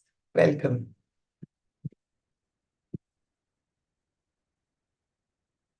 All right. So the 5 koshas. The topic has been introduced to you in the earlier sections, but I'll still go through them all. The Annamaya kosha, the food body, the outermost body that is made up of the food that we eat. This body represents the tangible physical body that we are all familiar with. I know my body, you know yours, right? You can touch it, you feel it. You know that it exists. The second is the Pranamaya kosha, the breath body, responsible for the breath cycle in us that keeps our whole body alive. There is a mental body known as the Manomaya kosha, which represents our mind, our thoughts and emotions. The 4th layer is the intelligence body, the Vijnanamaya kosha, that represents the subtle or supreme intelligence in us, which can bring about a deeper sense of consciousness and insight into the inner and outer worlds. The 5th, the bliss body, the Anandamaya kosha, the innermost body that represents unconditional joy that can be felt through communion with existence or God. So the 5 koshas, Annamaya, Pranamaya, Manomaya, Vijnanamaya, and Anandamaya koshas. Are we all clear? So, Ananda Spurana, the Life Bliss program or Nithya Dhyaan Yoga is related primarily to the Manomaya Kosha or the mental layer. These are all related to our mental constructs, which in turn can affect our body and emotions. In the next level program, Swamiji has given techniques to clear the 4 other layers. So let us go one by one. The Annamaya Kosha is related to the physical body that we can see, touch, and feel. Primarily, this kosha is gripped with fear of death. Everyone is aware of the food body, and most people operate only from this layer. Some strive to become aware of the inner body sheets by practicing various meditation techniques, pranayama, breathing techniques, and yoga methods. Atmaspurana is a unique meditation program wherein the 5 sheets are discussed in detail and techniques are taught to pull our awareness through these sheets to realize the self. The basis for this program is the Taittiriya Upanishad. So today it's Atmaspurana, which was earlier also known as the Life Bliss program, level 3. So now let us understand the word Atmaspurana before entering into the program. Literally, when translated, Atmaspurana means flowering of the self. Atma is the self. Spurana is flowering. Now, what do we mean by the word self? Let's understand. In the Western dictionary, the word self is always understood as ego or individual identity. But in Vedic tradition, self is not considered as individual identity. It is the eternally existing consciousness. Atmaspurana is the flowering of this consciousness that is eternally existing. That which gives you the feeling that you're going to be here forever. So the koshas are the sheets or the coverings. For example, our physical body biologically comprises various systems. We've learned all this in our schools and colleges. The nervous system, circulatory system, respiratory system, musculoskeletal system, digestive system, so on and so forth, right? Now, this does not mean that these are separate systems, each of which has its corresponding body part. The same physical body has a number of organs, a group of which can be classified as performing a certain function, right? A group of organs are specialized to perform a specific function, and that is why they are all put together. For example, the respiratory system includes all the organs that include the lungs, throat, etc., which are involved with the function of inhalation, exhalation, sending oxygen to each and every part of the body, and collecting carbon dioxide from every cell of the body. So also, we classify our body, mind, spirit in different ways. One such classification is the koshas. The Annamaya kosha, the physical body, which we can see, touch, and feel. Pranamaya kosha, related to the breath, which is directly and deeply related to our desires. Manomaya kosha is related to our mind and thoughts. Vijnanamaya kosha, related to all our feelings and emotions. Anandamaya kosha is related to our true nature, which is the bliss in us. The good news is we don't need to work on the self itself in order to make the flowering happen. We need to work on something which is between us and the self. Your body, your mind, your emotions. These are the few things which are between you and yourself. And That is what we need to work on.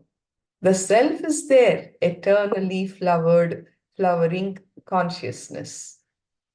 You just need to allow that to express through you. That will happen only when you work on the koshas, the energy sheets around us. Only these koshas, the 5 koshas, need to flower, need to open, need to radiate, need to fall in tune.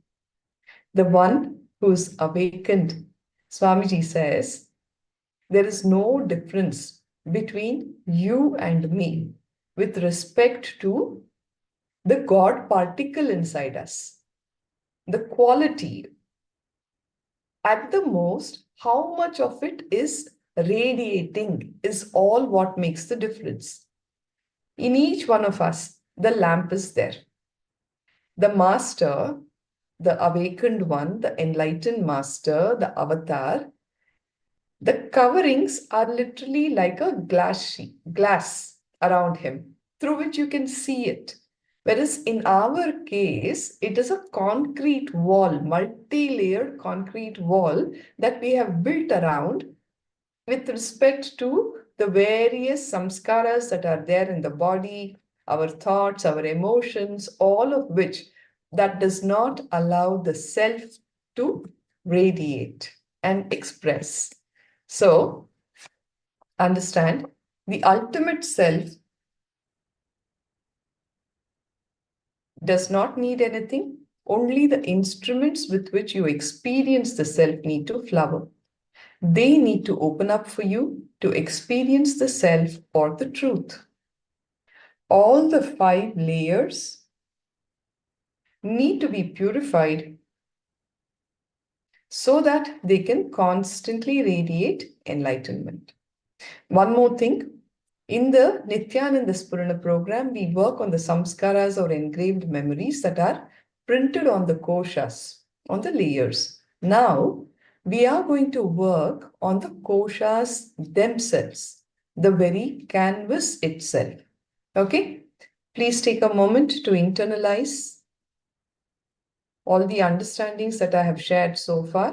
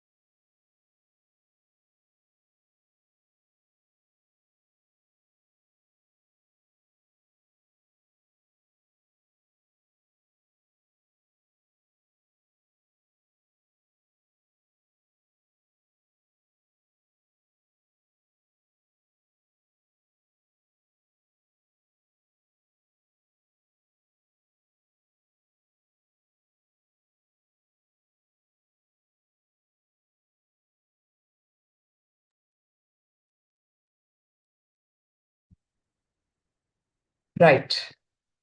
So, in the NSP, we work on the samskaras. In Atmaspurana, we are going to work on the very canvas, that is the kosha. In each one of you, there is something which gives you the confidence. Even though you die again and again, there is something that gives you a deep confidence that you will not die in the real sense. And that is what the Atman or the self is. So this is the story that I was talking about from the Hindu epic Mahabharata called the Yaksha Prashna. A demigod named Yaksha had a quiz program with Yudhishthira, one of the 5 Pandava princes, known for treading the path of dharma or righteousness. The demigod was asking all his questions, and on one of the questions was, what's the most surprising thing on the planet Earth? Yudhishthira says, every moment, every day, we see so many people going to the mass abode, the abode of death. Even then, every soul, every person who lives here thinks that he's not going to die. He thinks that he's going to be here forever, that only others are going to die. And that is the most surprising thing on the planet Earth. Understand, there is a truth to this. There is something which gives you the confidence. There is some energy that constantly gives you the idea that you are going to be here forever. And that is what we call the Atman, the self.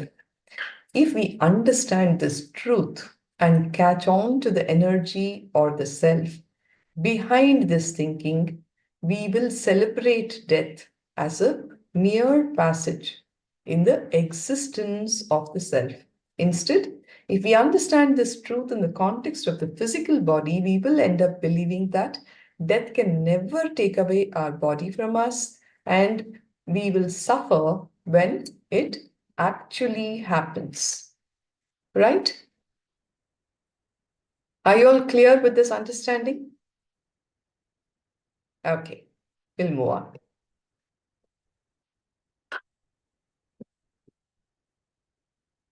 Every one of us experiences the self, but unfortunately, not all the time.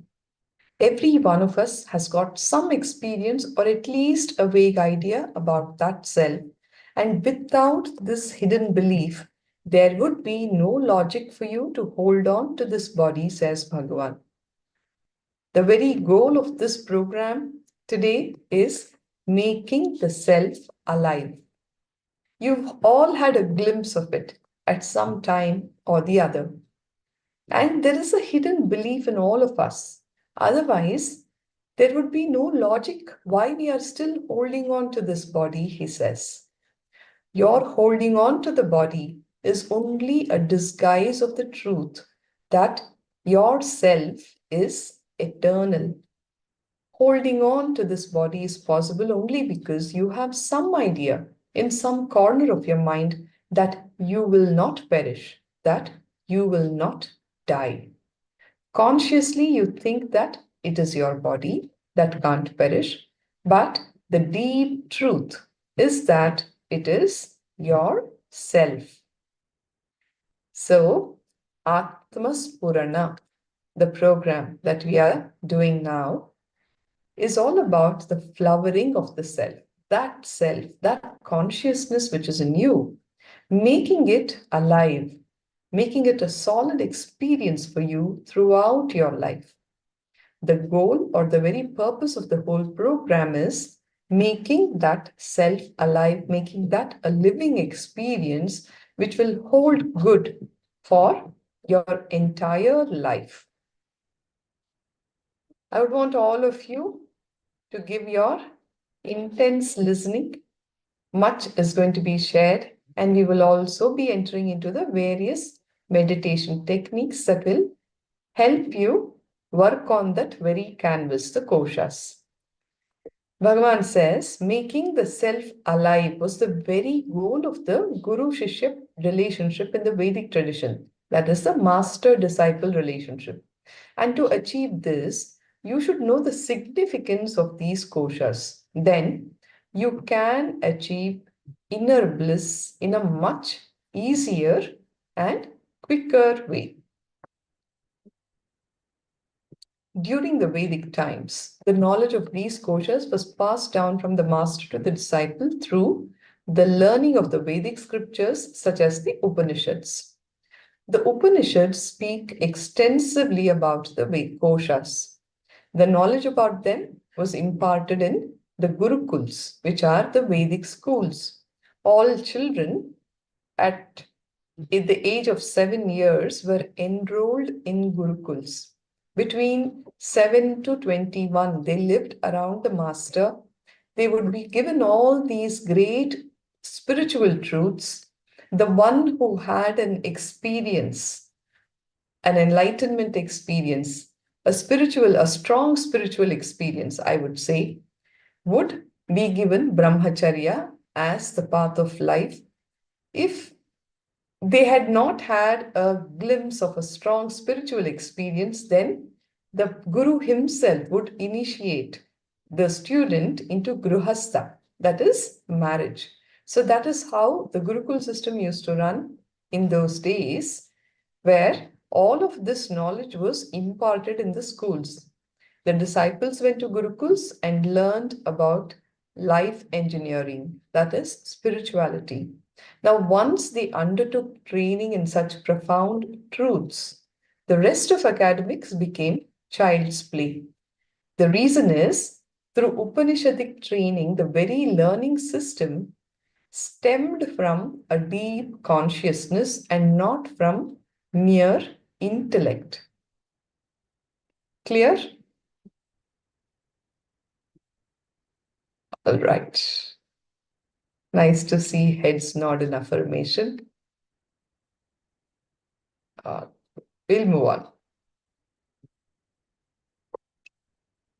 I'll just give a simple understanding about how the mind works and how exactly the Upanishad is going to help us.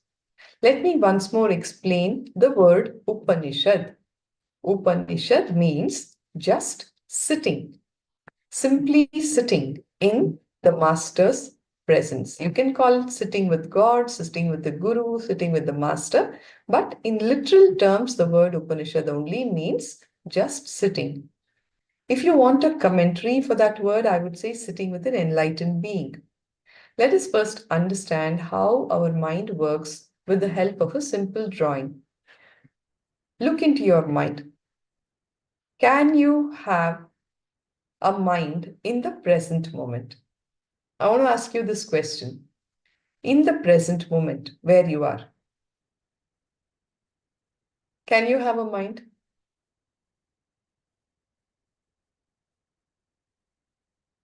Please go ahead and answer that question.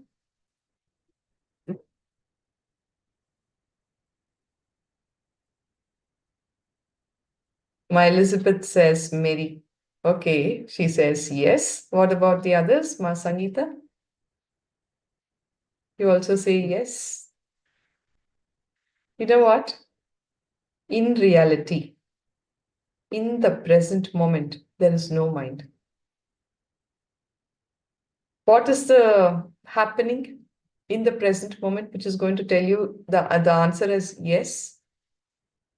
Just look in and see. Your mind is nothing but jumping between the past, your thoughts that are jumping between the past and the future. In the present, there is nothing. Whenever you have a thought, it is a regret about the past or the fear of the future. What next? It's about the past or the future. Do you see that? Isn't it? In the present itself, there is nothing. It is the space of restful awareness, the space of deep silence.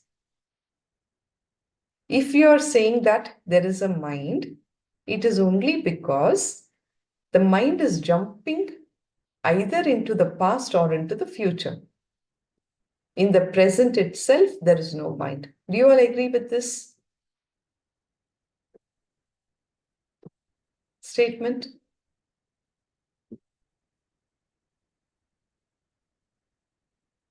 The present itself is a no-mind state. Clear?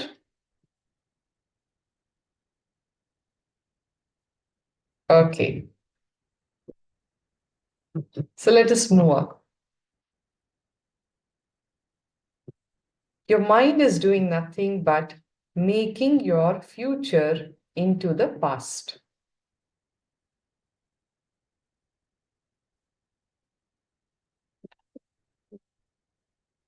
What you call as life is nothing but swallowing your future and making it into the past. Am I right? The future becoming the past is what you call your mind or whatever you know as life, nothing else. Yes, ma'am. Now look into this diagram, the time shaft. The space where the future and the past meet is what we know as the present moment. Clear? This future is just disappearing into the past. I'm talking to you this moment. It's already my past. Do you see that? That moment has already gone by. Like this, every moment of your future, as it is coming into the present, is becoming the past. Is this clear? The future is just disappearing into the past. Every step of what I'm describing, you need to understand completely. Only then you will be able to go with it. So please listen intensely. If you need clarity, stop me and ask for the same.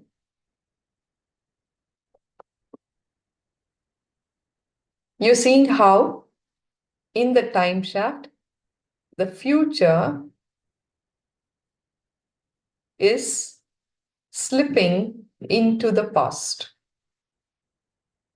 You're seeing that happening?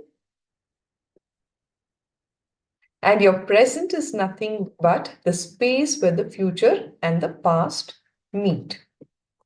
A little bit of introduction about the mind is good. It's like an owner's manual for the mind. We use the mind without reading the owner's manual even once. See, even when you have to drive a car, there is information about the airbag and it says further details, see the owner's manual. How many of us have referred to the owner's manual about the airbag? At least with airbags, it's all right to ignore because you may feel it's useful only when you have an accident. But imagine in your life, you don't read your owner's manual for your mind, you will continuously create accidents. And you will not even know that you're going through accidents every day, and that is the problem. So it's better to have the owner's manual for the mind. Now, this is the present moment here, where the future is disappearing into the past.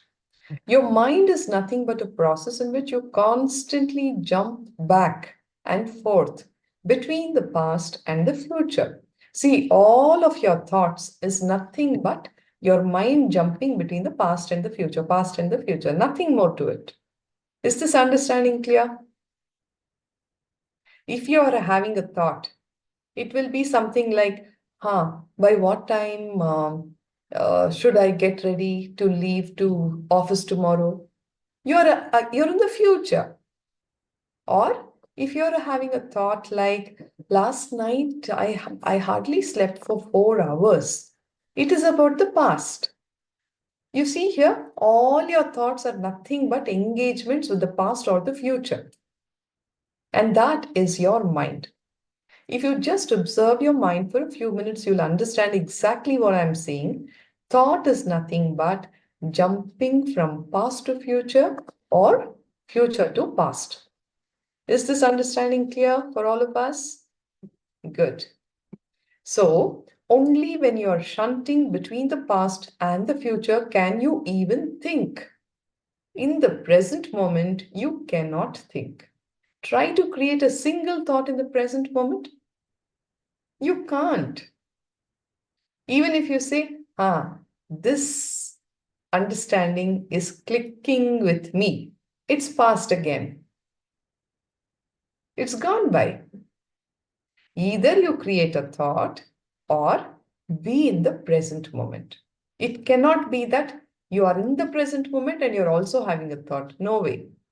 You're either with a thought or you are in the present moment. The two are mutually exclusive. The moment you come to the present moment, thoughts will disappear. Thought and present moment are mutually exclusive. Clear? All right. So if thinking is happening, it means that you are jumping from past to future or future to past. If you're jumping 100 times from past to future or future to past in 1 second, you have 100 thoughts per second or 100 TPS for short. So are you able to grasp what I'm saying? Good. Understand Only if the internalization happens, you will involve yourself in the whole process. The problem is, you will do all sorts of illogical, nonsensical things for any pleasure, but even to move one finger for spirituality, you will ask 1,000 questions. And you think you're very intelligent in doing so. You keep justifying your foolishness by thinking that you are intelligent. Anything else, no questions asked, just consume. But only here, lot of questions will come up in the field of spirituality, and that is the problem. Many people come and tell me, I know that smoking is bad, but I'm not able to drop it. What do I do? What do I do? I give them honey, says Bhagwan. I give them a drop of honey, specially energized for de-addiction. Even when your logic says that something is not good, you will continue to do the same thing when it comes to pleasure. But when it comes to meditation or spiritual things, even for a single small thing, you will ask so many so-called logical questions, and you think that because your questions are very logical, you are very intelligent. Bhagavan says, sometimes you even have the pride, I don't believe in superstitious things. You are dangerously unaware of how many thousands of nonsensical and superstitious things are actually there within you. Now get ready for the big statement. You are the body is the first superstition that you're carrying, says Bhagavan. Thinking that you are the body is the first superstition that you're carrying. Anyhow, at least now internalize this so that you will be ready for the process. When you are having 100 thoughts per second, you will be away from the present moment by that proportionate distance. All right? Now, the present moment is where the future and the past meet. We understood that. If you are jumping too many times, which is what is going on right now, naturally you will be away from the present. You will never be in the present because in the present, you can't think. Clear? Yes. How many thoughts you have? That far away, you are from the present moment. Now, there is no space for thoughts in the present moment. If you come back to the present moment, there will only be a beautiful silence. The more number of times you are jumping between the past and the future, the more number of thoughts you will have. 100 TPS means you are completely away from the present moment and you are just not concerned about what is happening in the present.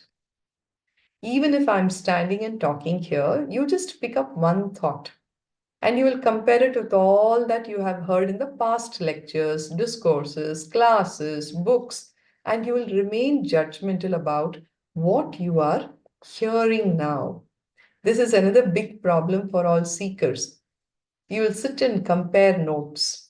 Sadly, in this whole process, whether you are agreeing or you are negating, both ways you will miss out on the master. When you say, right, I've heard this before. You see that thought that is happening there inside you when you're saying, I know I've heard this. You're not in the present moment. When you're not in the present moment, in the space of unclutching, the unclutched state to receive the master's energy, you missed out. Even if you're saying an yes to it, you have missed out. The same when you're sitting and contradicting it, fighting it, negating it. You're not even allowing the words to enter into you. You're still missing out, right? So you will be sitting and having big comparison notes and missing all my statements. And that is the problem, says Bhagavan.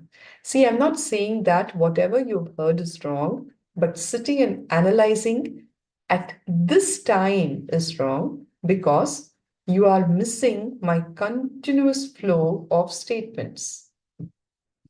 And the problem with so-called spiritual seekers is that they are well-read and completely confused.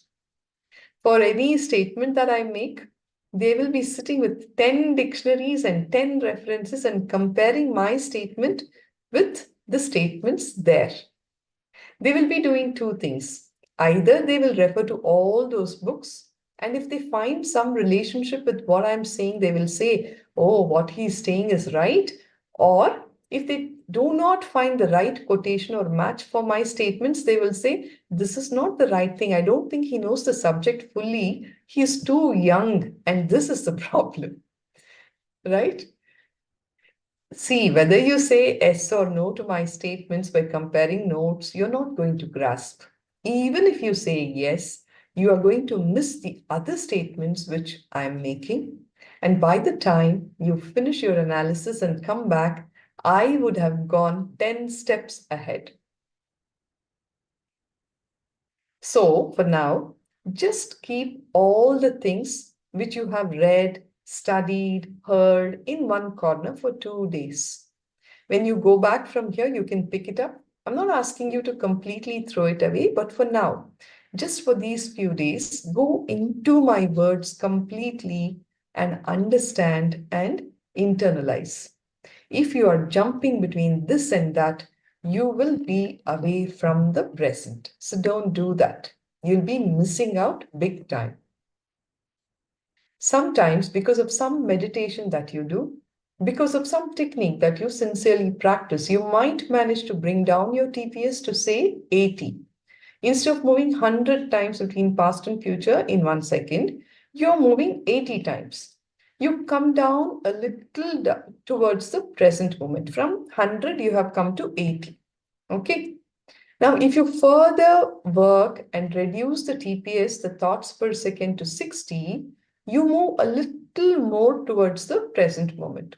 Sometimes, very rarely, by powerful techniques or the blessings of an enlightened master, the guru, you can bring it down to 20. See, these are just indicative values. It's not that you're currently having 100 TPS. You are probably even having 1,000 or 2,000. Who knows? It may even be 1,000,000. Really. One more important thing, please do not sleep. Sleep does not mean 0 TPS. Sometimes in the silence, people wake up. My talking sometimes feels like a lullaby, so you feel relaxed and taken care of. If you understand that something is wrong and you wake up. The fun part is when the guys wake up, the first thing that they do is look at others. If you're looking at others, understand that you are the person who slept, not the others. They keep their eyes closed, thinking, oh, let me listen with closed eyes, and then they doze off. They will have the justification, I'm meditating and listening. Soon, the person next to them will see them sitting with eyes closed and they will nudge them. But these people will not even open their mouth to say, I'm listening, because then their sleep will be disturbed. They will just say, you attend, I'm okay, I'm listening, what to do? It's like that, right? I always tell people that meditative listeners are the ones who are thinking about something else or are lost somewhere. So please keep your eyes open. Sit with your head, neck, and spine in a straight line. Don't fall asleep. Don't think that if you're sleeping, you're in 0 TPS. No. Anyhow, coming back to the subject, rarely in the presence of a master or through some process or some initiation, your TPS may come down to 20. When you come to the present moment, suddenly you will have the intelligence to see the future and the past clearly. From a higher TPS point, you can't see the past or the future clearly. I will substantiate this statement with an example. Please continue to listen. See, when you come down, you may be able to see a little better. The lower your TPS, the better your vision of the past and the future will be. One important thing, now it feels like I'm giving you a big promise, but let me tell you, if you come to the present moment, you can see your future so clearly. Let us analyze one important thing. Sometimes when you are at a party, suddenly you think that some person is going to appear in the next few minutes, some old friend or someone who you have probably not met in many years, and you will see that the person is suddenly there. How many of you can share stories like this? Sometimes the telephone rings and suddenly you will remember someone who's not been there in your memory for the past few years, and when you pick up the phone, that person will be on the telephone line. Sometimes the doorbell rings and you clearly know who is standing there. Has it happened to you? Ma Elizabeth, Ma Sangeeta, Nithya Ghorama, Gnana Guru Prasadini, Jian Lee, Trang Tran, so many other names in Chinese that I can't read.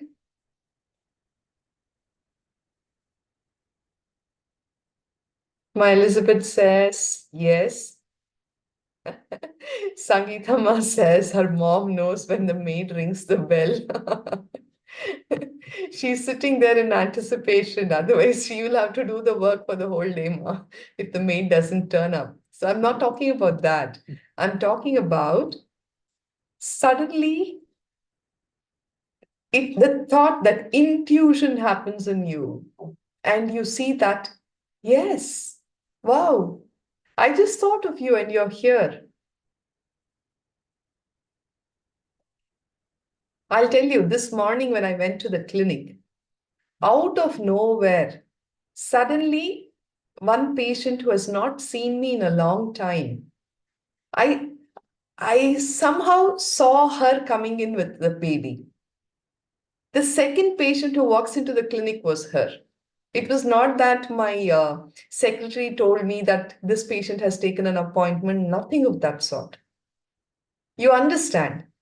This is a very common happening. You don't even have to be a meditator. You don't need to be on the spiritual path.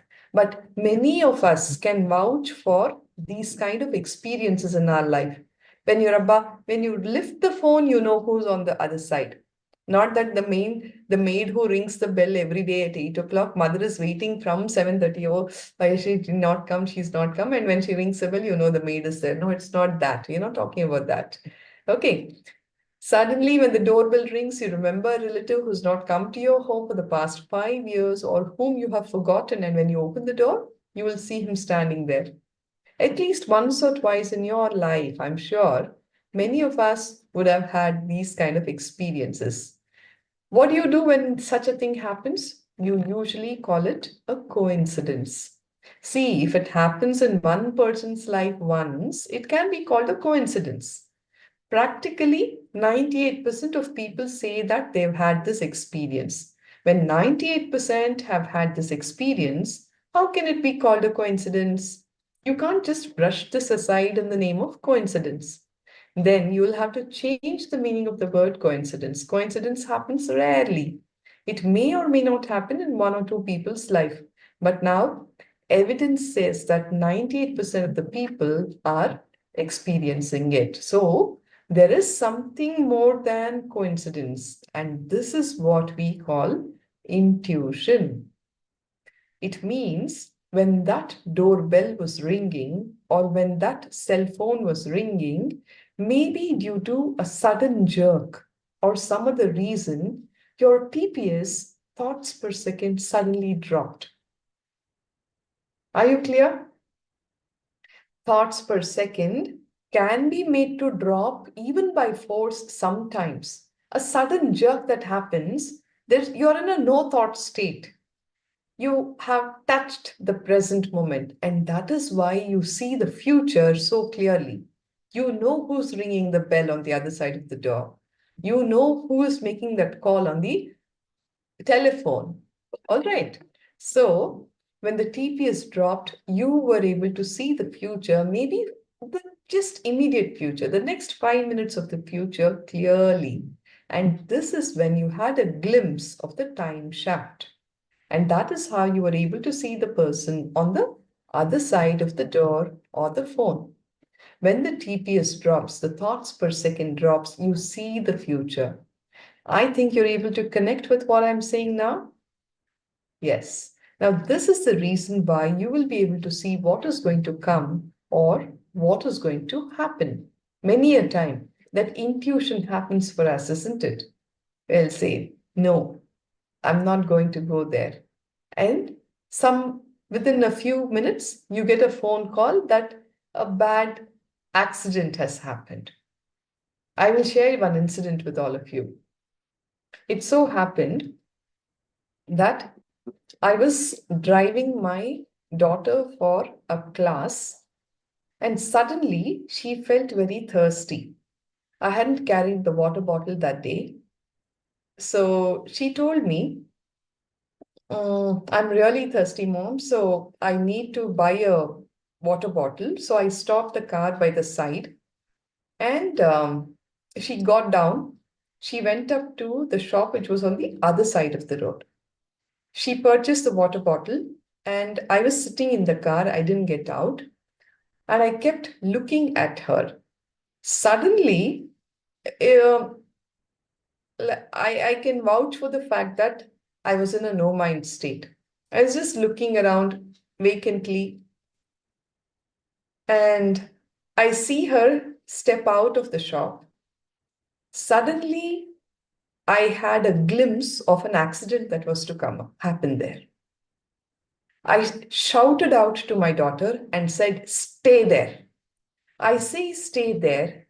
And one scooter just came and rammed just about 50 meters away from where my car was.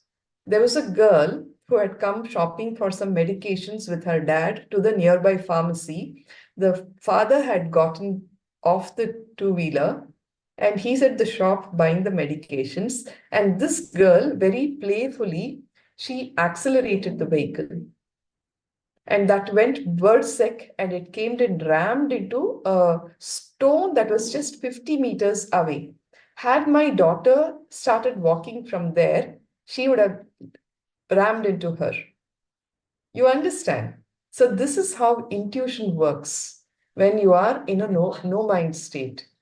So you will be able to see the future. You know what's going to come, what's going to happen. The practical applications in day-to-day life. It was a clear vision, Ma. It was a clear vision. I could see that happening. So see, suddenly due to the doorbell ringing or the cell phone ringing, or probably because you are really relaxed and happy, like how I was very relaxed. Or maybe because you're in a party where you don't have your direct relatives or your in-laws, you felt very relaxed for whatever reason. Your TPS dropped suddenly, and then you'll have a glimpse of the next 5 minutes of the future. Just imagine if your TPS falls just accidentally, if you can glimpse the future, if your TPS can be consciously brought down, then understand the value, understand the clarity which can be added to you.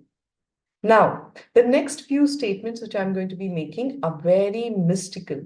Until now, whatever I told looked very logical, and they are logical, but the next few statements are going to be mystical. So get up, you're listening. When I say listening, be in the present moment. In that unclutched state, have your awareness on the Ananda Gandha, just below your heart center and above your navel center. Allow the words to fall in there. An enlightened person is a person who is established in the present moment, in zero TPS, no mind state. He is neither lost in the future nor lost in the past. Understand this. The first statement which I'm making is, an enlightened person is a person who is established in the present, not lost in the future nor in the past. It means that if you can bring down your TPS and establish yourself in the present, you are enlightened. The second statement, the future, past, and present, all these put together are called eternal. Eternal means Nithya. You can touch eternity only in the present moment. You saw that, right? When you are in the present moment, you can see the past, you can see the future. all put together is called as eternal. Eternal means Nithya, and you can touch eternity only in the present moment. You can't touch eternity through the future or the past because both of them do not exist directly under your control. Only eternity can be touched through the present moment alone, is the truth. Understand, the past you cannot touch because it is not there. You can't catch the future also because it is not there. You can only touch the present moment. You are in the present moment. If you want to enter into eternal bliss or the present moment or enlightenment or whatever you want to call it, the only way is to bring down your TPS. One thing, the enlightened person is a person who is established in the present moment. Now, the next few statements that you need to understand are, if you are in 100 TPS and you are in the presence of a being who's in 0 TPS, something happens in you. Your time shaft also starts slowing down. How many of you have had this experience? When you are sitting in the master's presence, you feel so calm, blissed out, so restful, because your TPS falls. When you are sitting in front of the being who's established in 0 TPS, you will see that even without your conscious wanting to do it, it will happen for you. It simply falls. Your time shaft starts slowing down. And this is what I meant when I said I will be making a few mystical statements. The master's effect on your TPS. The person who's in 100 TPS, if he sits with a being who's in 0 TPS, suddenly the TPS drops drastically. Fortunately, the TPS of an enlightened being cannot be raised by you. Only yours can be dropped by them. Okay, so now you need to understand a little deeply how the TPS drops. Let us now understand the koshas. The koshas are the energy sheets in our system. We spoke about the outermost, the Annamaya kosha, which is the physical body. Closely related to that, Annamaya kosha, is the next layer, which is the pranic layer or the Pranamaya kosha. Pranic layer refers to the movement of air, the air circulation that is happening in you all the time, right? Air circulation is not just inhaling and exhaling. When we come to that layer, I'll explain a little more about it. The third layer, the mental layer, the Manomaya kosha. The fourth, the Vijnanamaya kosha, your visualization layer. The fifth, the silence or the peace or bliss that is within you, which you rarely experience, called the Anandamaya kosha. Now,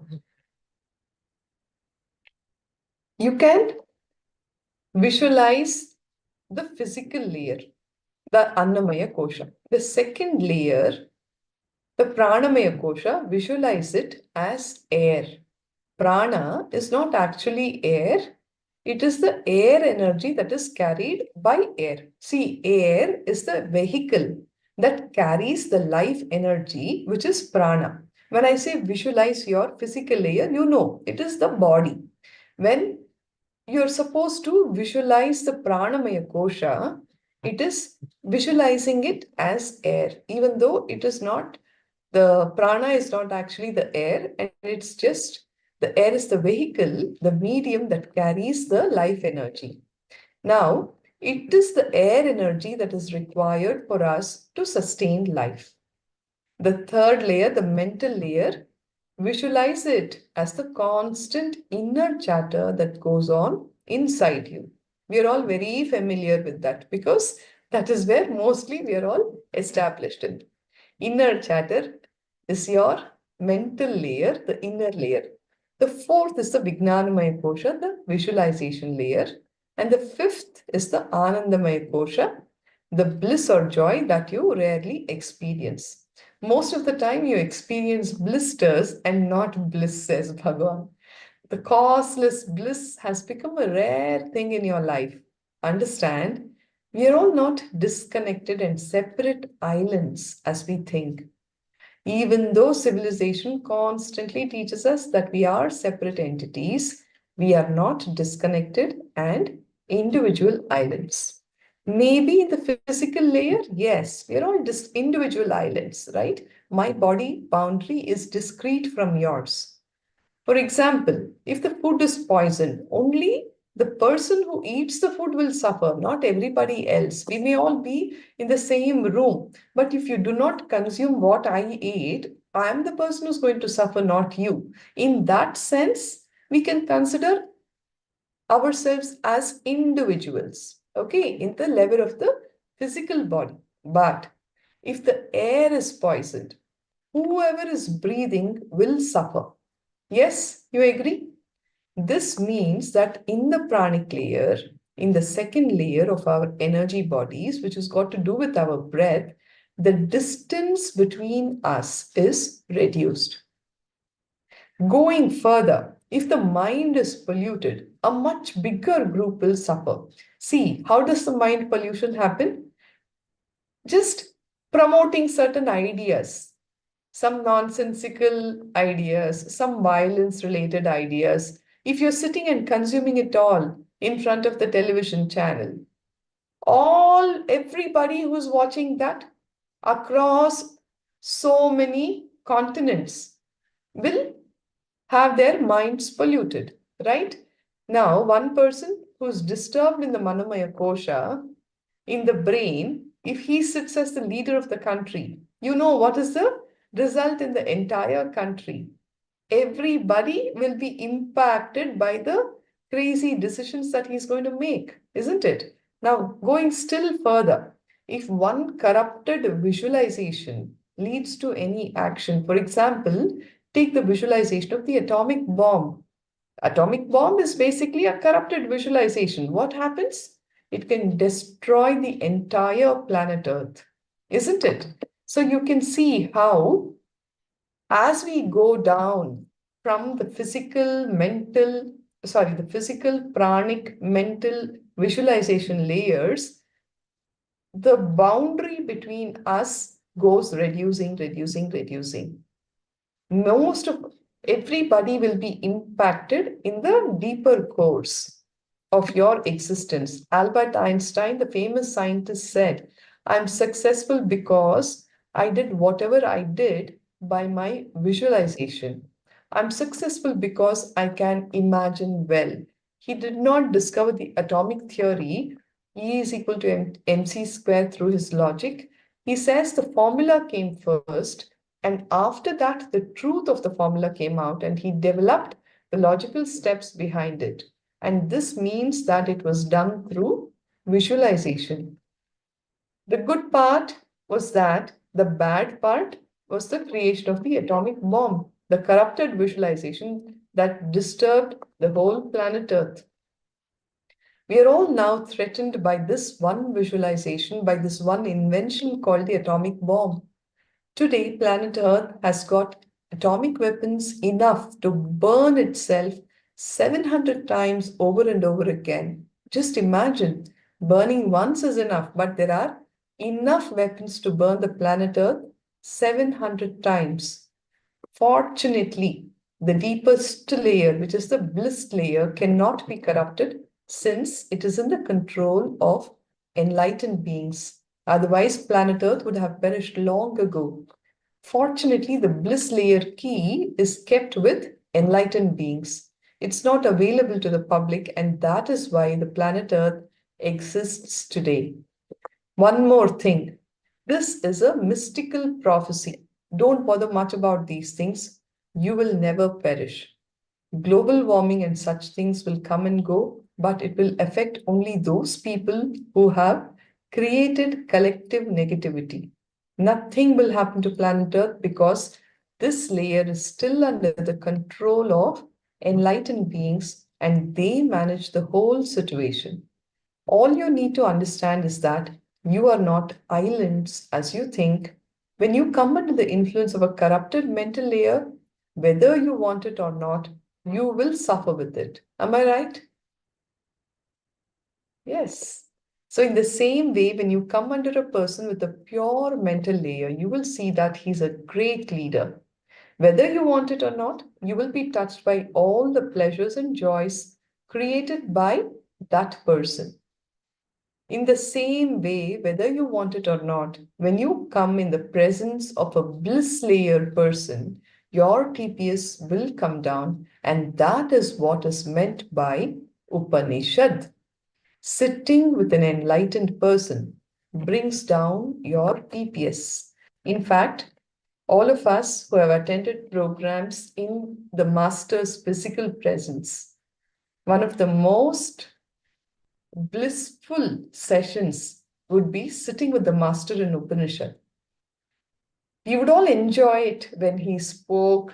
He shared all those great truths, the powerful cognitions, and he would have us all in splits of uncontrollable laughter with the jokes and so many things that he would share, the humor, the wit, all of it. But what actually did the magic was sitting in Upanishad hours together under the banyan tree, the Kalparuksha in Bidadi. Bhagavan, the Supreme Pontiff, will just be sitting there in absolute silence. And all of us would sit around him in silence.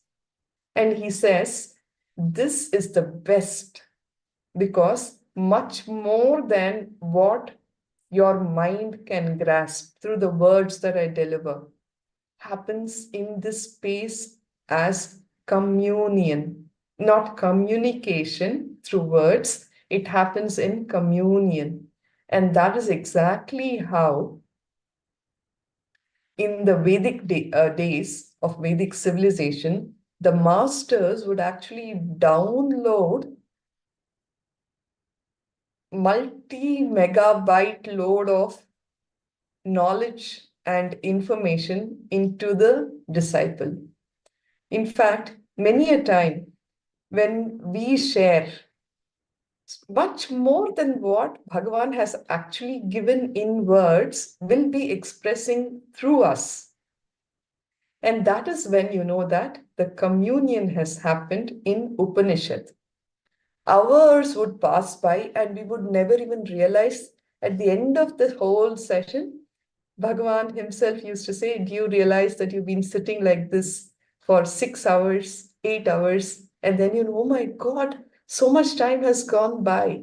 In fact, overnight sessions, we would be sitting around the master in Upanishad.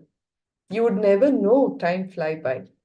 So yes, Nithyananda, Tran. Because sitting in the master's presence who has a 0 TPS, your own thoughts per second will drastically drop. And you are in that space of restful awareness where you don't know time pass by at all. So that is what is sitting in Upanishad, because the person who's gone beyond the mind, he has entered the bliss layer. As long as you have a mind, you will be disturbed. And when you enter the bliss layer, the person has no mind to get disturbed. Right? Rivers can dry up, but the ocean can't dry up. An enlightened being has become that ocean. In his case, the river has entered the ocean, and that is why instead of others affecting him, he affects everybody. He influences everybody. The person who affects everybody positively, of course, is an enlightened being. Anyone who comes in his presence gets affected in a positive way, but he remains the same. He is not affected by anyone.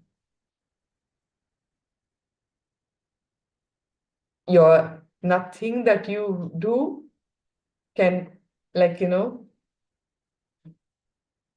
make him big, or anything that you do cannot make him smaller. He's established where he is. You can choose to offer flowers or you can choose to throw stones. It is just going to reflect your inner space. He is not going to be affected by anyone or anything. As the Bhagavad Gita says, this person is established in self. The TPS comes down when you sit with the master. You might ask, then let us sit for half an hour and go back. Why 2 days unnecessarily? The problem is you have forgotten how to just sit. I have to teach you for 2 days how to just sit. If I tell you to just sit, you will do some sacred syllable repetition, or you will sleep, or you'll start praying, or you will just become restless. Nothing, no meditation, no mantra, no japa, nothing, just sitting. That is the space of Upanishad. Like he says, you may even start chanting, okay, let me chant Shiva, Shiva, Shiva, Shiva, Om, Om, Om. No. Or you may start praying, or you will just fall asleep, or you'll become restless. Oh my God, how much longer? Nothing of that. Just sitting is Upanishad, and you need that much time. It is no technique, no mantra repetition, just sitting. You have just forgotten the art of simply sitting. In Zen, they call it Zazen. Just sitting. You have forgotten that. And just sitting is no longer a part of your being. To just teach you sitting, it takes 2 days for me because you know everything except just sitting, except just being. And that is why I have to work for 2 days to bring your TPS as far down as possible. For example, when you have 100 TPS, you are in the physical layer. When you have 80, you are in the pranic layer. When you have come down to 60, you are in the mental layer. As your TPS comes down, you go deeper and deeper into the inner layers. When the TPS is completely down, you enter the Anandamaya Kosha, the bliss layer. So with this, we are done with the introduction to Atmaspurana. We will now enter into the very first layer, the Annamaya Kosha understandings as a part of the Atmaspurana.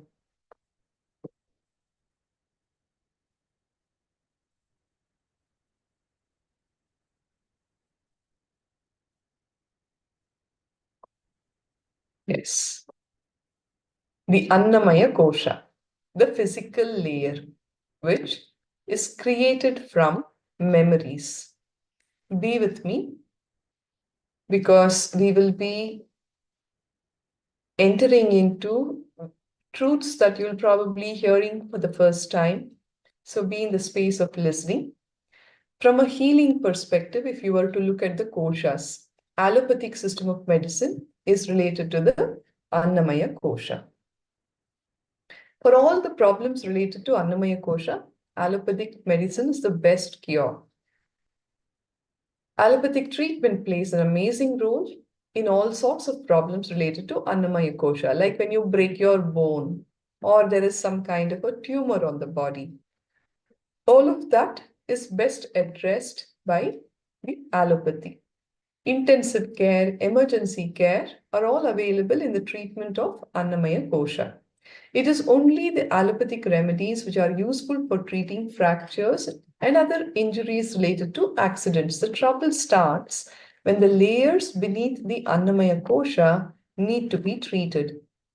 After trial and error with various medicines, people have realized that close to 90% of their illnesses were psychosomatic in nature, and it came to be accepted that allopathic medicine was not very effective for it. Today, research on body-mind medicine is happening at a very fast pace in the world of medicine. People have begun to explore the deeper, subtler layers that are inside the physical body. Research is being conducted on the Manomaya Kosha, looking deep inside the physical body, the Annamaya Kosha. Understand first truth. The physical body, which we think of as solid, is not solid at all. I see the shock in your face, Ma Sangeeta. But this is the truth. Physical body is not solid at all. It's like this. The cosmic energy is all pervading. The various living forms, such as the trees, animals, the human body, are actually different forms of the same energy. How is it that this cosmic energy is available in various forms yet remains one? Let us understand this with an example. Suppose you have a picture of a wave that is 6 to 12 feet high. Is this wave a truth? No, it has just risen when the picture was taken. You clicked that picture at the time when the wave rose from the ocean. It is not the truth. It was just a fact of that moment alone, not the truth. Is this clear? The next second, the wave would have fallen. But how huge it looked when it was at its peak. The very next second, the same wave ceased to exist. Only in the picture, the wave seems like an independent object. Apart from the photograph, the wave would be part of a continuous motion in the ocean, isn't it?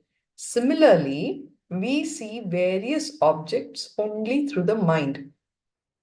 The camera, in that example, the mind, as in how we are looking at objects. We are able to see objects independently only due to the presence of our mind. If we do not have the mind, we would not be able to realize the boundary between our body and that of a chair that is present in front of us.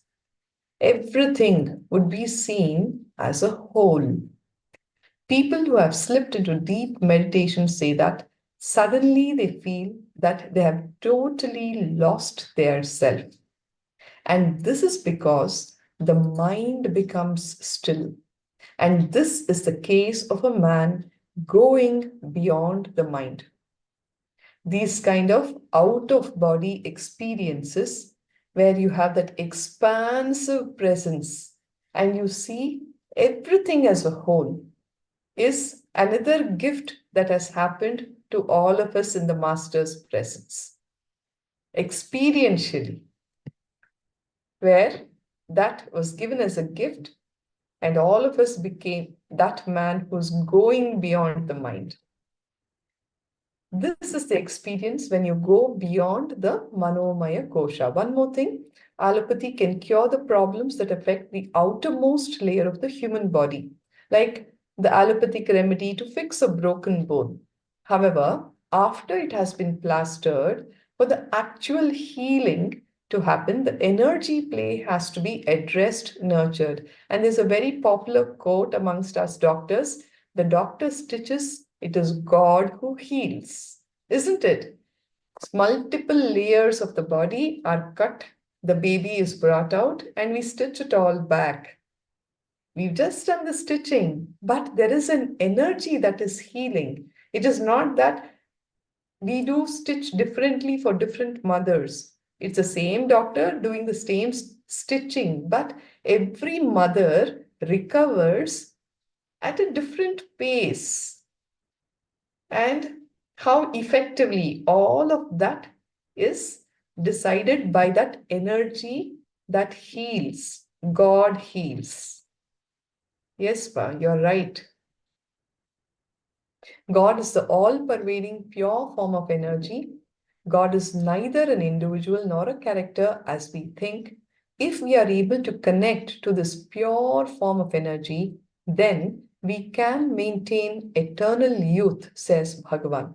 The unmanifest, formless, all-pervading energy that is running the whole show on the planet Earth.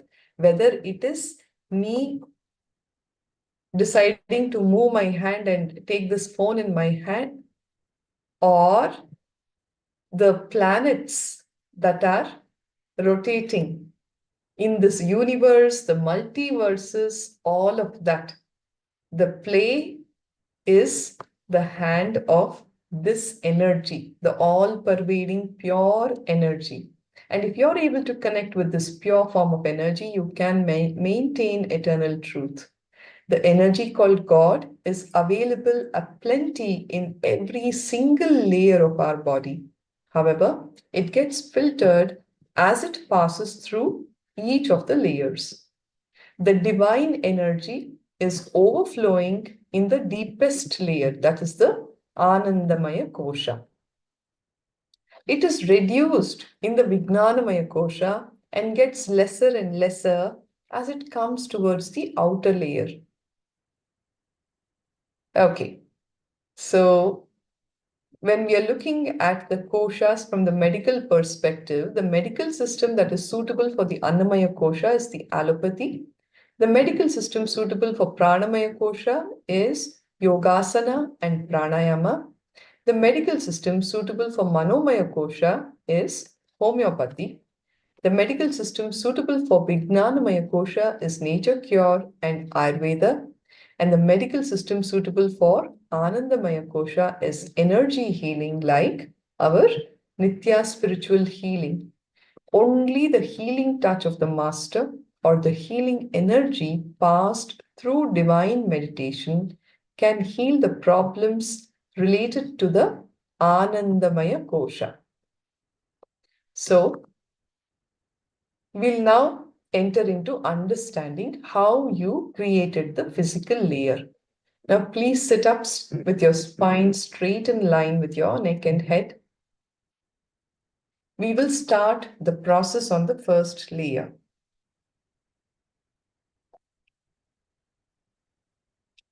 Please sit straight. Let us now work on the first layer, that is the Annamaya Kosha. The layer that is the physical body, the body which you are carrying now, made up of flesh, bones, and blood. Annamaya Kosha is the material part of creation. Whether it is a rock, tree, or a man, all these have the Annamaya Kosha, in addition to having different degrees of consciousness. Now, this Kosha, the Annamaya Kosha, is the gross manifestation of the energy as matter in different proportions and strengths. See, your body is not solid as you think it to be. Your body is the gross manifestation of energy. The subtle manifestation is your bliss layer. The gross manifestation of that very energy is the matter. Okay? Is this understanding clear? All right. So it is the first layer of skin, muscle tissue, bones, and organs. It is called the gross body, the tangible part of yourself that you can mostly see, touch, and feel. Bhagavan says, you have actually created this body of yours out of so many engraved memories belonging to your past lives. The engraved memories known as samskaras or engrams. The base material out of which you created this body is your samskaras or engraved memories. What do we understand by this term samskara? Please listen intensely. Engraved memory means the memory out of which you do all your actions, including your thinking. Now, these engraved memories are the base material out of which you have created this body. See, an engraved memory is a memory that will propel you to perform an action in order to realize a certain experience that you are craving for. But sadly, you will never be fulfilled out of that action, and you will keep on repeating the same action again and again. This is what an engraved memory is all about. even we taking birth multiple times, time and again, time and again, time and again, is only to get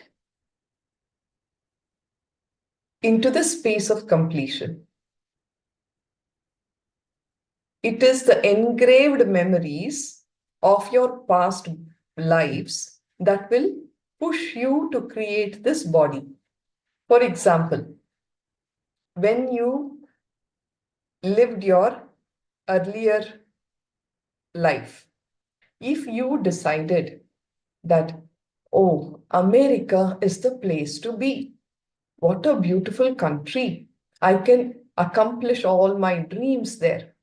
Okay, that is one of the desires that you would want to fulfill when you take the next birth. Or you might have seen a lady who's extremely beautiful and you would have thought, oh wow, when, like, I should look like her. That will be another desire. Or if you have lived in a female body and you have gone through a lot of trouble, torture, trauma, you would probably have made a statement to yourself saying that men have it so easy. I wish I was a man. You understand? So all of these desires get packaged at the time when you are leaving the body, and you would take birth in a place where you see the possibility of fulfilling all those desires. Are you getting this understanding? Swamiji says, if, as I have seen, if you were a male in the last birth, you will definitely come as a female in the next birth, and vice versa. Because you feel all the sufferings and problems that you have gone through in that life is certainly because of the gender that you chose to live in. So these kind of things. So basically, samskaras are engraved memories from the past lives which drive you to perform a certain action, thinking that you will be fulfilled with that experience, but it will leave you unfulfilled and you will keep on doing the same actions again and again.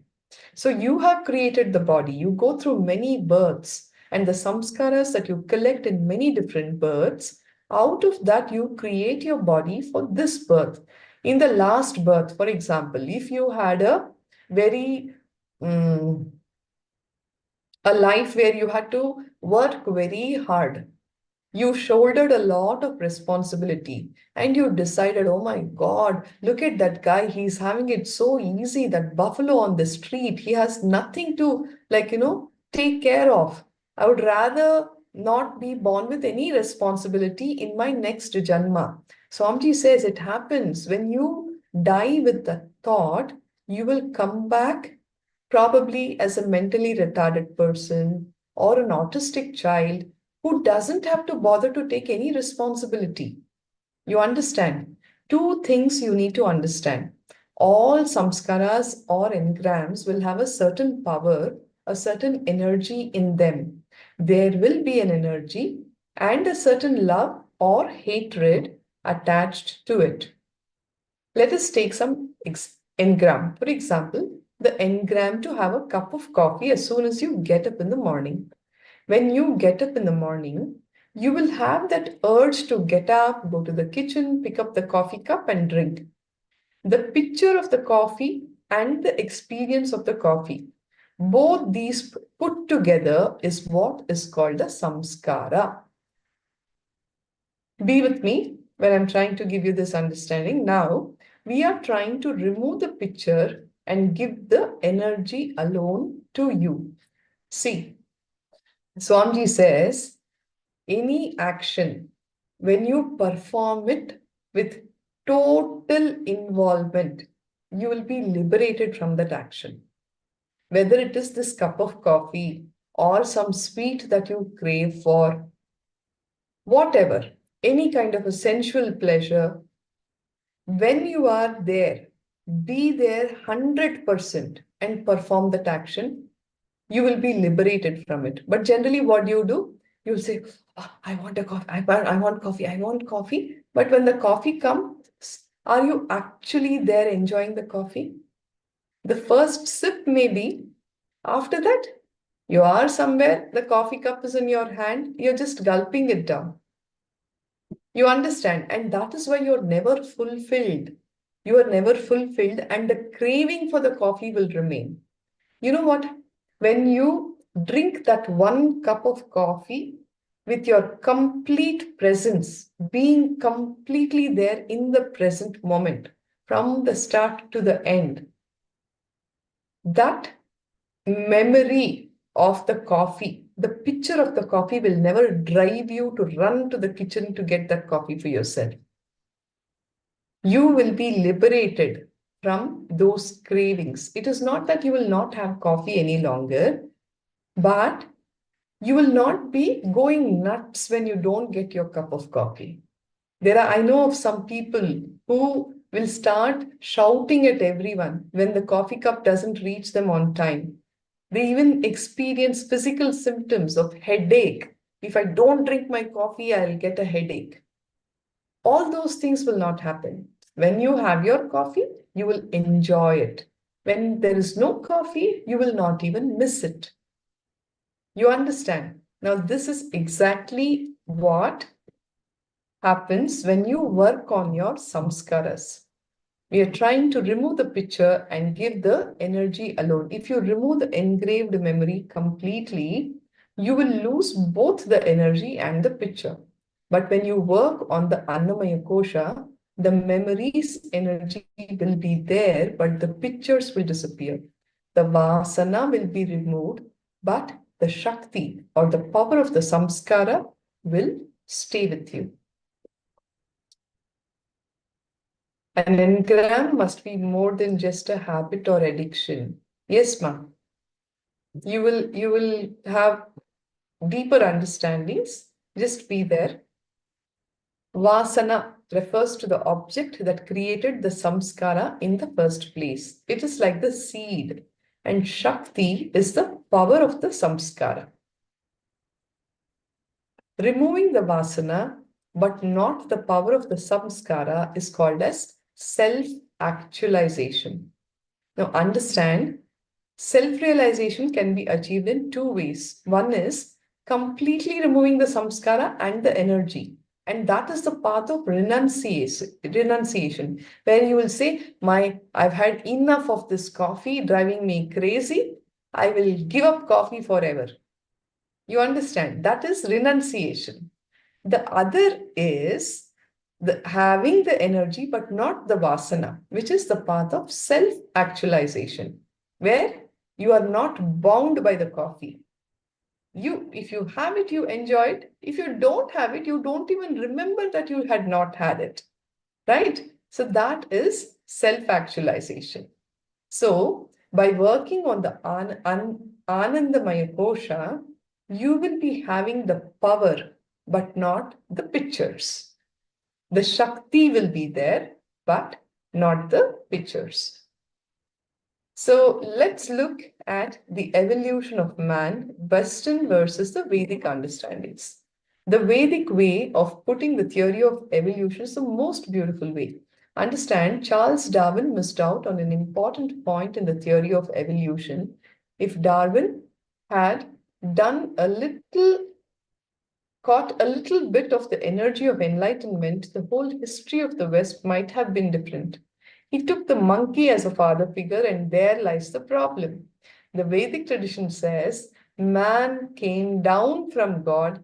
Darwin said man came up from the monkey, right? So the problem is he did not get a single enlightened specimen to work with.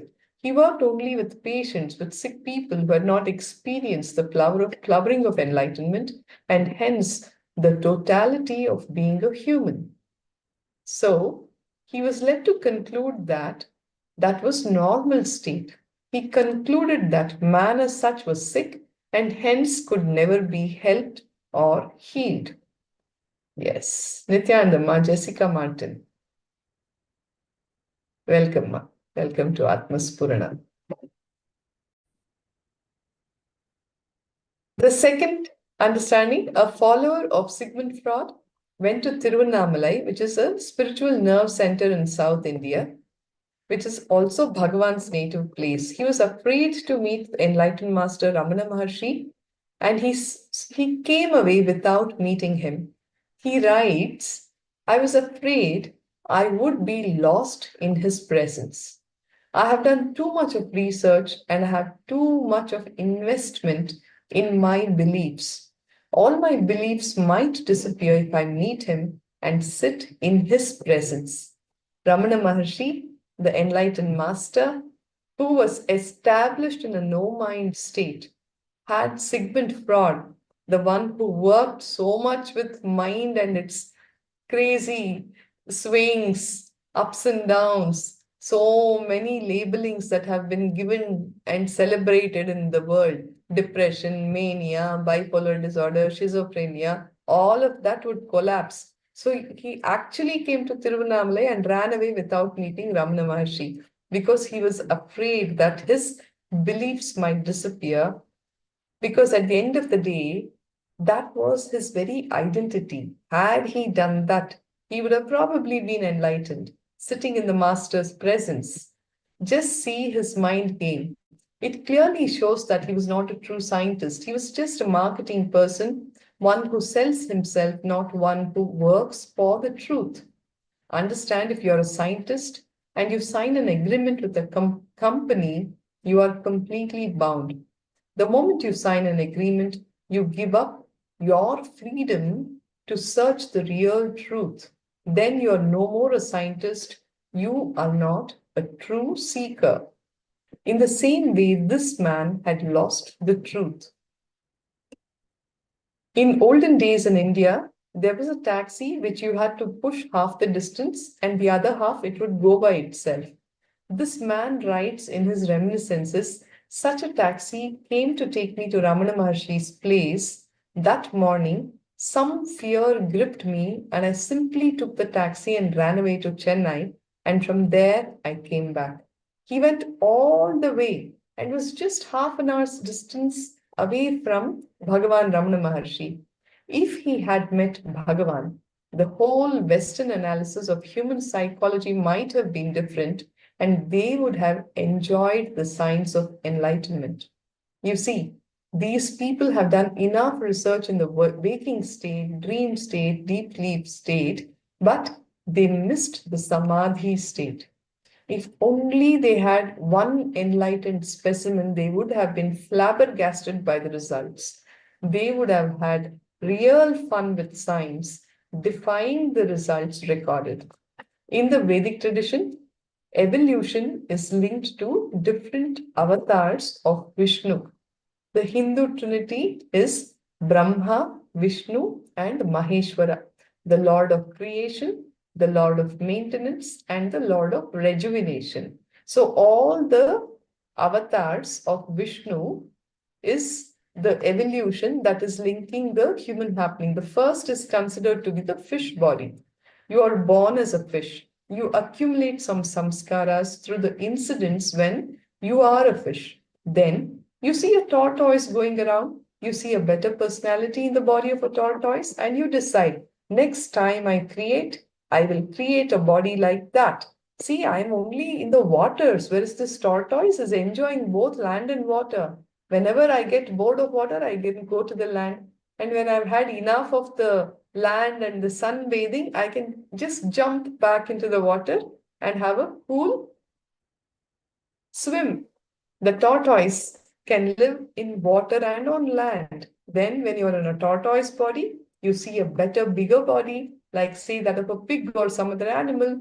And then you decide, next time I create a body, I will create that kind of a body. So when you die, you create the next level body, that is the pig body. So basically, this is the avatars that have happened of Vishnu. Matsya Avatara, Kurma Avatara, Varaha Avatara, and so on. So as this cycle happens, you evolve and also collect different engrams or samskaras every time you take birth anew. You raise the frequency of the system or the body every time you are given a chance to create or design. This is how you evolve, isn't it? In the same sequence, you can see in the incarnations of Lord Vishnu as well. The first is the Matsya Avatara, the fish incarnation, the tortoise, the Kurma Avatara, pig, Varaha Avatara, then the half man, half animal, Narsimha Avatara, then the pygmy man, the Vamana Avatara, then the primitive man, then the civilized man like Rama, who was dharmic. Lastly, even beyond civilization, there is the civilized Purnavatara, the completely enlightened being who is not bound by any rules or regulations, who is just radiating joy, energy, and enlightenment. Take a guess. Who is that? Who is that Purna Avatara? Who is beyond all rules and regulations? Embodiment of pure love, joy, bliss energy, the energy of enlightenment. SPH says Ma Jessica Martin, Sri Krishna, right. Shiva says Sangeeta, Ma Kameshwari, you're right, Sri Krishna. So, it is this evolution that happens in man also. Step by step, different kinds of beings happen. At every stage, you collect samskaras and design a body when you are given an option in a better way. This is the process of evolution of the physical body and the intelligence of evolution. So, we'll now have a glimpse of an enlightened being, what it can do. Ramakrishna Paramahamsa says of himself, even seeing me is like a glimpse of enlightenment for a person. He used to go to Calcutta in a horse carriage. He lived in a very joyful life, picnicking, going out, jumping, dancing, singing the devotional songs. He did not undertake the responsibility of a mission during his lifetime. Ramakrishna mission was not created by Ramakrishna himself. He had initiated around 60 disciples. Only when he died, they gathered. He says, Ramakrishna Paramahamsa says, even if someone accidentally sees me, they don't even have to understand that I am enlightened. Even if they just see me casually, they are blessed. You might think, how can that be? It sounds too egoistic. It is like me saying that if my car is standing at a signal and another car comes next to my car, if that person in the other car just happens to turn and look at me, he is blessed. One day, a small incident happened in Ramakrishna Paramahamsa's life. Suddenly, he permitted his photograph to be taken. He selected one of the 3 photographs and said, please make prints of this photo. This is going to be worshipped by thousands of people. Ramakrishna kept the print in the prayer room and he himself worshipped the photograph. The people who saw this were confused by this act of Ramakrishna and asked him the reason. Ramakrishna explained that he was in the Samadhi state when that picture was taken, and hence it had become the very form of Parashakti which could be worshipped. I don't know how many of you have had the opportunity to look through the millions of pictures that have been posted in Nithyanandapedia, www.nithyanandapedia.org. You can see, or many of the YouTube videos also that are getting released in the recent days, Bhagavan, the Supreme Pontiff of Hinduism, Nithyananda Paramashivoham, has visited the houses of so many devotees. And the very first thing that he will do is offer Arati in the puja room. And all of us have Bhagavan's picture in our altar, in our puja rooms. It is so nice to see. He offering and worshipping his own picture along with all the other deities that are in our puja room. Now you understand the reason why that picture of Swamiji was in that state of samadhi where the pure cosmic energy, Parashakti, is radiating. And I myself, my eyes are actually tearing up with bliss tears at the moment when I go back to the day where Swamiji had come home, and there were close to 100 people who had come to have Swamiji's darshan, and he sat and blessed every single soul who had come and gave them the Naivedyam Prasadam that was offered. It was such a beautiful day. I even now remember it was on the 7th of July 2014, 7/7/14, a very special day for me in my life. I would always remember.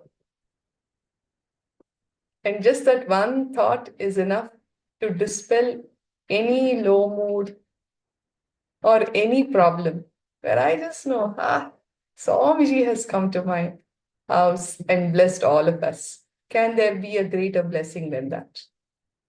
No, really, such a beauty. Another interesting story from the life of Krishna. Once, Krishna and Arjuna were walking in the forest after the Mahabharata war was over. Suddenly, Arjuna said, Krishna, you told me so much in the Bhagavad Gita during the war. You delivered such beautiful aphorisms, but because I was feeling deeply troubled at that time, I'm unable to remember them all clearly. Can you please repeat it to me now? I will absorb it deeply in my mind. Krishna replied casually, what? You do not remember? Even I do not remember anything now. Arjuna was perplexed. He asked, what are you saying, Krishna? How is it that you yourself don't remember what you said? Krishna replied, yes, Arjuna. I would have remembered if I had told you all the sutras myself. Now, Arjuna is even more perplexed and said, Krishna, do not confuse me. It is you who told me the 700 verses during the war. If you say that you did not tell me, then who did? Krishna replied calmly, all that was said was not spoken by me, but by the Parabrahma Krishna, the cosmic Krishna. The Krishna who's talking to you now is Vasudeva Krishna, Vasudeva's son. Through these stories, understand that the physical body of enlightened masters is not their own. Whatever they do with their physical body is only through divinity. They are a pure channel for existence to flow, and that is why getting even a glimpse of him is enough for a lifetime. Swamiji has told multiple times, I cannot even raise a finger without the Divine Mother's permission. Literally, it is Parashakti that is expressing through that body. Like how you use this cloth, Parashakti is using that body. There's nothing more to that divine form. When people come up with all these expressions of, oh, why sitting on the throne, why wearing a crown, why so much of jewelry, why all those colorful clothes, understand, he is just using the body like how we are using this cloth. So the physical body of the enlightened master is not even their own. It is a pure channel for the existence to flow. Whatever samskaras you collect when you are alive gets recorded in you, even if you have not paid conscious attention while collecting them. For example, let us say that you were driving your car and on the way some accident or a loud expression of grief was happening in the road. You did not really observe much, you just drove past quickly. Consciously, you may not have registered the car number, the color of the clothing of the person, or the face of the person who was involved in the accident. But if you are hypnotized, you will tell the exact car number, the color of the clothing, the person's face, etc. Now, what does this mean? It means that even if you don't pay attention to the scenes in your life, there is a system inside you which records anything and everything happening around you. Anything happening around you is getting recorded inside. Be very clear about this. When you leave the body, all the things which get recorded in your entire life will replay in front of you. Like an option, your mind will ask what you want to pick up. See, by natural intelligence, you know that the body of an enlightened being, which is there in your memory, is the best body to choose. But you choose only out of whatever is available in front of you.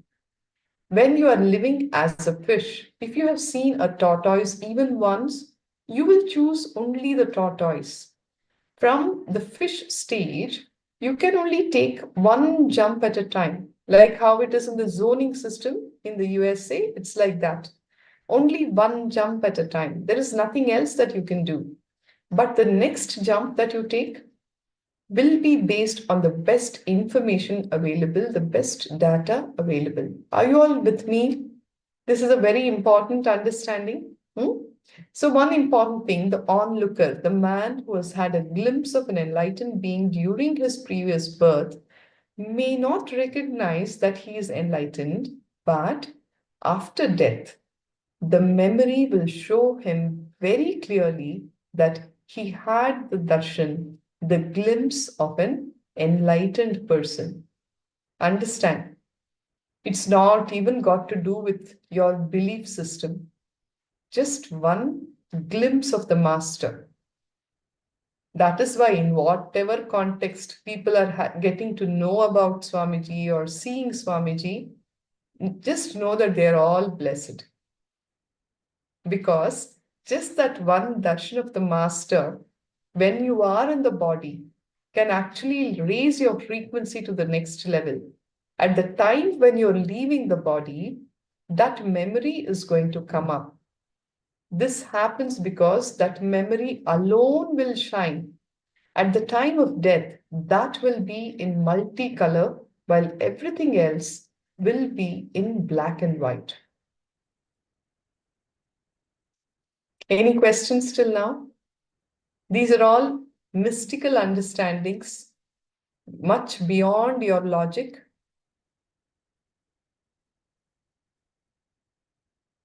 If there's anything that you need to ask, please go ahead and post on the chat box.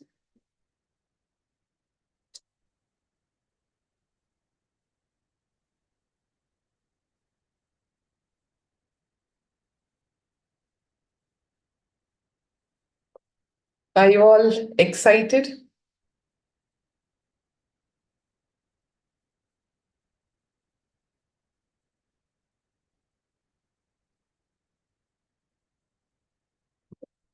To know more? Yes? All right. Ma Jessica Martin says, I have no questions. This is a great explanation. Absolutely excited. Elizabeth Ma. All right. So we'll have our next Acharya logging in and guiding you and sharing deeper understandings as we work towards the awakening and flowering of ourself in Atmaspurana. I thank you all for this beautiful opportunity. Please put your hands together for the Purna Mantra in the space of deep gratitude to Bhagavan for his ultimate compassion on humanity. Om Purnamada Purnamidam Purnat Purnamudachyate Purnasya Purnamadaya Purnameva Vashishyate. Om Shanti Shanti Shanti Harihi Om Tat Sat. Sarvam Bhagavat Shri Nithyananda Paramashiva Padukarpanamastu. Om Nithyanandam. Thank you. Thank you, everybody. Thank you, Ma Kameshwari. Nithyananda.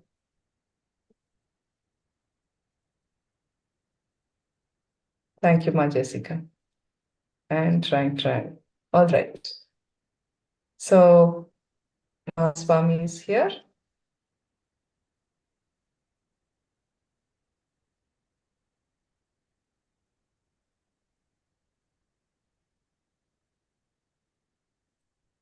Yes, thank you, Ma. Nithyanandam. Nithyanandam, everyone. Let's start our sessions with this Sadguru Vandanam. Please sit straight with Atmanjali Mudra.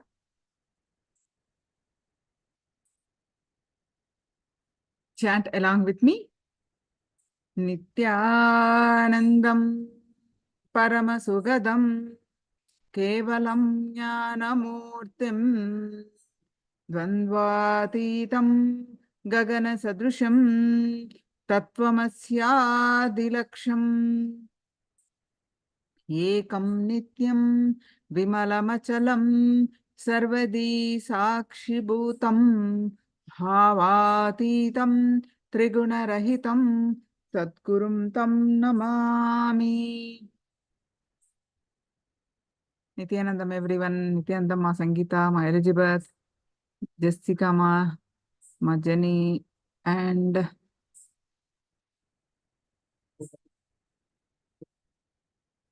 Ma Na. So some of you are on camera, but I can't see you guys. Not sure why. And I request all of you to be on camera and participate in the sessions. And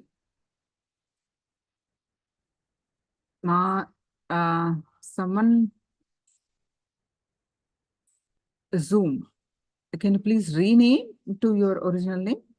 All right. So now let's start with the power manifestation of the third eye. So quickly post your powerful cognitions. We'll start off with third eye power manifestation.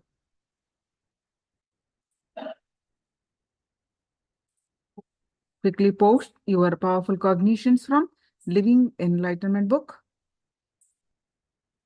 Just receive powerful cognition from the book.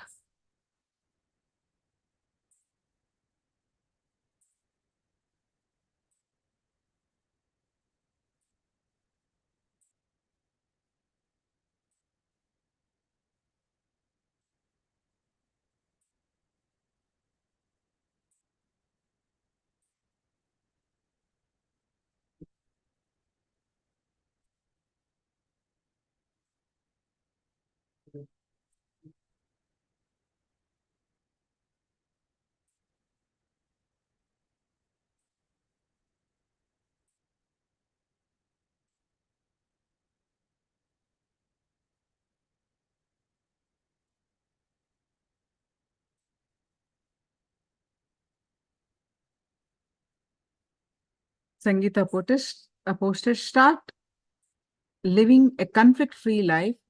What you experience as the world will become conflict-free. What you visualize as the world will be conflict-free. Wonderful. And Ma Elizabeth, meditation technique, leave the master, try this technique. Anything comes to your mind, ask, how will master behave? Do the same. So beautiful. All right. So now with these powerful cognitions, how the master behaves. So beautiful. So please sit straight and close your eyes and tie your eyes with eye band.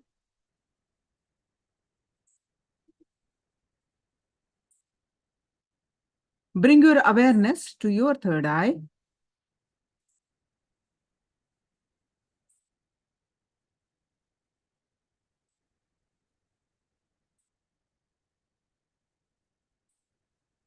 Any thought that are coming, let it come, let it go. You bring your awareness to your third eye and fill your inner space with Swamiji's form. And with this space, start chanting the Mahavakya. Om Nithyananda Paramashivoham. Intensely chant the Mahavakya and experience the space of oneness. With the space of oneness,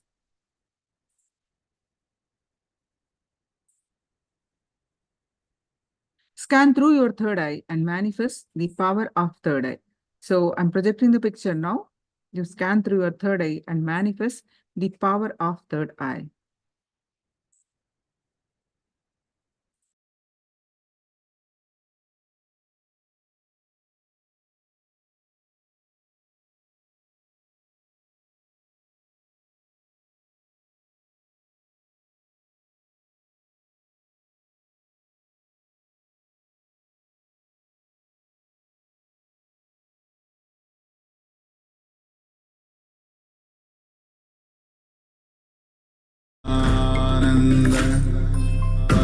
Paramashivoham Om Nithyananda Paramashivoham Om Nithyananda Paramashivoham Om Nithyananda Paramashivoham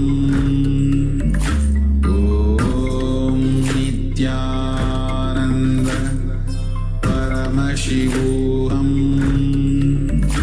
Om Nithyananda Paramashivoham Om Nithyananda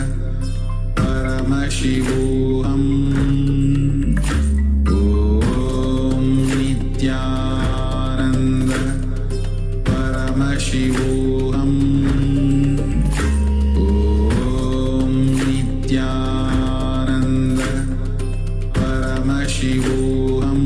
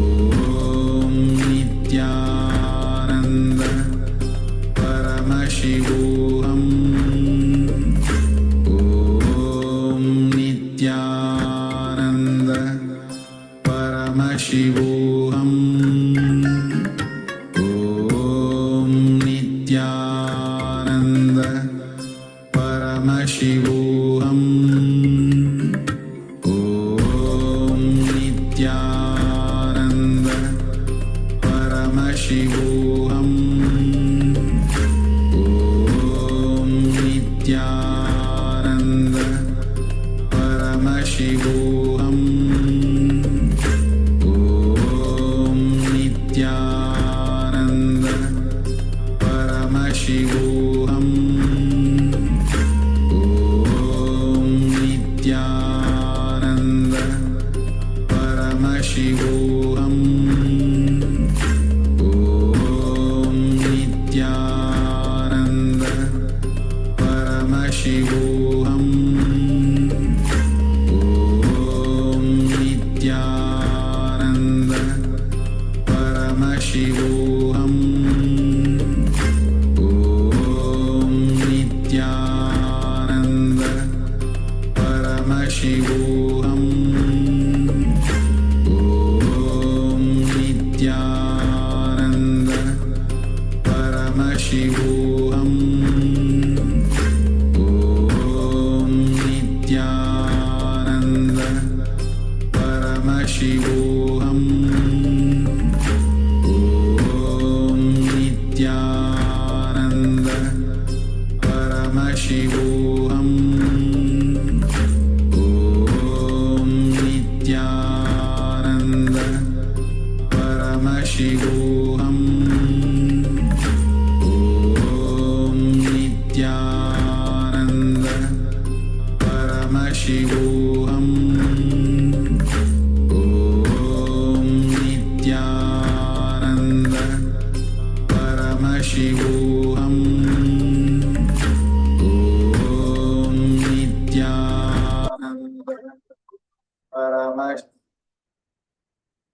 Yes, now please go ahead and post whatever your third eye revealed in the chat.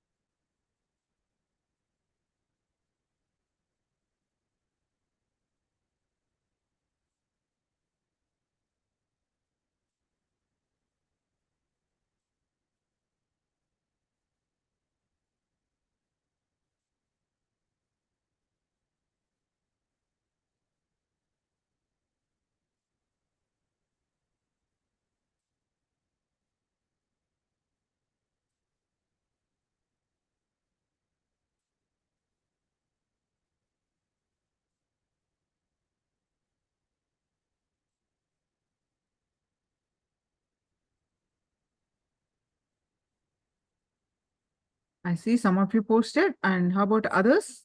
Quickly post.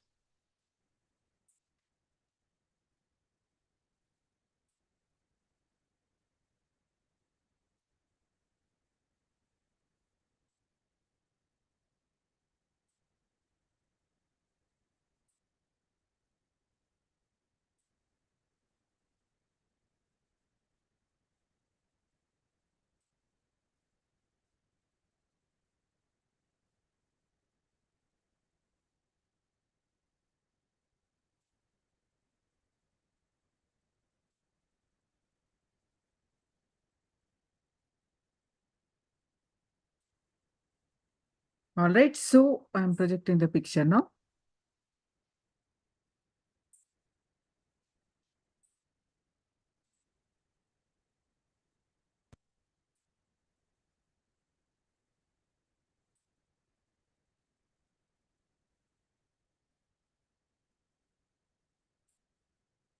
Beach, open sky.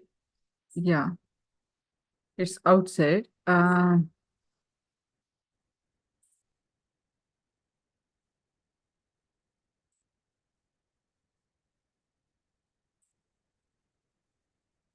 The bright nature. Yes, it's a Jenny also kind of okay. Good manifestation. Yes. Now let's enter into our next kosha. So what are all you have learned so far?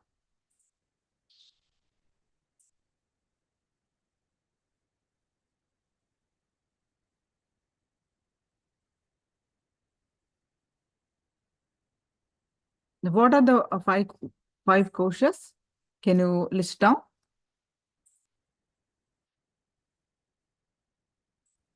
What are the five koshas? What is the kosha?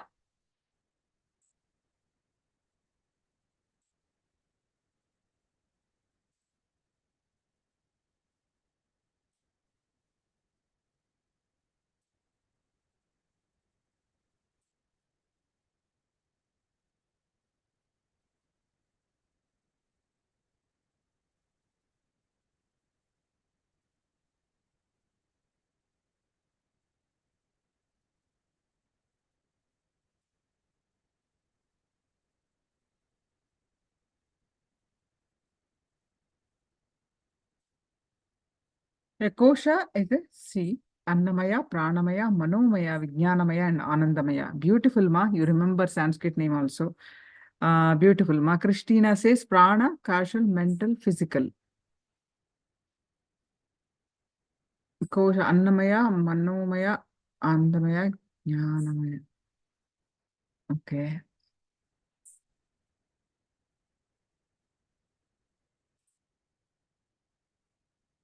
All right. So let's enter into the next one. So what Elizabeth Ma posted is a perfect. Let me explain to you. The physical body, that's the outermost layer. Then we have the breath, right? Through the breath, through the air, the life energy goes in. That is called prana. That is called prana. So that breath layer or pranamaya kosha in Sanskrit. Breath layer. First is physical. First means outermost layer is physical layer, which survives with the anna. Anna means food. So that is annamaya kosha in Sanskrit. Then we have this breath. Through that breath, through the air, the life energy that goes in, that life energy is we call prana. So the pranamaya kosha. Then we have this mental, all the thoughts that is manas, manomaya kosha, mind layer, third one. Then, which is in the middle. The next one is intelligence, vijnanamaya kosha. Then last one is the bliss layer, the anandamaya kosha. So we are going to learn now the second one, the pranamaya kosha.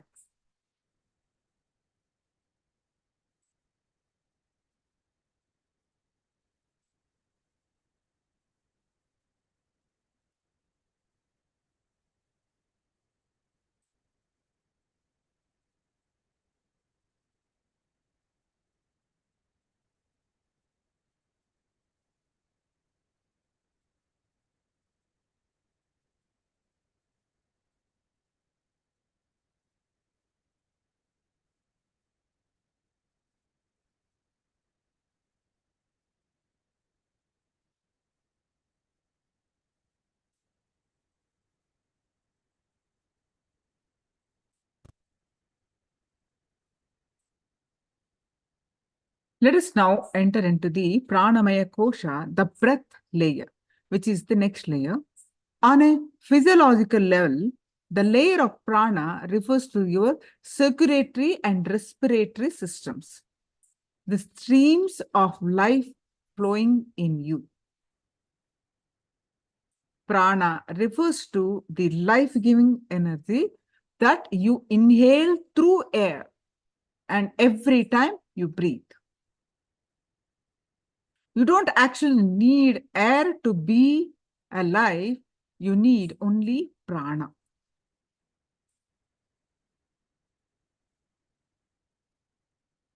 So the 5 prana processes, prana happen in 5 ways. The prana processes that happen in you are inhaling, staying, spreading all over, exhaling, and cleaning.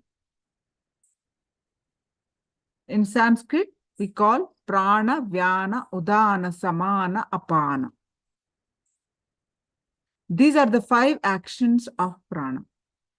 Going in, staying, spreading all over, leaving the system, and cleaning. All these 5 processes put together is called the pranic layer. One important thing you need to understand here is the air which goes inside through nose is not prana. Understand the difference between the words prana and air. Air is the vehicle.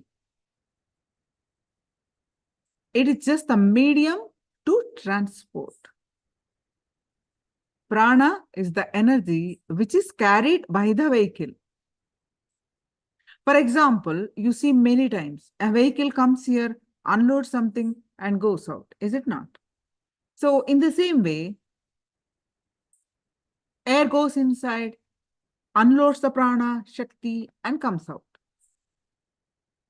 The problem is because of your restlessness, unconsciousness, and shallow way of breathing, separation of prana shakti from air, that is unloading time, is not much.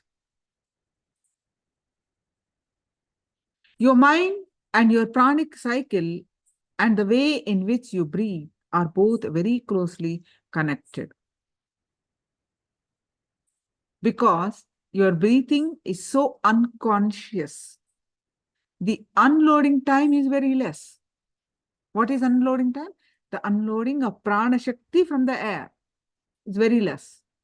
With less unloading time, only half of the prana gets unloaded and spreads through the body and the air comes out. Ramakrishna Paramahamsa saw Vivekananda's breathing and said, this boy will not live long. Ramakrishna said very clearly that he will not see age 40. And Vivekananda passed away at 39. His breathing was very shallow. Maybe he consciously designed in that way. After all, he was an enlightened master. Of course, if he wished, he could have altered the way of breathing. But he decided to leave the body early. Anyhow, you have not decided to leave the body, so you can change your breathing consciously. You can make it sharp. As of now, our breathing is unconscious, and that is why the unloading time is very less.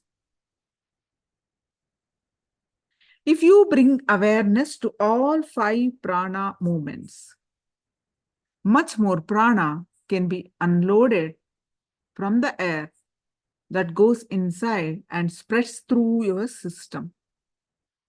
Civilization has taught us to completely control the activity of cleaning. That's why you end up with stomach problems. In civilization, the natural cleaning process is not allowed.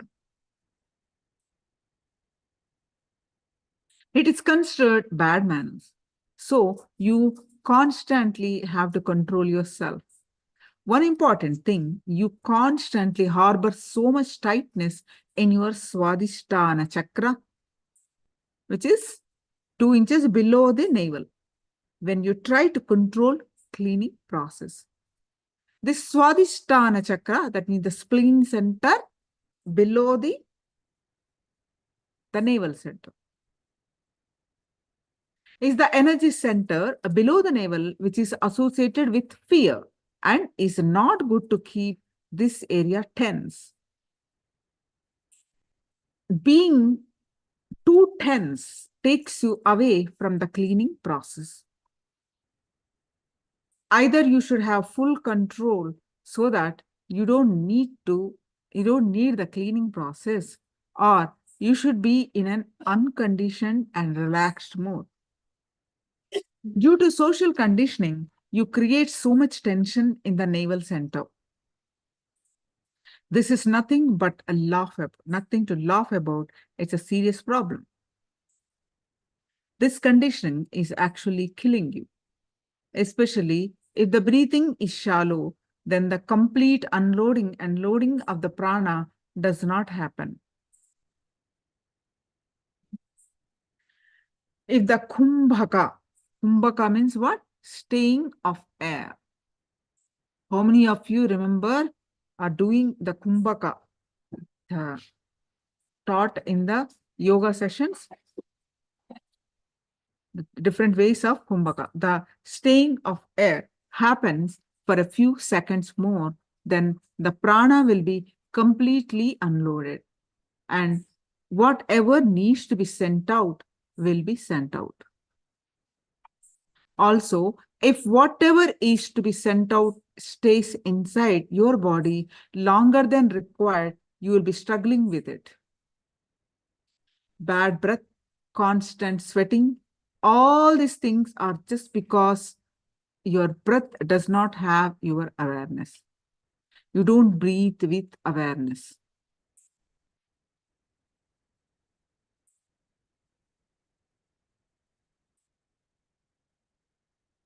All the 5 steps of the breathing process do not have your awareness. That is why there is so much of suffocation. One more thing, because that routine for the entire day is fixed, you have practically lost the spontaneity. Many times you must have seen, you will come down from your bedroom through the same path, sit in the same chair, have the breakfast, walk on the same way, get into the car, and only after reaching office, you will realize that you drove for an hour and a half on the road. Your entire morning routine goes unnoticed by even you. How many of you are able to understand what Swamiji is conveying?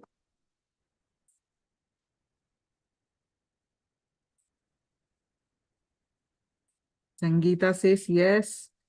Elizabeth Ma, are you able to understand? Jenny, Christina?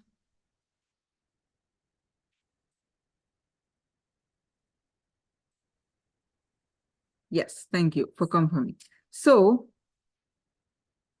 it should be alive and deep with awareness. The prana, the air, or whatever breathing process that we are taking, it should be deep, alive with awareness. Bringing a little awareness to the breathing pattern, bringing a little awareness to the prana will create a more of a gap between inhaling and exhaling. It means that the unloading of prana and the spreading of the air energy, which is no longer necessary, that will be done completely. If there is enough gap between inhaling and exhaling, then the cleaning process, that is apana, will also be done by its own nature. The prana going through the cycle itself, the prana cycle itself is natural, but we need to have a little bit awareness, the way we need to let it happen the way it is supposed to happen. You don't need any other process for apana to happen. The detoxification is designed, inbuilt in our breathing. But because we made our prana very shallow, the apana, the detoxification is not happening. Jessica says, this is good. I do struggle with my breath in yoga.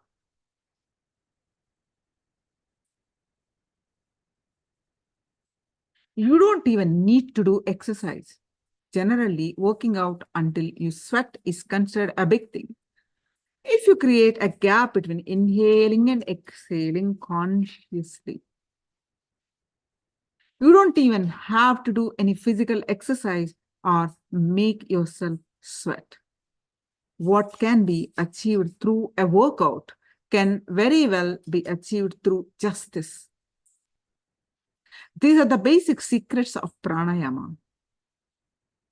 That is why pranayama is considered to bring good health, energy, and healing to the body. How does it do so much of cleaning? It's a very simple technique which you are going to do now.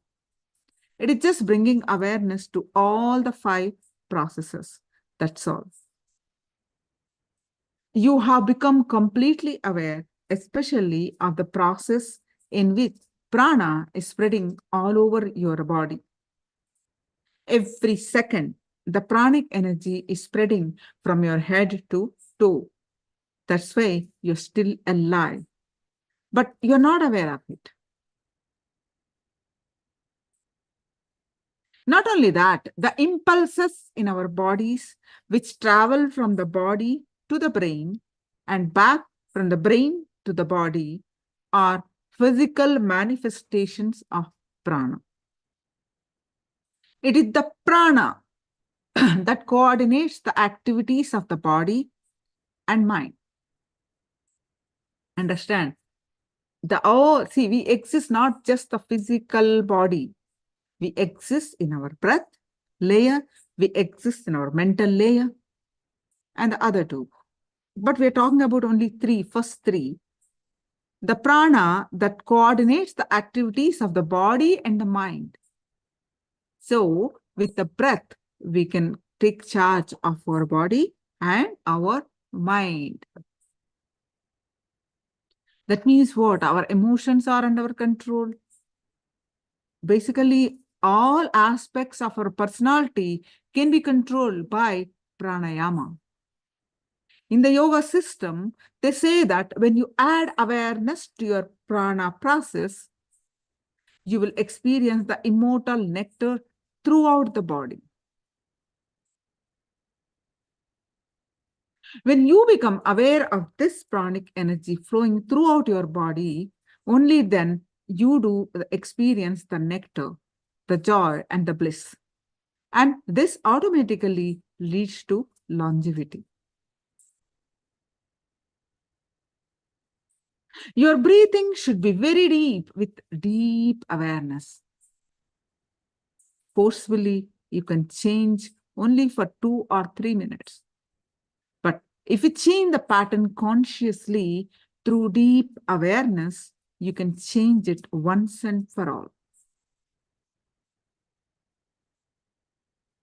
Throughout the day and night, the pattern of breathing will be changed. Now, we are not going to change it by force. Changing it by force is called pranayama. That will help only for 10 minutes. Changing it consciously by bringing awareness to it will change the breathing pattern throughout day and night.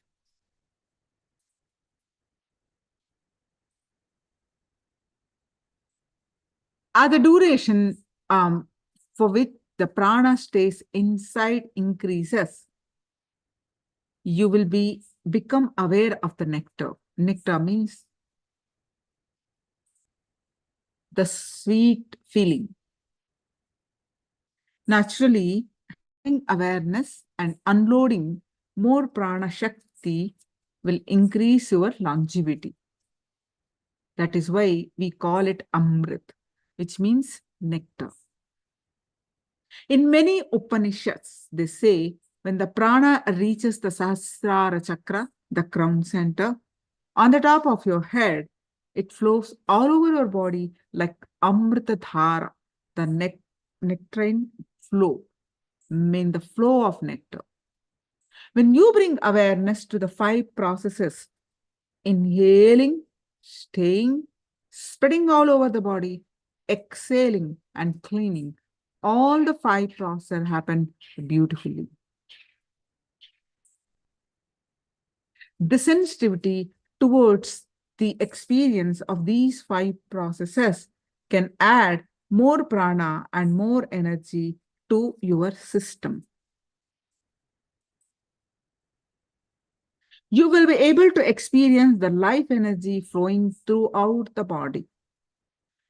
One difficulty with this meditation is that when we do it after food, we tend to sleep. Just get up and stretch your bodies, and then we can sit in meditation. So just get up. Please loosen your belts, because for the meditation which you are going to do, nothing should be tightly gripping your body. Just get up and shake your body and be awake, all of you. We're going to do this meditation. Just shake your body just for a minute. So you will be more alert. Otherwise, this process will make you sleep. Let's start. First, just shake the body first. Shake. Just a minute.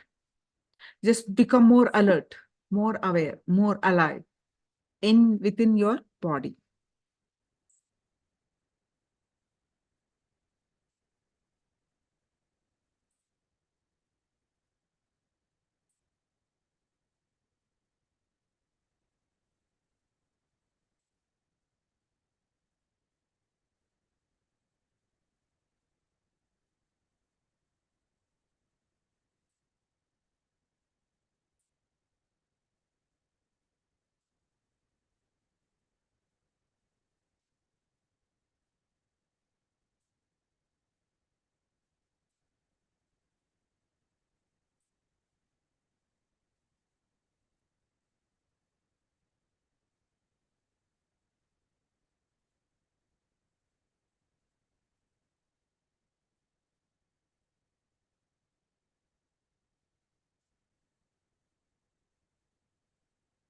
Done? Few more seconds. Shake, jump, whatever you do, just become aware, alert.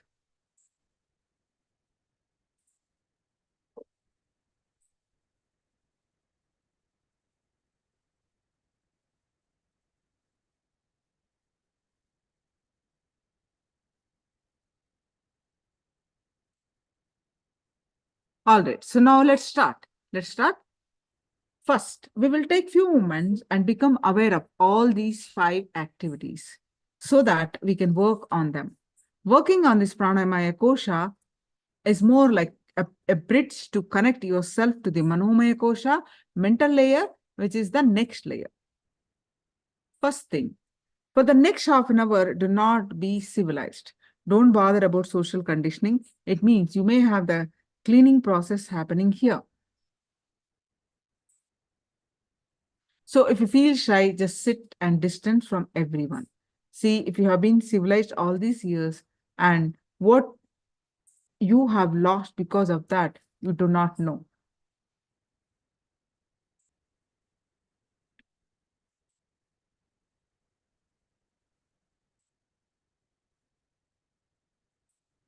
When the pancha prana, the 5 pranas, the 5 prana process happen with awareness.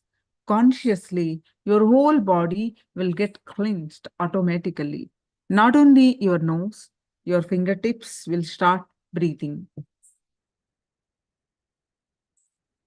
Your whole body will become alive. It will start cleaning itself.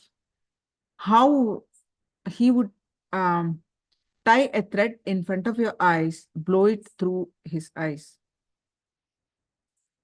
Swamiji was sharing about his guru. He could clean the eyes just with the prana. If you clean your eyes through prana, they will look sharp and shiny.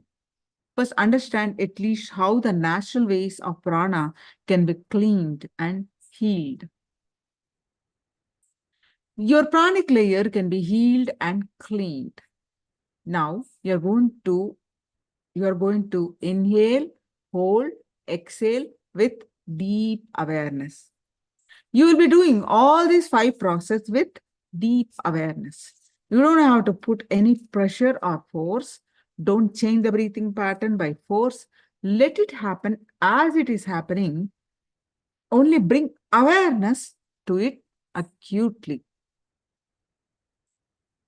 First, be aware of only during the inhaling part. Just listen to this first. Even if you miss other parts, it is all right. But don't miss the inhaling part. Just be aware of what's going on, what is happening. When the process happens, what is happening inside your system. Next, we'll shift awareness to the gap between inhaling and exhaling. If you are unaware of inhaling, exhaling, it is all right. But don't miss the gap. Just see what is happening in the gap completely.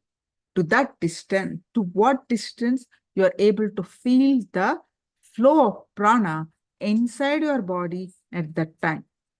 Next, bring your awareness to the exhaling part. After that, bring your awareness to the cleaning process. Observe what is happening inside your stomach. What is happening when the prana comes in and goes out. Just watch and feel the whole thing. In this fashion, bring awareness to every step. The last meditation technique was very wild and strong. This one is very mild and subtle technique. You need strong awareness to work with this method. First thing, cast the right place for you. Be completely relaxed. Don't be tense, but you cannot sleep either. You can't lie down. If you wish, you may sit on a chair. Otherwise, you can sit on the ground. Please close your eyes and tie the eyes with eye bands. Sit in a very relaxed way. Release all the tension.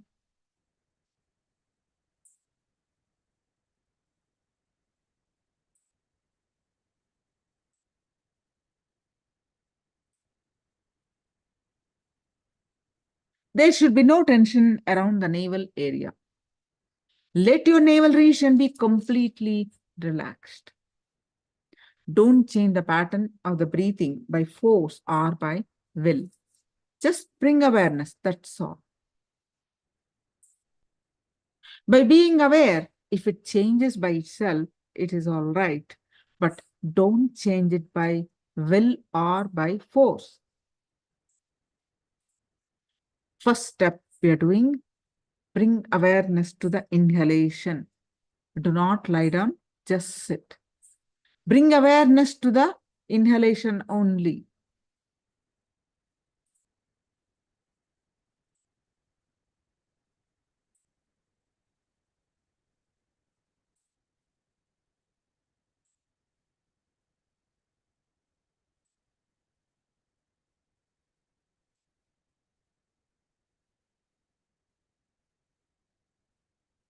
Let's do this for a few minutes. Bring awareness to the inhalation only. Yeah, just our, Jessica, correct, ma. Just our breathing, nothing to change. Oh, it has to be long breath. Oh, my breath is short. Don't bother.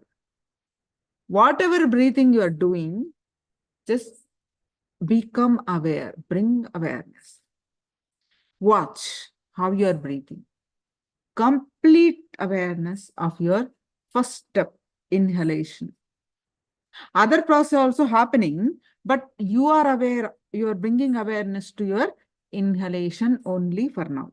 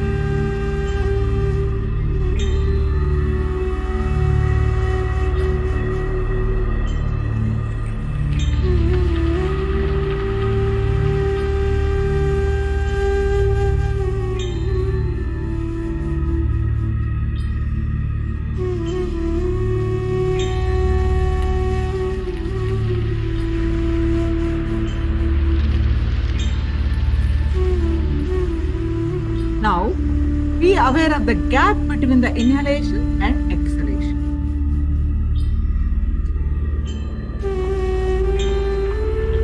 This other process are happening, but you become aware of, bring awareness to the gap between the inhalation and exhalation.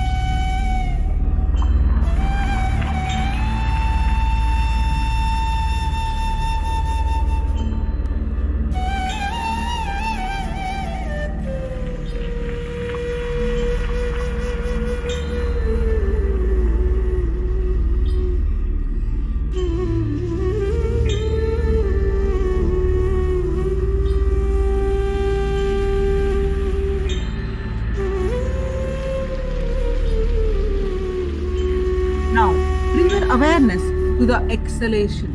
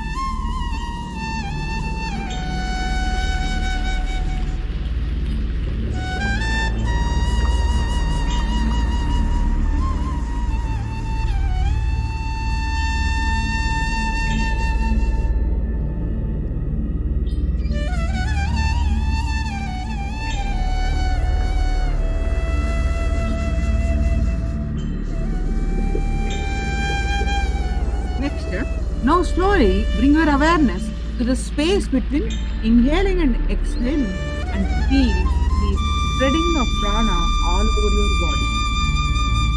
Bring awareness to that part where the spreading of prana occurs.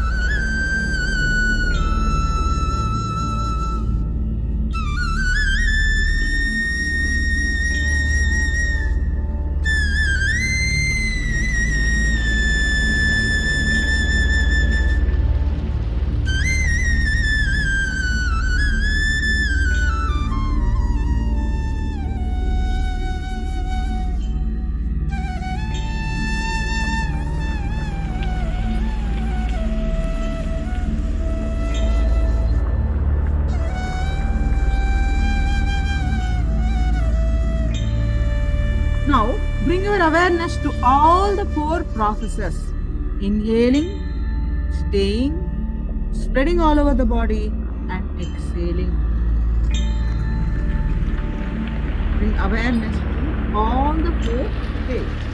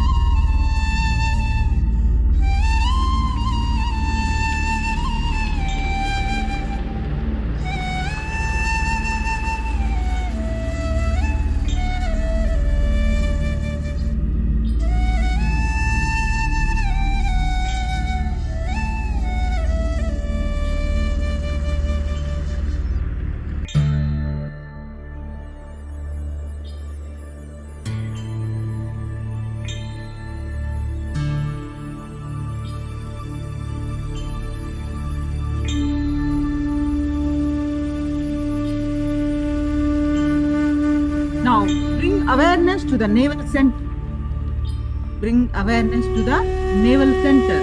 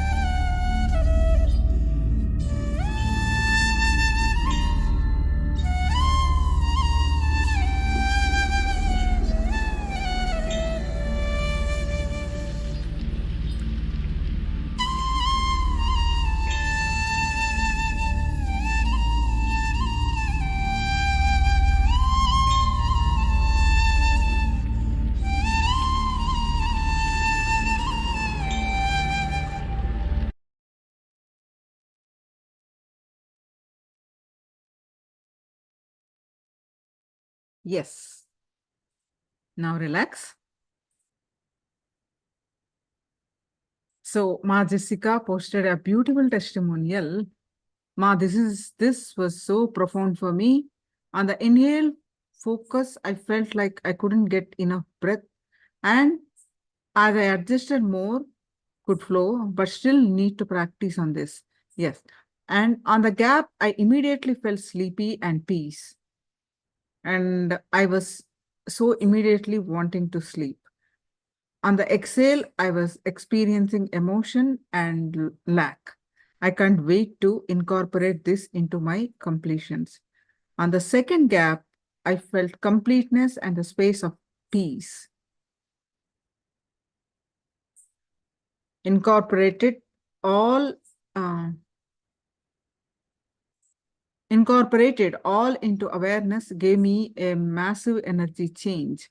In my navel, at first, I wanted to purge, but then my body became very relaxed and started releasing tension. I a few more breaths and I could feel my fingers and toes tingle and finally take in the energy. So beautiful.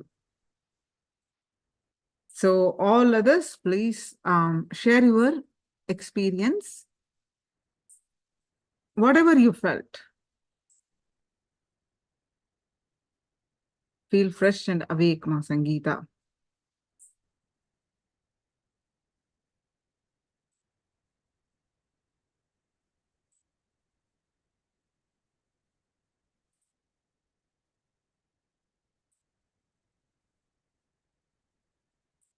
All right. So for those of you, Agama Priya, Nihi,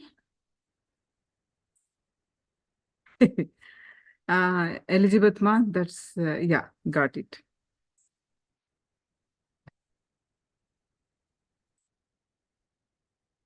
Lokya, all others who are off camera and please come into the camera. Guru Jnana Prasadini, all of you, please come in front of the camera and participate.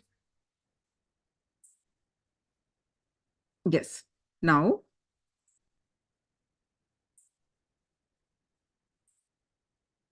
we're going to listen to Swamiji about the Atmaspurana, the flowering of bliss, and then move on to the next layer, Manomaya Kosha, the mental layer.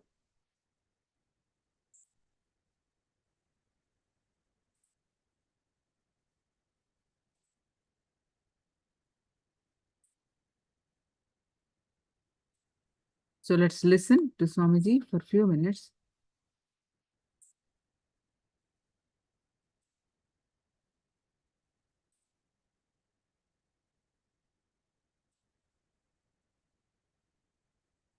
So, see, Ram, don't do what masters do. Do what they say. Because I don't think my actions are going to help you. Only my words will help you. Even in my case, I will always tell that when you eat, put your awareness on the food and all those things. When I eat, purposely I should be given a newspaper or some paper. Because if I put my awareness, I can't eat more than this much. More than this much I won't be able to eat. Maximum 4 or 5 morsel food only will go inside. So I have to put my awareness and attention in something else. I'll be eating, I'll be seeing something else and talking something else and quickly push the food inside the mouth. It will be like I have to be told so many stories to eat. So like this. So enlightened master's lifestyle itself can't be, you can't duplicate in your lifestyle. When you see the confidence and the courage and the main thread, the energy, that you can pick up, but not the activities itself. There was an enlightened Zen master who was a chain smoker, and that guy was asked, you are a chain smoker and you are teaching everybody don't smoke. He used to tell everybody don't smoke, don't smoke. Then that master says, I don't have to practice what I teach because I am not in the same plane to whom I am teaching. to whom I am teaching, they are in different plane. I am in different plane. So it's totally different space. I am teaching for that person. So I am in totally in different place. You can't expect me to follow that. So can one be enlightened without being a healer? Yes, you can become enlightened without even coming to my program. So even coming to my program is not necessary to become enlightened. There are so many ways to get enlightened. Healing initiation may help you. Being a healer may help you. But tomorrow's healing initiation, you don't need to be a vegetarian. If you want to go for the next level healers initiation, you have to be vegetarian. Tomorrow you are going to heal only yourself. Self-healers, I made it separate now. Can you describe what we will see when we achieve enlightenment, please? I can't describe, I can tell you what you will feel. You may feel that, see now how much you feel you are alive in your skin, inside your skin. Same way you will feel alive in everybody, in everything. Now I can straight away tell what you are thinking. I can straight away see and write the whole thing in the board. I can straight away feel what you are feeling inside.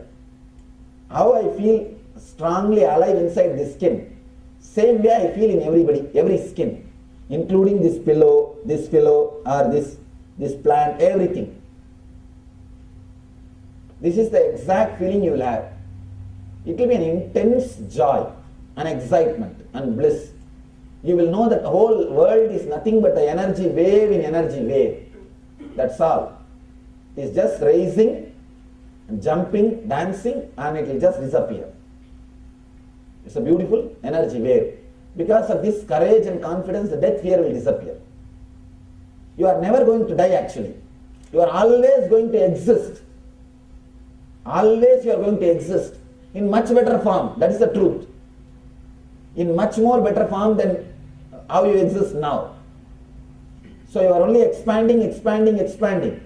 The continuous auspiciousness is happening.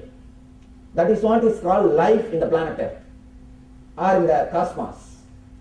A continuous auspiciousness. Every moment you will be a better and better being. That is the continuous auspiciousness. A huge energy wave rising and playing with itself. Energy playing in energy. Play of eternal consciousness. That's what we call Leela. Leela. We don't call life as a history or something. We call it as a Leela. So that is the truth. You will realize that. That's all. Are there life forms? That's all. Let me answer this part. Can one figure out who or what he or she was in the previous life? I can't tell, but usually why do you want to know? It will be too much load on your head. Last your 30 years memory itself is haunting you. Why do you want to suffer with a 60 more years memory? Enough, this 30-year memory, get rid of this 30-year memory. Can family members be reincarnated into the same family? Usually these fellows come back again. Because somehow, even after so much of punishment and suffering from you, they don't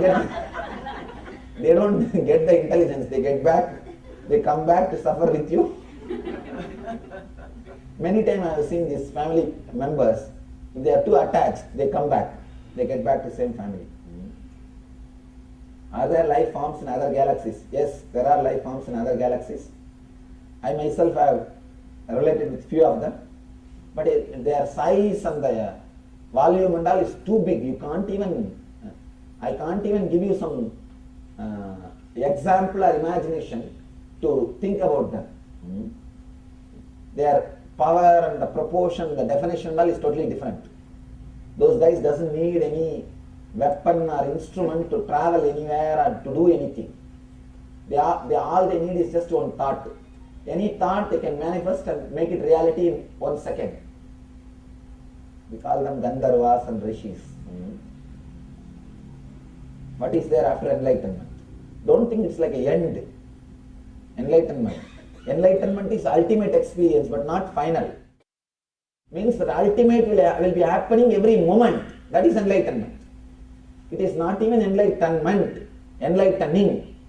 Enlightenment is a noun, not verb. So sorry. It's not a noun, it's a verb. It's a constant happening, enlightening. So you can't even ask after what. Where are Buddha, Mahavira, and Jesus these days? They're all sitting here and there everywhere, don't you see? They're all here to guide you. Oh God, big thank you. Nice, was nice. Seeing the handwriting, I know from whom it is. Okay. Let's work on that. Vijnanamaya kosha. It's a nice. All right, please settle down. Do be enough. Come back. How do you say it? Well, how do you say it? Vijnanamaya kosha. Jnana. No, tell jnana. Jnana.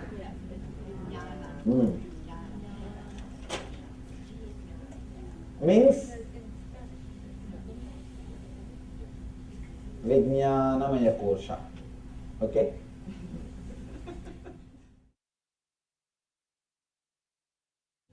You can pronounce as you want, no problem. Visualization layer. Maybe you can translate it into English. Visualization layer.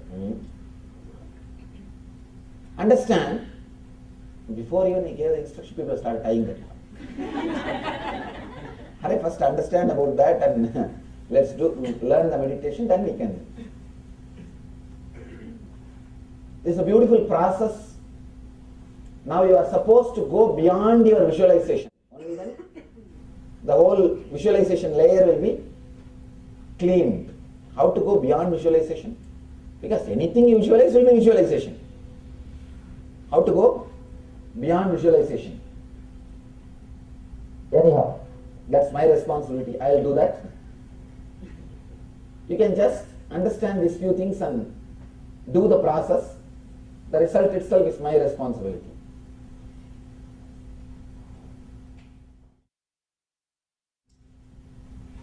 Understand the boundary of every kosha, every layer. Your annamaya, the first layer boundary is your skin. Where your skin ends, there your annamaya kosha ends. First layer ends. Pranamaya, breathing layer. That boundary ends, your smelling distance.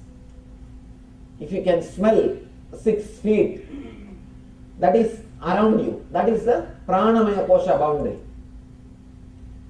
Your manomaya kosha boundary is all the things you can understand logically and comprehend, handle. That is manomaya kosha boundary. Vijnanamaya kosha boundary, all you can visualize is Vijnanamaya kosha boundary. Now you are supposed to just jump out of your visualization. That boundary means we will visualize to the extent where you are just not able to visualize anymore and become silent. Your visualization is exhausted. For example, if you can visualize this room has become already part of your Vijnanamaya kosha. Am I right? If you can visualize this whole hotel has become part of your visualization. If you can visualize this whole Oklahoma City, the Oklahoma City has become part of your visualization boundary. If you can visualize this whole country, then this whole country has become part of your boundary. If you can visualize this whole globe, planet Earth, the planet Earth has become part of your boundary. If you can visualize this whole galaxy, that has become part of your boundary. When you are expanding your boundary like this, at one point, suddenly your visualization will give way, will break. For some people, it will break even while you are crossing this country. For some people, it will give way when you cross this planet Earth. And at one point, it has to give way. It has to give way. Maybe this whole galaxy or the galaxies. How will you comprehend the whole galaxies inside your visualization, inside your boundary? Naturally, Your visualization has to give way. At one point where your visualization should feel awe and should not be able to expand further. That space, that jump is what is needed for doing the process of Vijnanamaya Kosha, to enter into the next layer of Anandamaya Kosha. I will guide you step by step.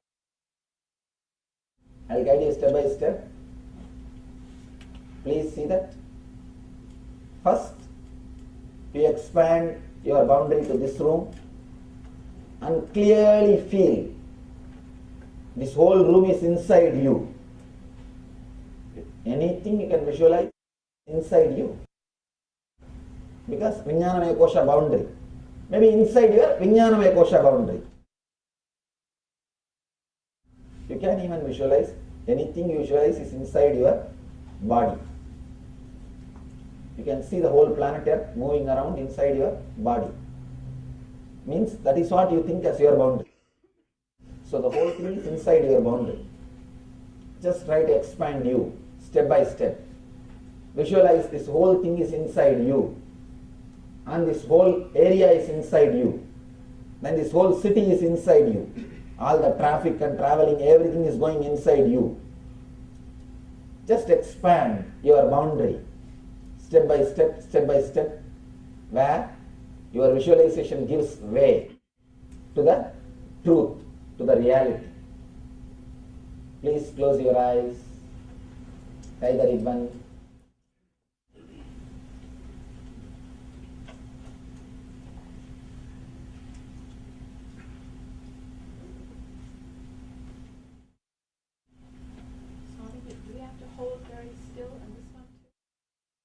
Your body should be still. Please now itself adjust your body. Your body should be frozen. Once you start the meditation, you can nicely relax, but don't lie down. You can stretch your leg. You sit in a very relaxed way. Your body should be frozen once you start the meditation.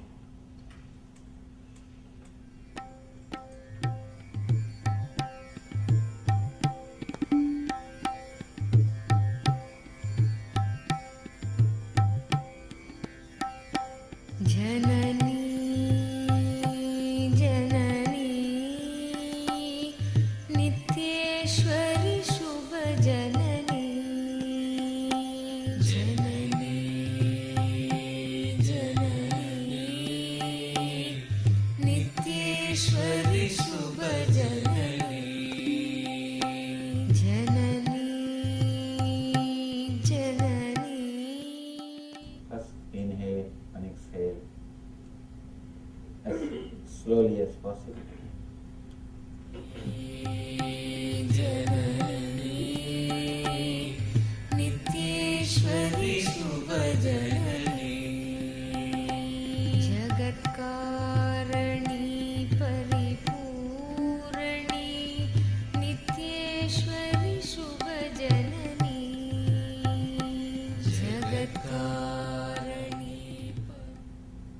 Feel your boundary inside your skin.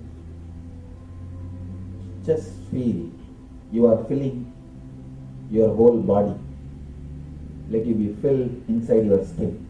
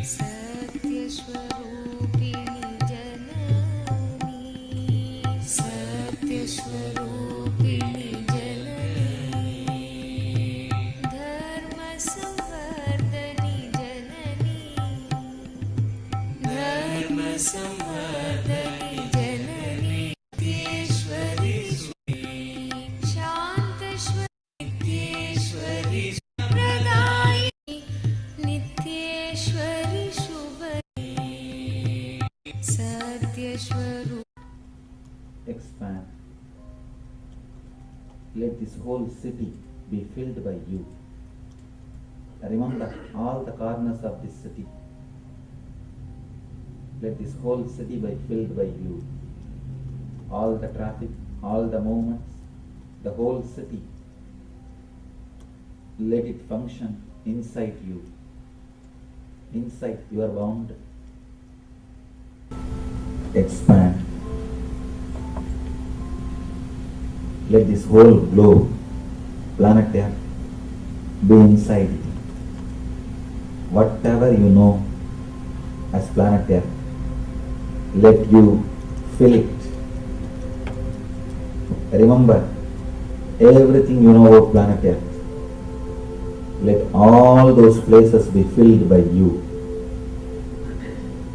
Let all those places be part of you. Expand. Let everything be inside you.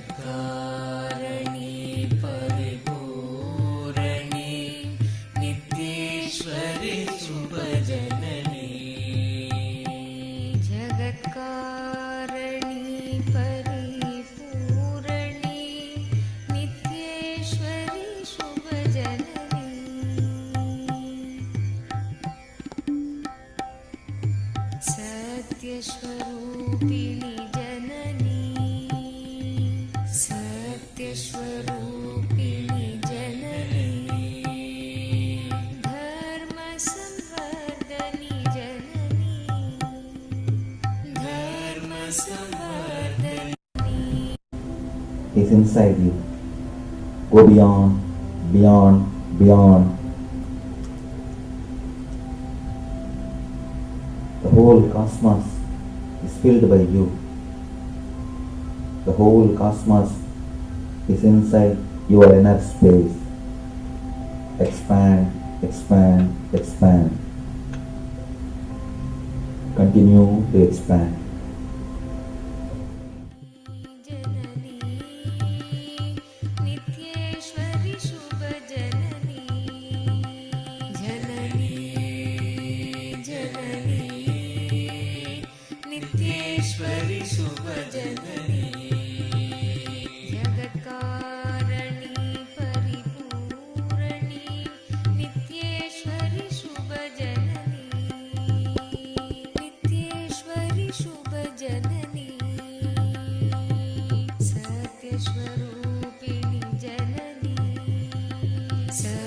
स्वरूपिणी जननी धर्म संवर्धनी जननी धर्म संवर्धनी जननी शांत स्वरूपिणी जननी शांत स्वरूपिणी जननी प्रेम प्रदायिनी जननी प्रेम प्रदायिनी जननी शांत स्वरूपिणी जननी शांत स्वरूपिणी जननी प्रेम प्रदायिनी जननी प्रेम प्रदायिनी जननी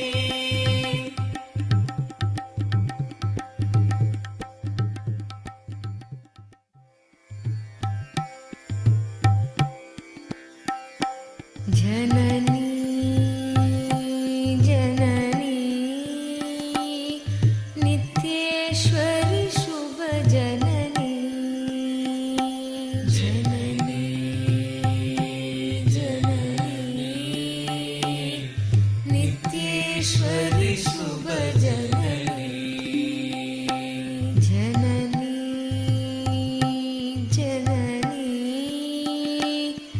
नित्येश्वरी शुभ जननी जननी जननी नित्येश्वरी शुभ जननी जगत्कारिणी परिपूरणी नित्येश्वरी शुभ जननी जगत्कारिणी परिपूरणी नित्येश्वरी शुभ जननी जगत्कारिणी परिपूरणी नित्येश्वरी शुभ जननी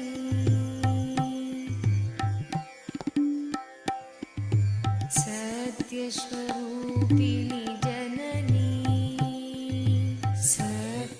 सत्यस्वरूपिणी जननी धर्म संवर्धनी जननी धर्म संवर्धनी जननी सत्यस्वरूपिणी जननी सत्यस्वरूपिणी जननी धर्म संवर्धनी जननी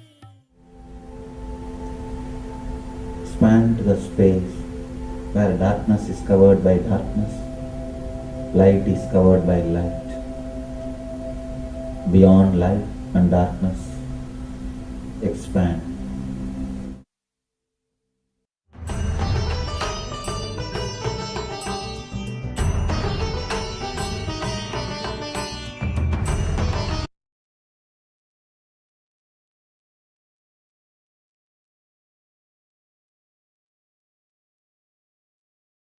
Yes. Now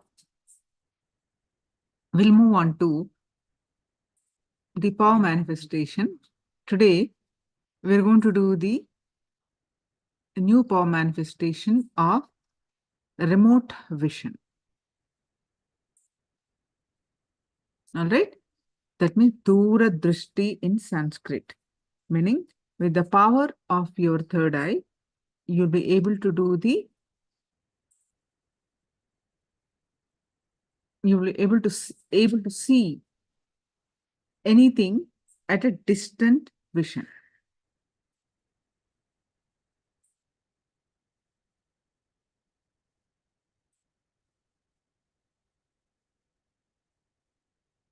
I request all the others to be on camera and to be participating in the sessions. All right, so let's do the remote vision, and please post your powerful cognitions from Living Enlightenment book.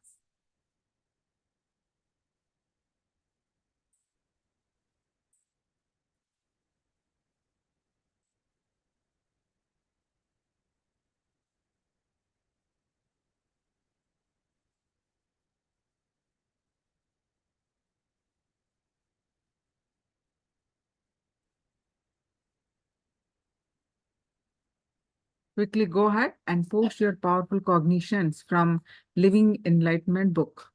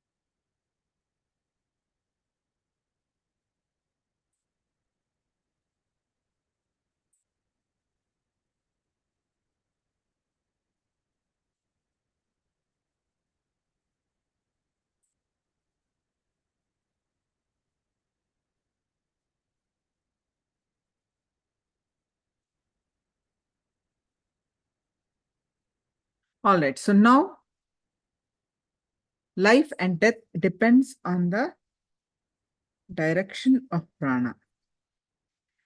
So please sit straight, close your eyes.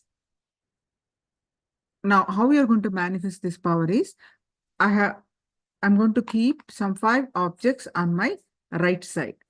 You have to scan through your third eye and manifest the power of the distant vision. All right. So please sit straight. Scan through your third eye and manifest the power of distant vision. So sit straight, close your eyes, tie your eyes with eye band.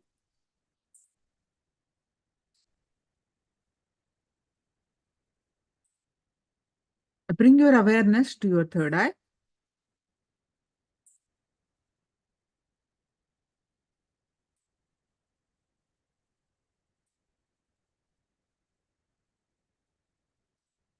And fill your inner space with Swamiji's form.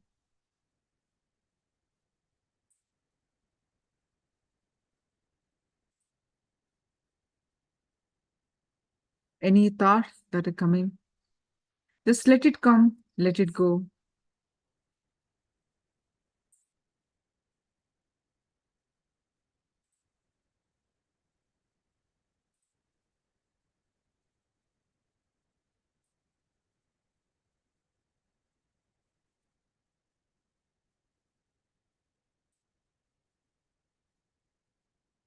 You bring your awareness to your third eye again and again and start chanting the Mahavakya. Continuously start chanting the Mahavakya and experience the space of oneness. With the space of oneness, scan through your third eye and find out what are the 5 objects on my right side. I kept 5 objects on my right side. What are those 5 objects? Let you all open all your 3 eyes. Manifest powers of Mahasudarshivam. Om Nithyananda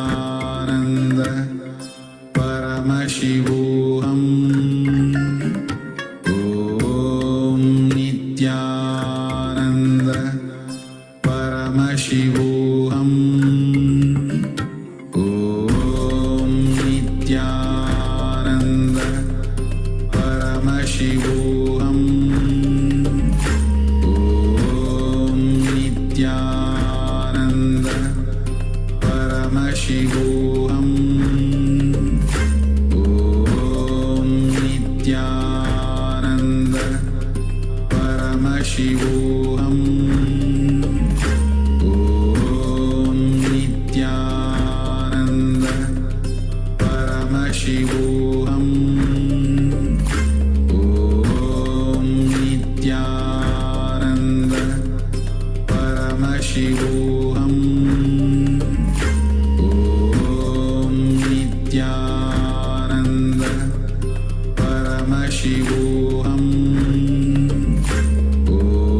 Om Nithyananda Paramashivoham Om Nithyananda Paramashivoham Om Nithyananda Paramashivoham Om Nithyananda Paramashivoham Om Nithyananda Paramashivoham Nithyananda.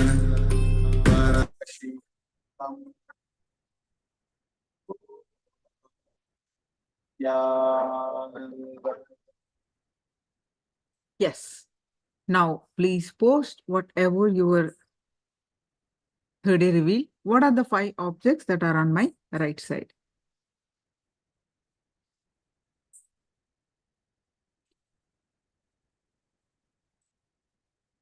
Quickly post. What are the objects on my right side? Take 2 minutes and post it. Please post your responses.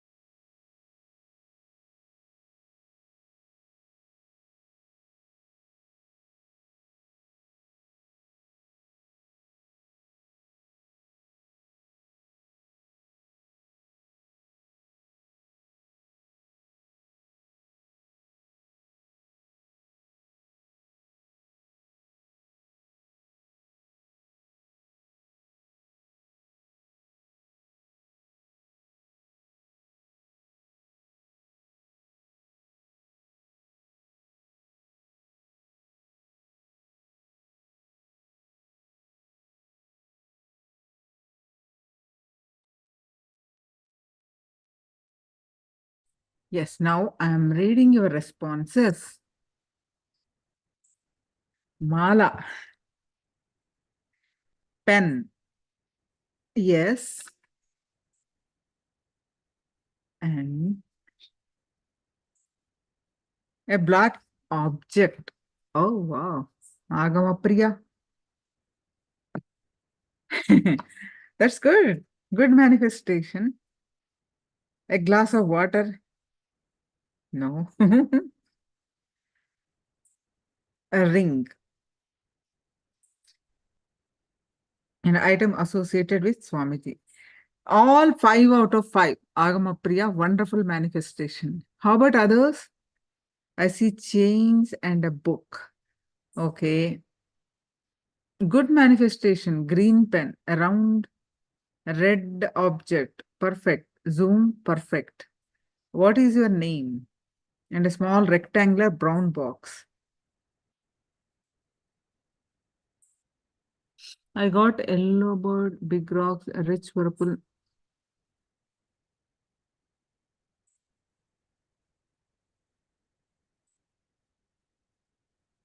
All right. So now let's move on to manifesting. Let's move on to the third one layer, Manomaya Kosha. Let's understand the Manomaya Kosha.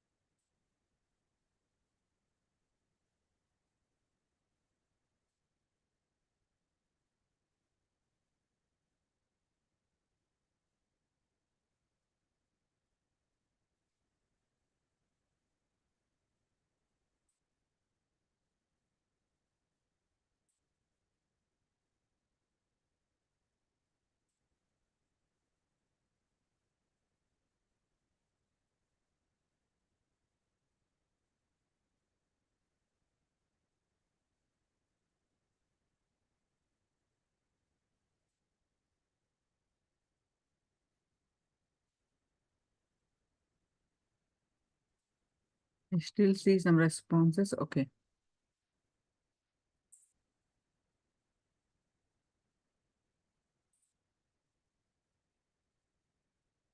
This moment, I'll be right back.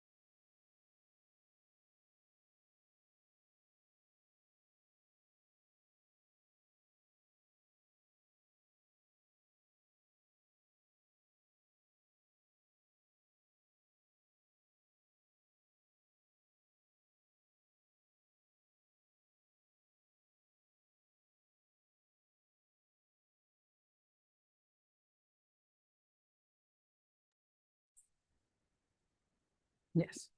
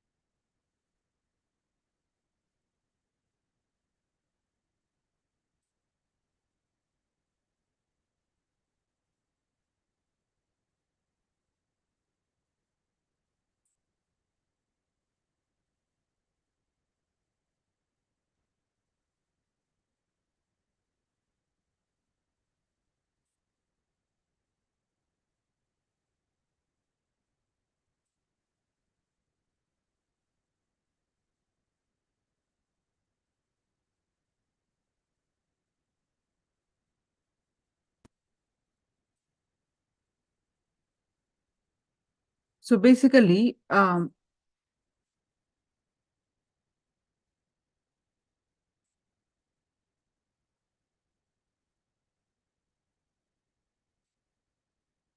third layer is Manomaya Kosha, the mental layer. In this layer, where your constant inner chatter goes on inside you. The inner chatter is nothing but a constant formation of words that happen in you that don't bear any significance to anything, but it just goes on. It is just a flow of words to do with irrelevant association of things. That's all. This constant flow, that is what we call worry.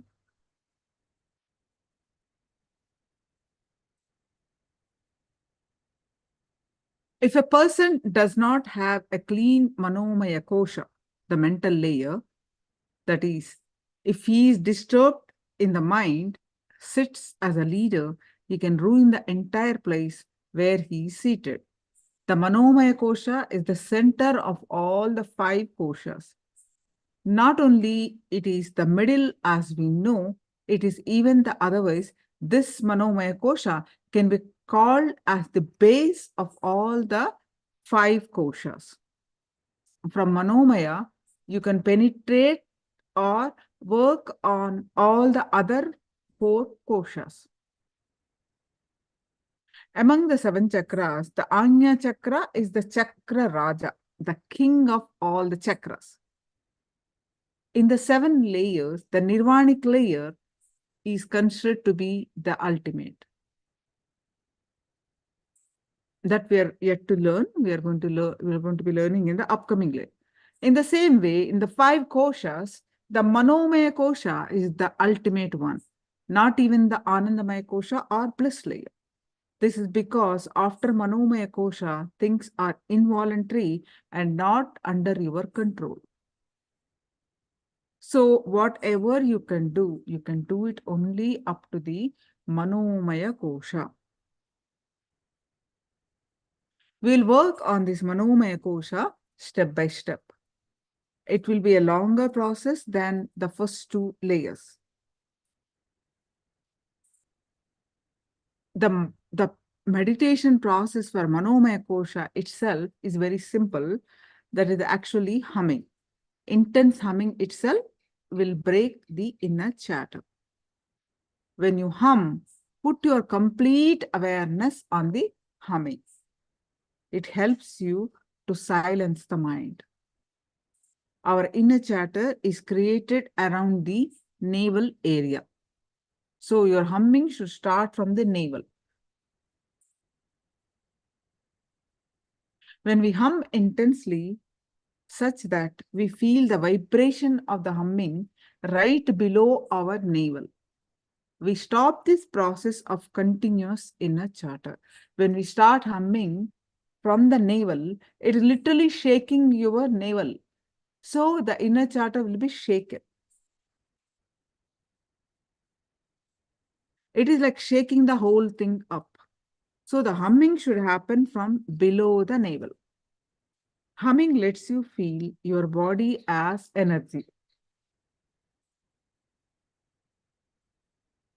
The moment you start humming, you start feeling light, as if you are floating. You do not feel the heaviness in the body because humming matches the vibrations of the mind with the vibrations of the body.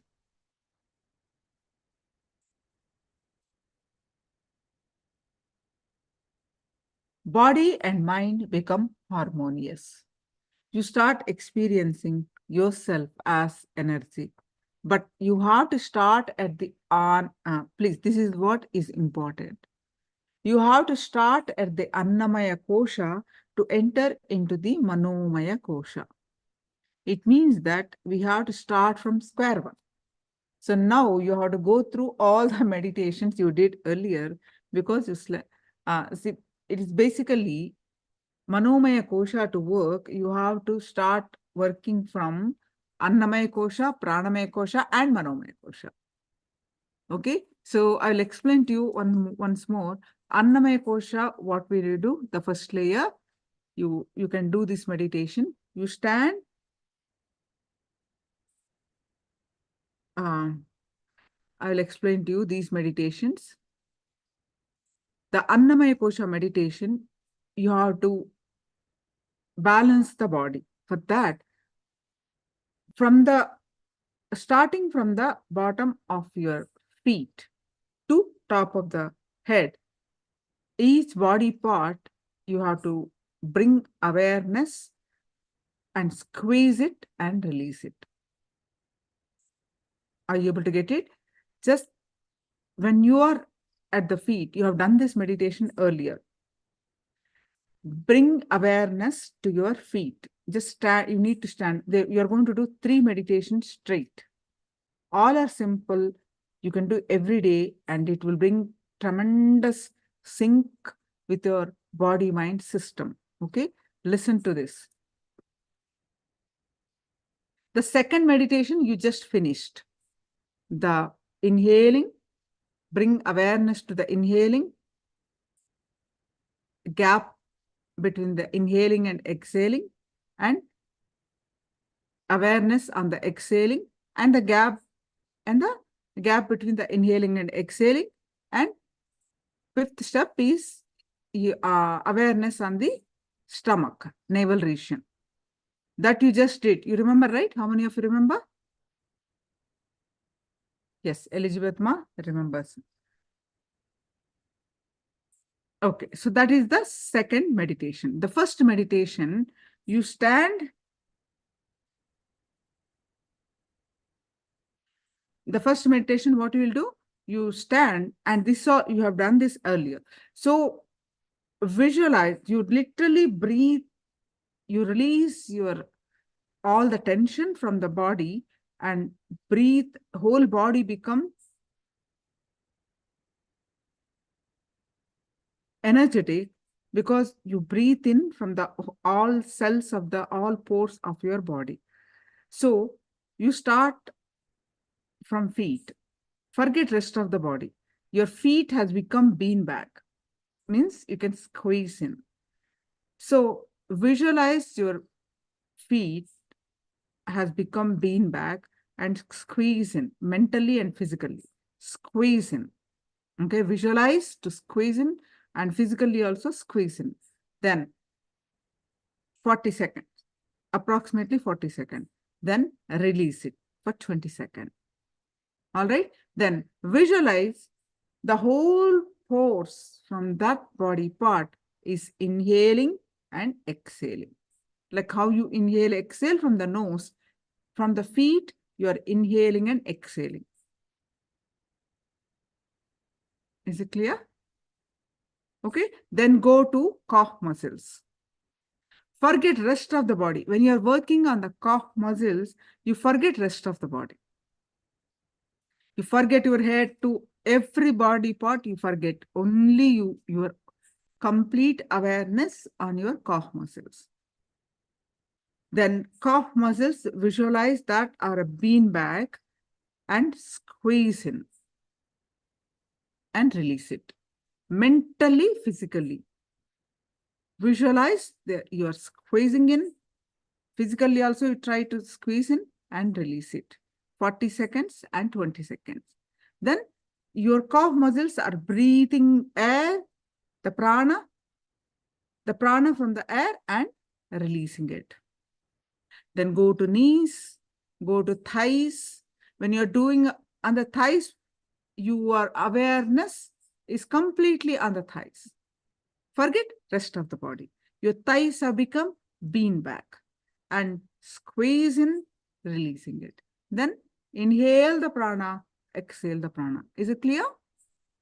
Like that, you go through each progressive relaxation. Yes, ma'am. Feet to the head. So this is the first meditation you do. Then immediately you move on to sit wherever you. This is first meditation. You do it by standing, right? Preferably standing. If you cannot stand, then sit and do. Preferably this meditation, you stand and do it. Otherwise, sit and do it. Then progress to second meditation. What is the second meditation? No, not stop at the thigh. No, I'm telling you, to the up till the crown you have to do. After each body part you have to do. After the thighs, back. Then stomach, chest, back, shoulders, hands, palms, face, and no, every body part you have to do. When you're working in the neck, you forget rest of the body. Only your complete awareness. Same instructions are same, ma'am. All right. I started thighs, but you have to do. All right. Fully, yeah. All the way to the head. Then after that, each body part ends with inhaling and exhaling. Inhaling the prana, exhaling the prana. Every pore you are taking the prana in. Then you move on to the next meditation, that is the 5 pranas. Right? Inhaling, complete awareness on inhaling. You're not taking long breath, short breath, nothing. Complete awareness on the inhaling and the gap between inhaling and exhaling. Complete awareness of that. Then complete awareness of the exhaling. Then gap between the 2 breaths, inhaling and exhaling. Then complete awareness on your stomach, navel region. That's the second meditation. The third meditation, humming meditation, which I'm going to explain, which you have done it during the this is called Maha Mantra meditation, third meditation. From the navel, the third meditation is 2-step. How do you do that? First step, from the navel, you are shaking the navel. From the navel, you hum.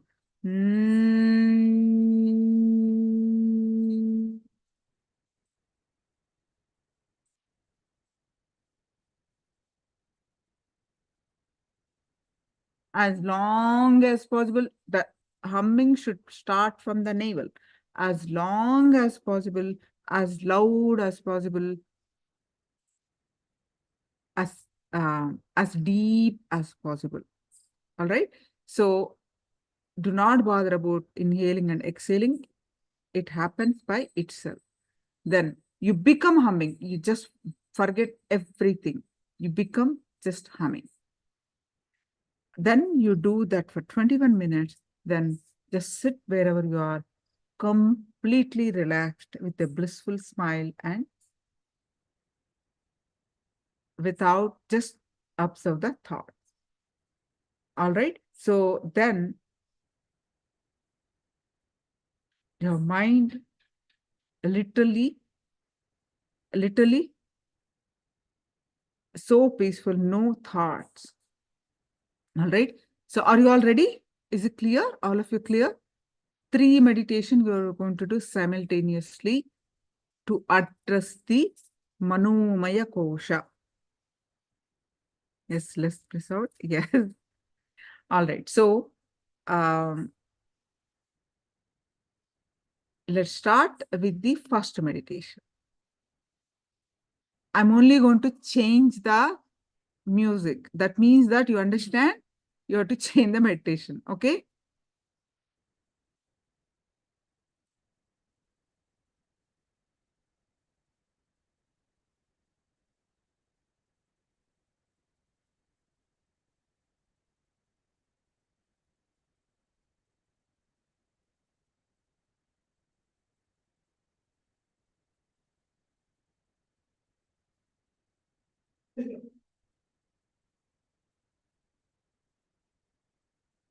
So I'm going to project Manomaya meditation, but okay, one moment.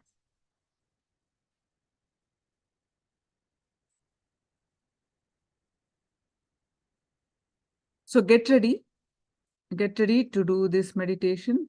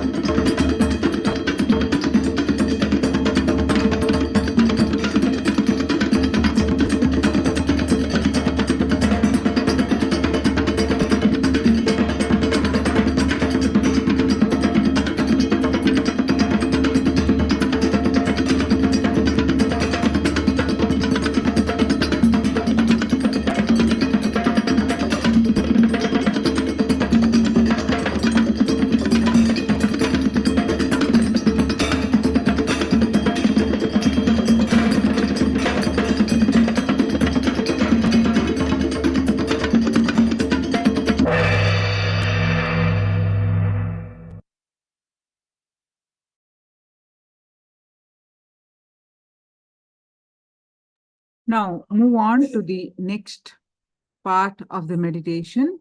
Next meditation.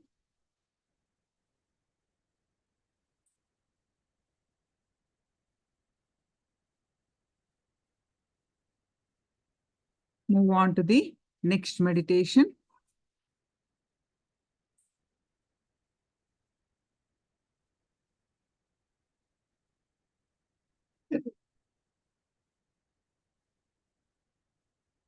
The Pancha Prana meditation.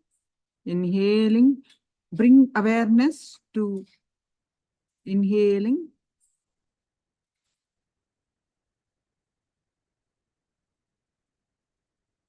Complete awareness on the inhaling.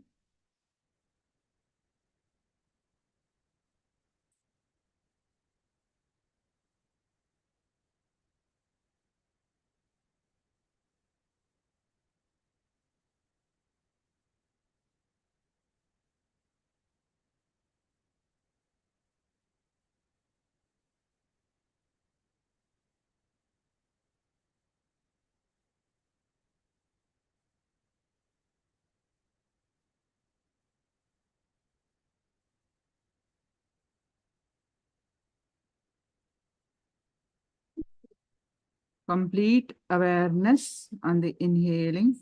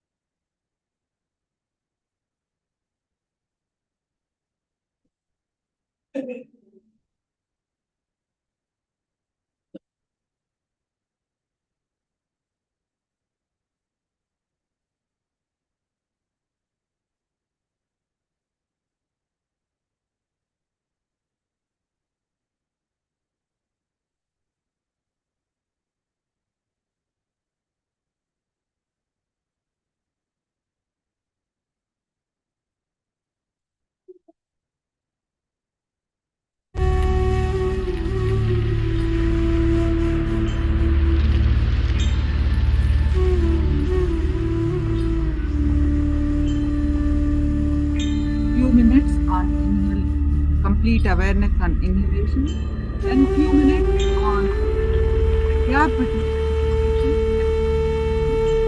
next complete 2 minutes on complete inhalation, then the gap between the exhalation and inhalation, and fifth step, complete awareness on the inhalation. Please continue to do this.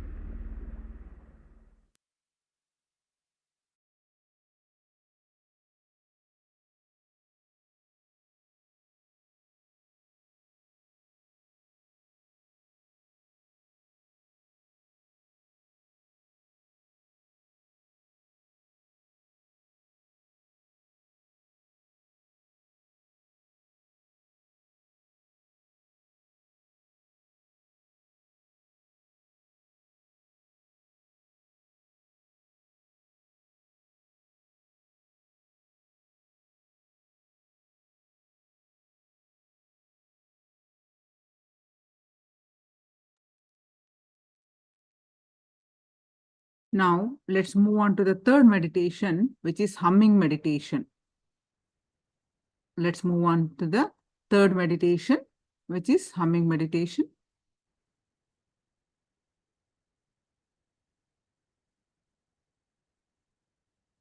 Start humming from your navel region, below the navel region.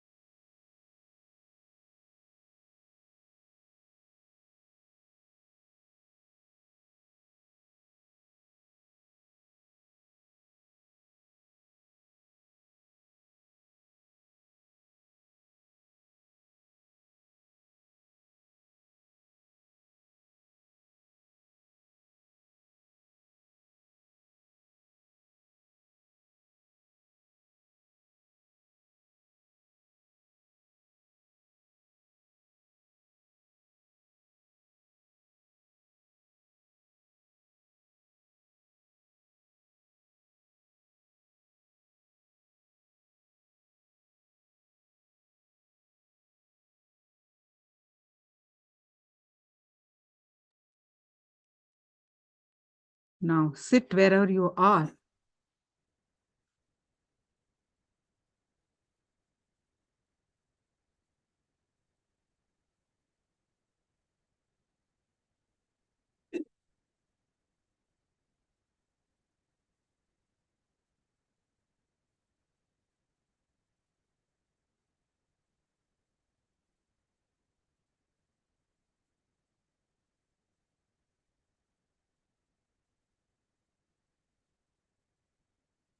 Yes, Nithyanandam, everyone. Let's move on to our next chakra.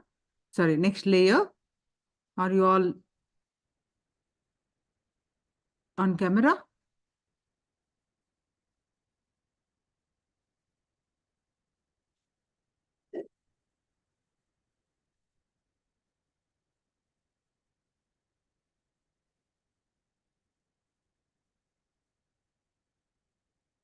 Elizabeth Ma and all others, please be available. We are going to move on to our next.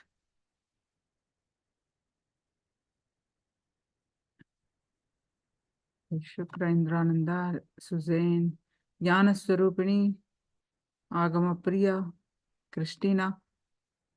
Yes, Sangeeta. So now we are going to move on to our next layer, that is Vijnanamaya Kosha.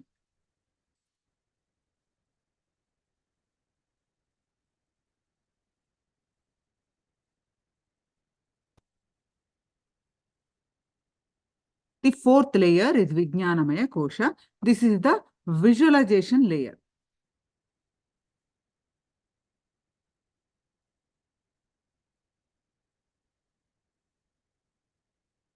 We need to understand the boundaries of all the koshas, the layers. The boundary of Annamaya Kosha is your skin, okay? Your body's skin. Where your skin ends, the Annamaya Kosha ends. The second is Pranamaya Kosha, is the distance up to which you can smell. And you can smell up to a certain distance of, say, 10 feet or 15 feet. That is your Pranamaya Kosha. Sometimes it can even be up to 30 to 40 feet, but not more than 100 feet.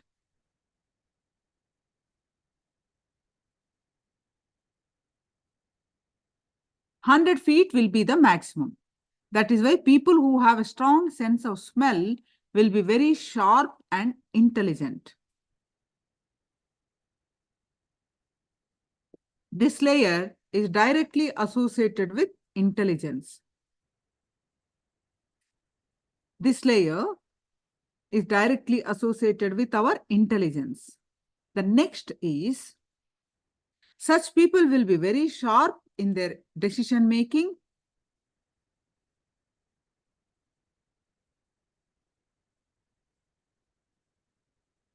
and clarity. But somehow civilization has destroyed the sense of smell. The third layer is a Manomaya Kosha. So what is the boundary for that? Is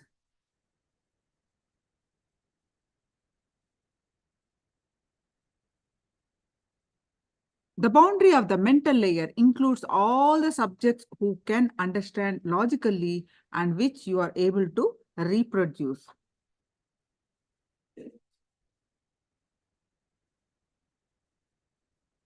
That's the boundary of Manomaya Kosha. If you are a doctor, all medical subjects come inside your Manomaya Kosha.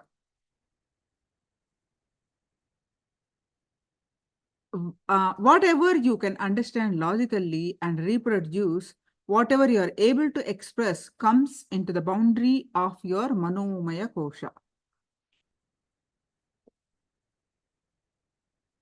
Your feelings of love, hatred, depression, joy, jealousy, or compassion are played out on this level. Ego and its natural characteristics and needs are also manifested in the Manomaya Kosha. Manomaya Kosha corresponds to your nervous system. The fourth, or the Vijnanamaya Kosha, is whatever you can visualize or imagine. The people who live in visualization and imagination, like artists, poets, singers, painters, live in this layer. They live a more satisfied, happy, and deep life when compared to the logicians. Lawyers, accountants may have money but not joy or fulfillment. A large firm which was doing scientific research decided that it would experiment its medicines on lawyers instead of rats. They gave 3 reasons for it.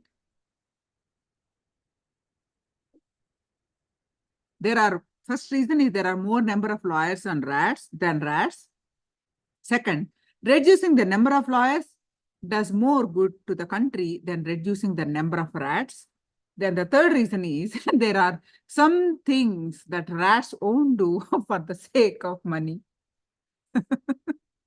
Anyhow, artists, painters, and poets, even though they live with less money, live with deep satisfaction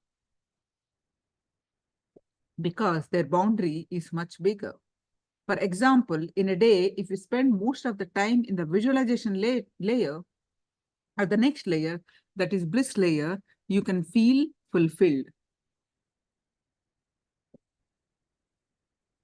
Next time you spend in the deepest layer is what is going to give you the real fulfillment. Your fulfillment depends on that, not the money which you make, or the car which you drive, or which house that you live in.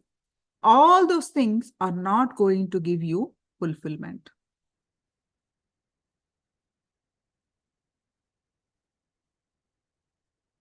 For example, if you spend 10 hours in Annamaya Kosha and 10 hours in Pranamaya Kosha, then you will have only 2 or 3 hours in Manomaya and no time at all in Vijnanamaya. Then automatically you feel that your life is dull and dead. That's why if you have too much of entertainment in the Annamaya Kosha, you may feel good on and off, but depression will be the basic thread of civilization for you. Look at all the civilizations which have too much entertainment in the Annamaya Kosha.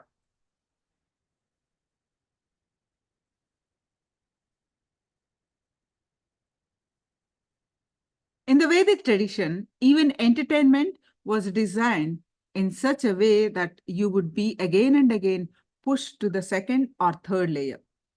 What will be such entertainment be? For example, one such tradition is that you should go to the holy town of Tirupati, tensure your head and pray to the Lord. But you also have people who go to casinos, give away everything and come back. Enjoying the possibility is one of the important qualities of human beings. For example, if you play the slot machine, you may or may not to win. Similarly, you pray to Lord Venkateshwara in Tirupati, he may or may not give. That is a theory of probability. Our Vedic master knew that there are some basic instincts which you can kill in human beings. Enjoying probability is one such instinct. So they diverted those energies into a proper way and used them. Enjoying probability is a basic instinct of human beings. Those few moments of anxiety, a certain kind of adrenaline releases happens in the system. You enjoy that. Sometimes you may feel frightened, but you enjoy it subconsciously. That is why you sit on all these terrific rides and roller coasters. During the sudden drops and wild rides, the adrenaline releases happen in your system and it gives you a sort of a kick. So when you are in the anxiety that something may happen or may not happen, that probability gives you a sort of a subtle kick. That is why you are sitting in front of a slot machine continuously. The same probability has been used by the enlightened masters to put you into the third layer, the Manomaya Kosha. In the case of a slot machine, the same probability is used to retain you in the first layer, that is the physical layer. But there in Tirupati, you are just dropped into the third and deeper layers. At the end of the day, in Tirupati, the money collected goes back for social service. In the casinos around the world, the money goes back into some business. And who is it who is controlling such a huge business? Who is getting empowered in the end? Just think. The right visualization can change the whole civilization. Just a few enlightened masters change the history of mankind. If you have to write the entire planet's history, all you have to write is the lives of 10 enlightened persons. Their biography is the gist of the entire history of the planet Earth. The more time you spend in the visualization layer, the deeper and more fulfilled your life will be. Tirupati is the richest spiritual center of the world. Per day, 100,000 people worship at the altar there. There is no city to support the entire infrastructure. People go to the top of the hill where the temple is located and come down. Only very few people can be accommodated there. It is an amazing source of inspiration. Can you imagine 100,000 people gathering during festivals, and gathering is around 2 million? Nobody prints invitations. Nobody is invited. Similarly, in the recent Kumbh Mela, another sacred Indian festival, about 91 million people assembled. There are no restaurants. No one sells food.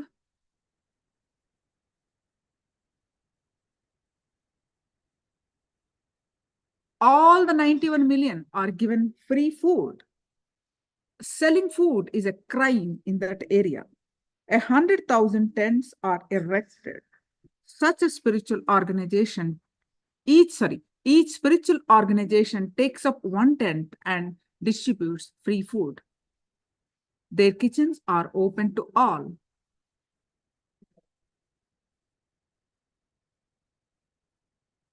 Spending more time and energy in the deeper layers will give you fulfillment. That is why artists, musicians, painters, and poets feel so much more deeply fulfilled than the logicians or the mathematicians.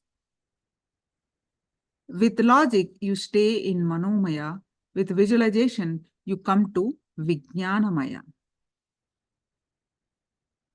All your fantasies call you again and again back to yourself, back to the samskaras, just because of the joy you experienced in visualization.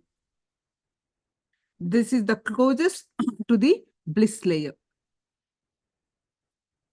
Because it is closest to the bliss layer, the smell of bliss will be there. Just to experience the smell, you again and again go back to the visualization.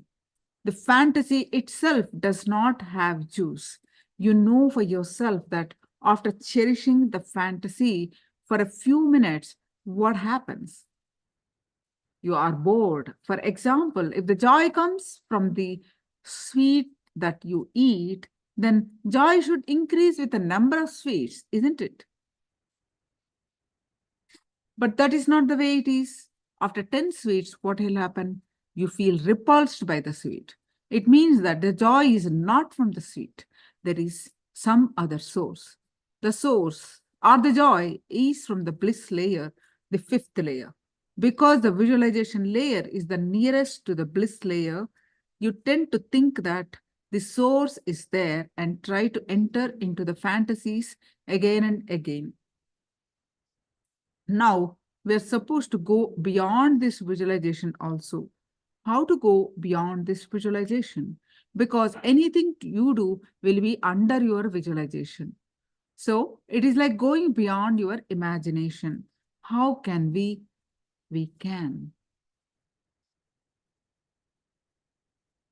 Anything which you can visualize in your Vijnanamaya Kosha boundary. For example, if you can visualize this room, it means that this has become your boundary. If you can visualize the whole of Seattle, then whole of Seattle has come inside your boundary.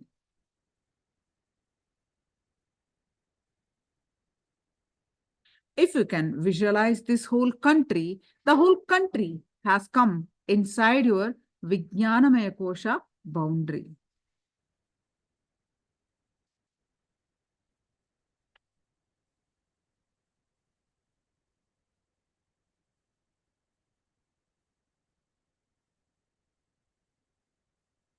If you can visualize this whole country, the whole country has come inside your Vijnanamaya Kosha boundary.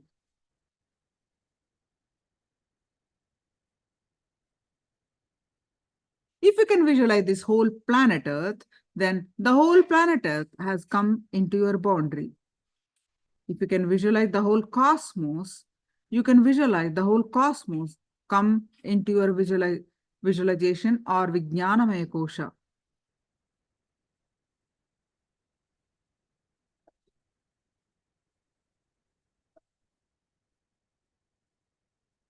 At some point, your visualization has to break. It has to give way. Sometimes it will give way even when you try to visualize this whole country.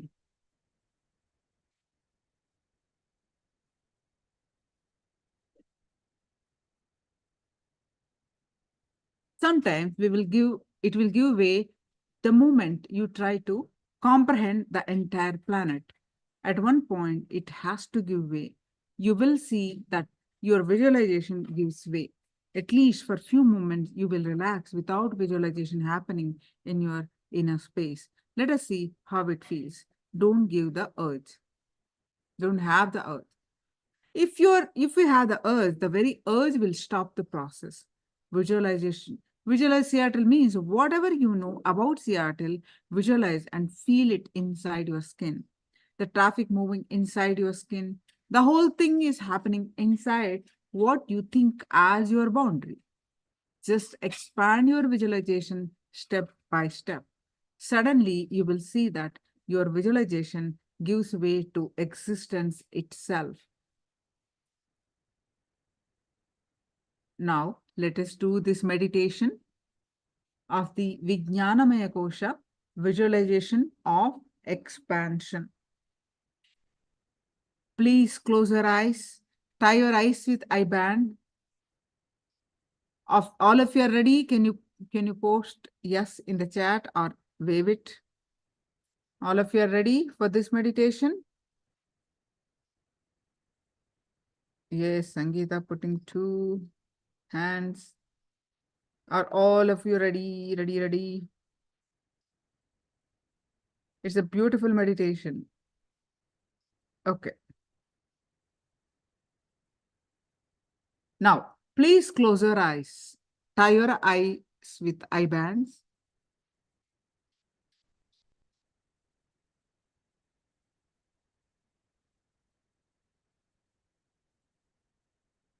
Sit in a very comfortable way. Do not lie down. Do not sleep. Sit in a relaxed way.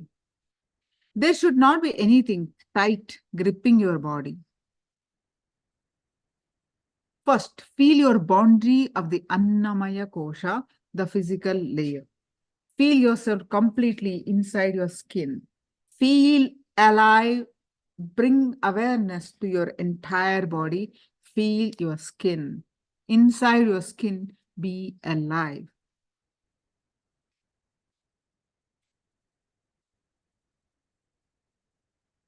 Inside your skin, be alive.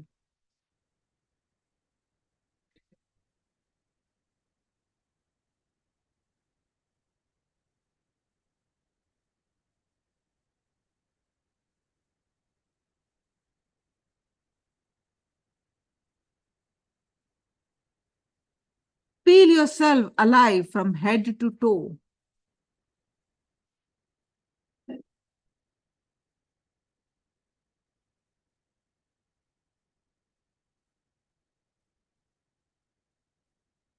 Go to your feet. Feel from inside that you are alive. You are alive inside your feet. Feel yourself completely alive inside your skin, your head, your toes, your hands, your fingers. Feel yourself alive everywhere.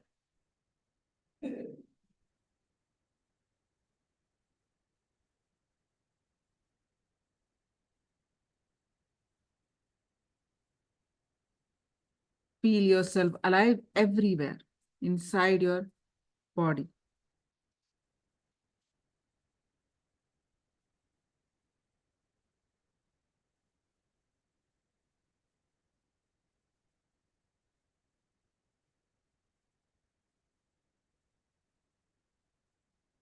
Now expand up to your pranic layer, about 10 feet around you.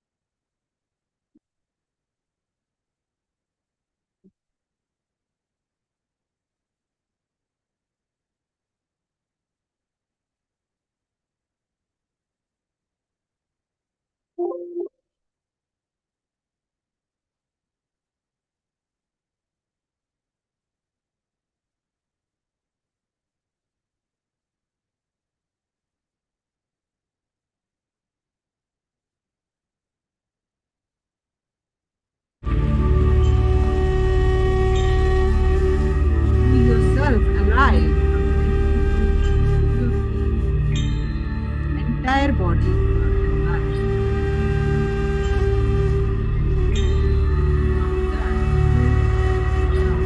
Expand up to your pranic layer.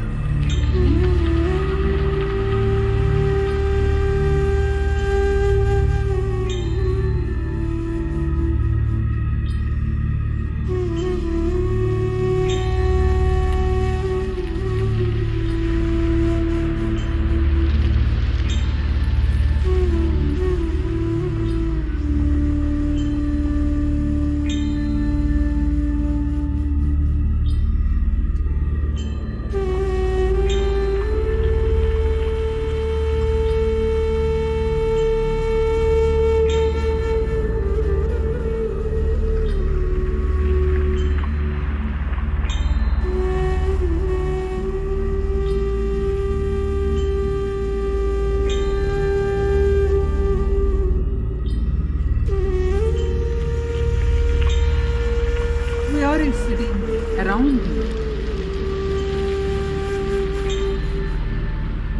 all are inside.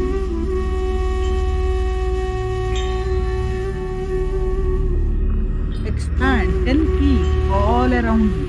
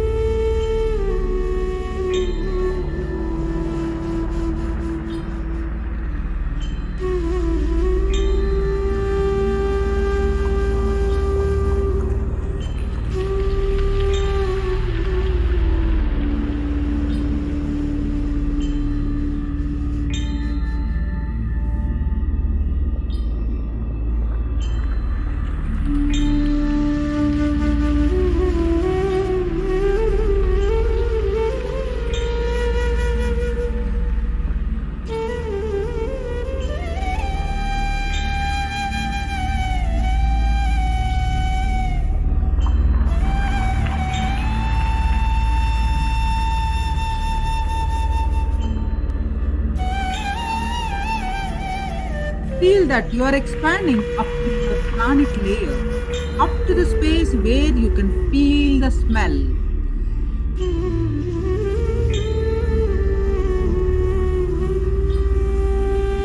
Feel that the people who are sitting around you are all sitting inside.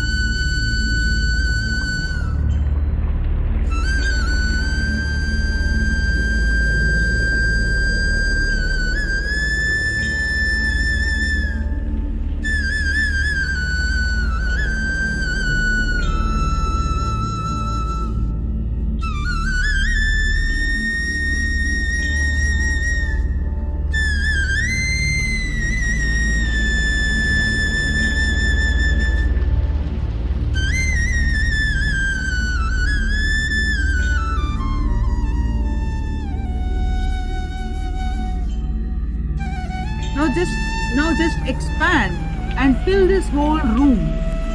Wherever room we are sitting, visualize you're expanding your whole room. Fill your whole room. Feel that you're filling all the corners of this room. This whole room. Your whole room is inside you. Inside.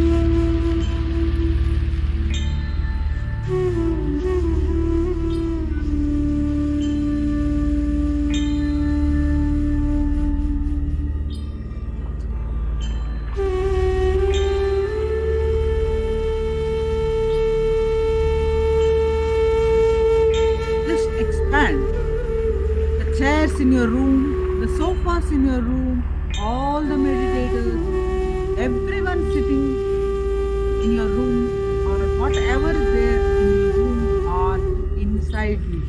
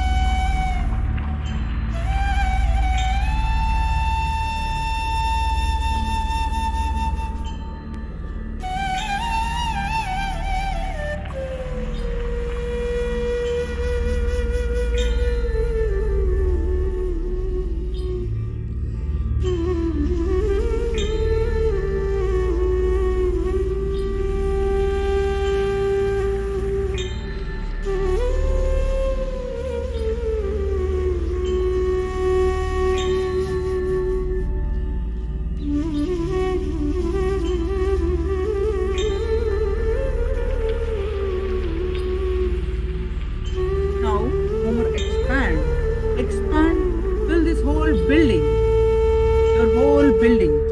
See very clearly, the whole building of your house is inside your building. Or if you are living in an apartment, your whole apartment complex is inside your being.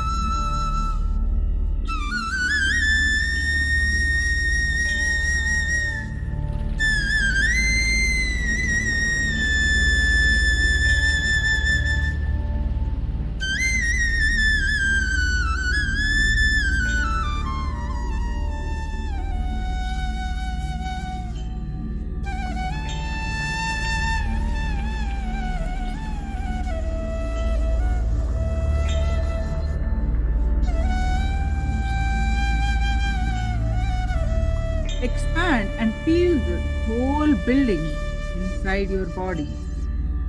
What you think as your boundary is now around the entire building.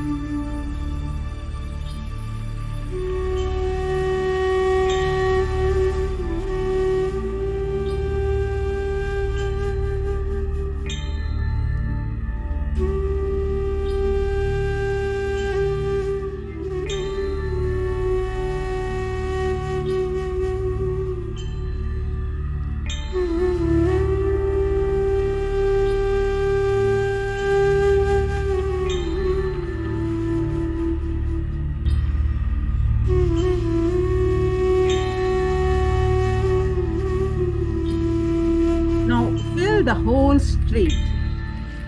See that the whole street is inside you. The traffic, the moments, everything is happening inside your body, inside your boundary. Feel it. Feel every inch of the street. Feel every corner of the street to be inside of you.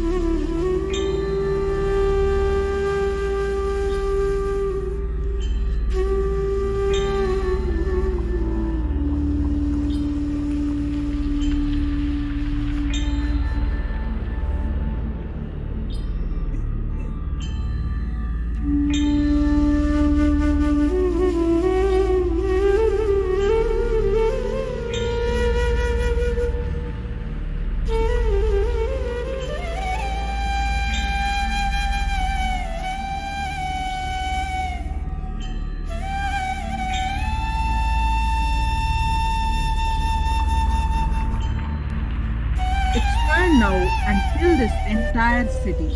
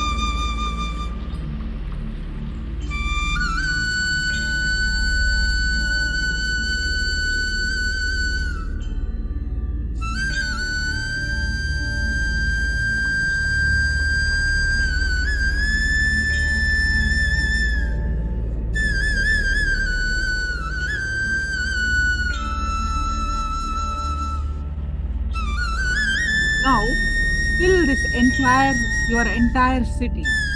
Whatever you know in the city, all the places that you know in the city, just bring all of them back to your memory and see that everything is inside you. You are filling it. Every bit is filled by you. Every street, every road, every home, river, hill, everything. You are filling everything. Everything is inside you.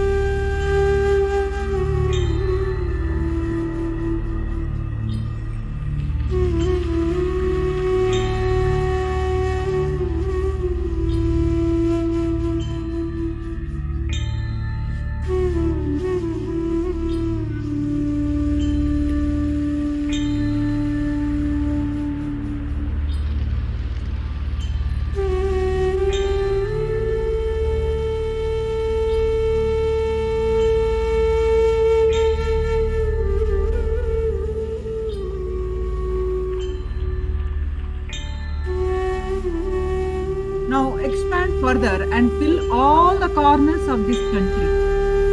Whatever you know about your country, bring it back to your visualization and see that you are filling all those spaces. Everything is inside you. All four corners of your country are inside your boundary. Feel that everything is inside you. All the movements, everything is inside you. You are feeling everything.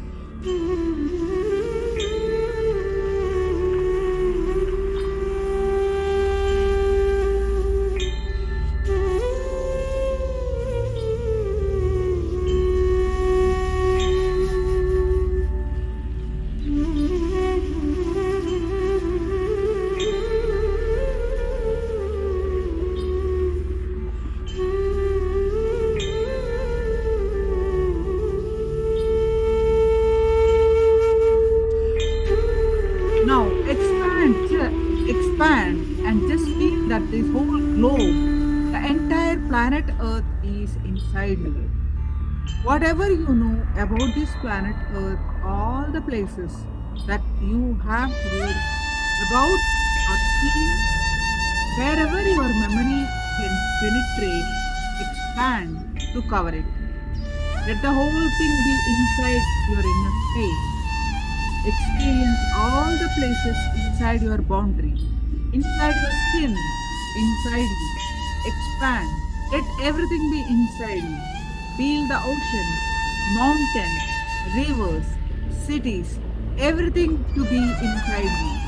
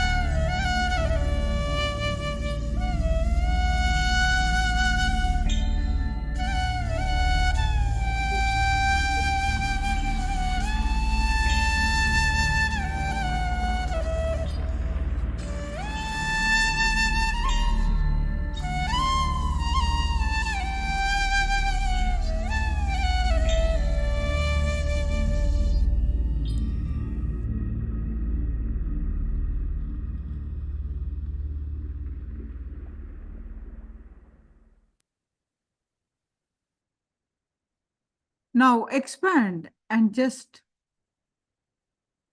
the whole globe is moving inside your inner space. Expand further so that the whole solar family is inside you. The sun, the moon, planet Earth, all the planets are moving inside you. Feel everything moving inside your head. Let everything be inside your head so that you have expanded the whole solar family is moving inside your head.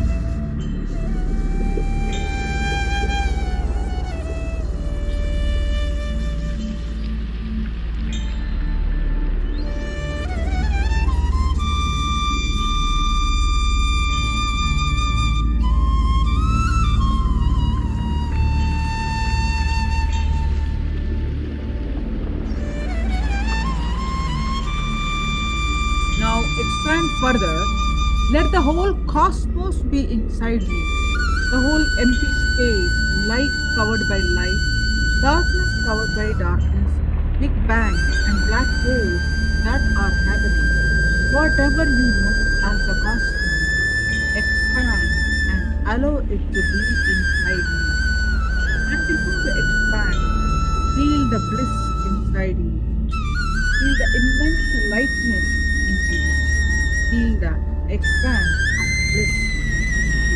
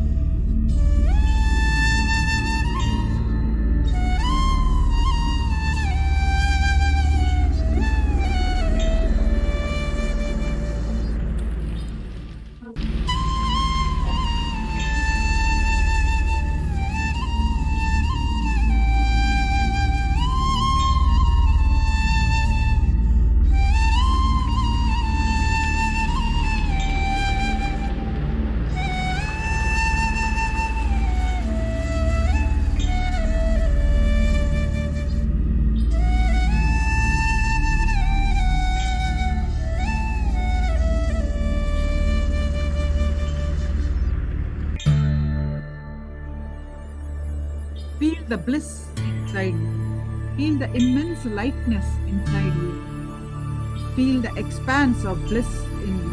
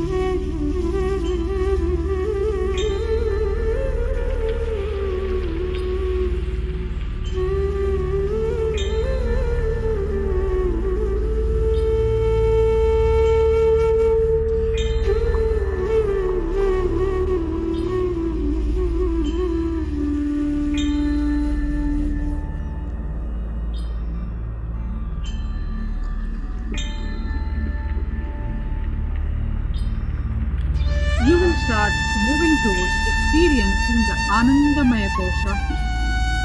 It is at the level of Anandamaya Kosha that true yoga happens, where the union of mind, body, and spirit takes place.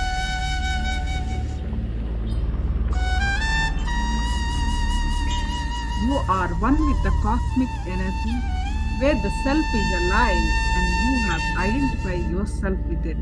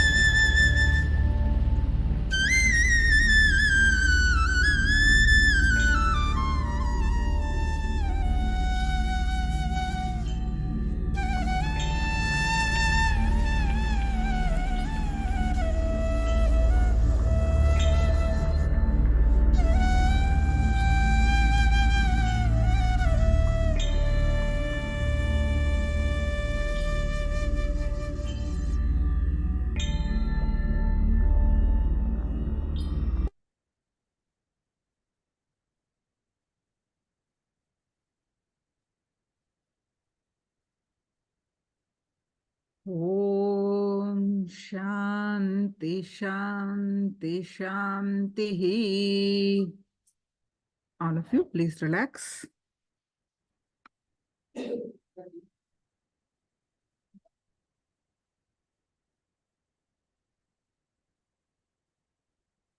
can share your experience of this meditation.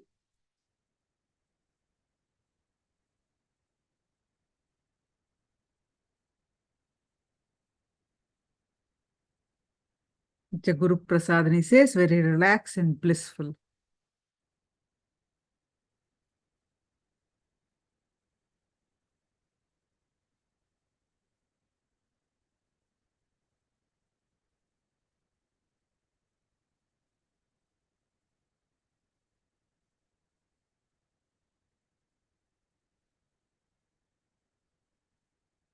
Peaceful Agama Priya.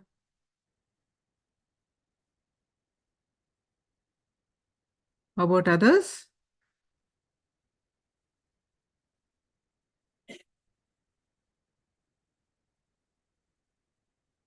Calming and bright. Christina.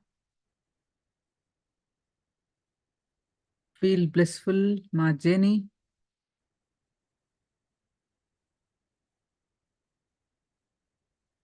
Elizabeth, this one was so powerful for me. I loved the visualizations. It made me feel great. This is one of the special meditation. It's very beautiful and unique meditation. Wonderful. I'm glad all of you have enjoyed this meditation. Now, let's listen from Swamiji about the experiencing your ultimate divine possibility.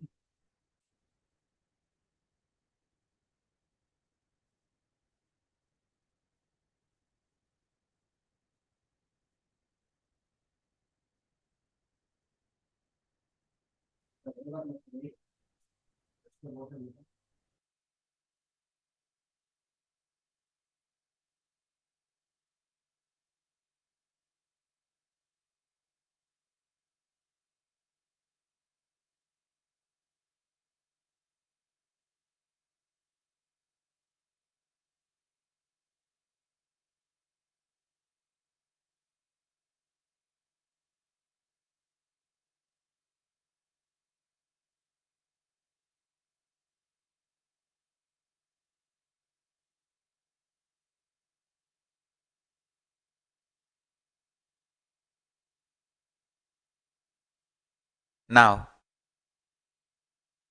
today's message from Kailasa, Paramashivoham and Vijnana, listen. Possibility and power manifestation science is the ultimate life positivity. Listen. Possibility and power manifestation science is the ultimate life positivity. Listen intensely. Possibility. You can become Paramashiva. The state, space, powers, being and superconsciousness of Paramashiva can manifest in you. And power manifestation science. This is ultimate life positivity. That is why life negative people are terrorized by this life's possibility and positivity. Understand? All the people who try to claim power manifestation science is false lie, they shiver inside because they know they are lying, and unimaginable amount of proofs I have provided to establish the science of power manifestation, and they know I am a huge proof, direct proof from Kailasa that power manifestation is real. I am a huge statement from Kailasa establishing Paramashiva is real, power manifestation is real. Understand? All the fellows who are trying to abuse, attack, falsely claim power manifestation science is false. They all know, listen, they all know by challenging power manifestation science, they are only spreading me more. Because we have so much, tons of evidences, witnesses, researchers, studies, enough to establish the authenticity of power manifestation science. Not only that, it's not that power manifestation, that power was there in me earlier, now it is not there. No. Still I am alive, radiating Paramashiva. And still Mahakala Bhairava is protecting me. Understand? These attackers, they might have stopped people meeting me and getting initiated, all those physical happenings. That also temporarily, not permanently. But they are not able to stop me making people manifest powers. Understand? Anyone challenges power manifestation is directly or indirectly promoting us. Because we have too much evidence. Not just Gurukul Balasans are manifesting powers. Thousands of people like you, doctors, engineers, lawyers, real people manifest powers. Understand? Sometimes people are not able to handle the social pressure, so they keep quiet. That does not mean their experience is false. And not only that, sometimes you see, people get deluded by the idea, informations, vast amount of atrocity material, lies, they may get little deluded about maybe his character, how is his economical policies of the organization. Something, some confusion, delusion may be inserted by liars and attackers, abusers. But nobody can take away the truth. I manifested power. Power manifestation is true. Nobody can take it away. Understand that. You can try to delude yourself. Maybe no, it was a placebo effect or some fluke and some fall. Am I deluded or was it black magic? All that doubt does not hold water. Too many people, too many powers, in too many places, in remote corners. We have too much of evidence to prove directly, indirectly.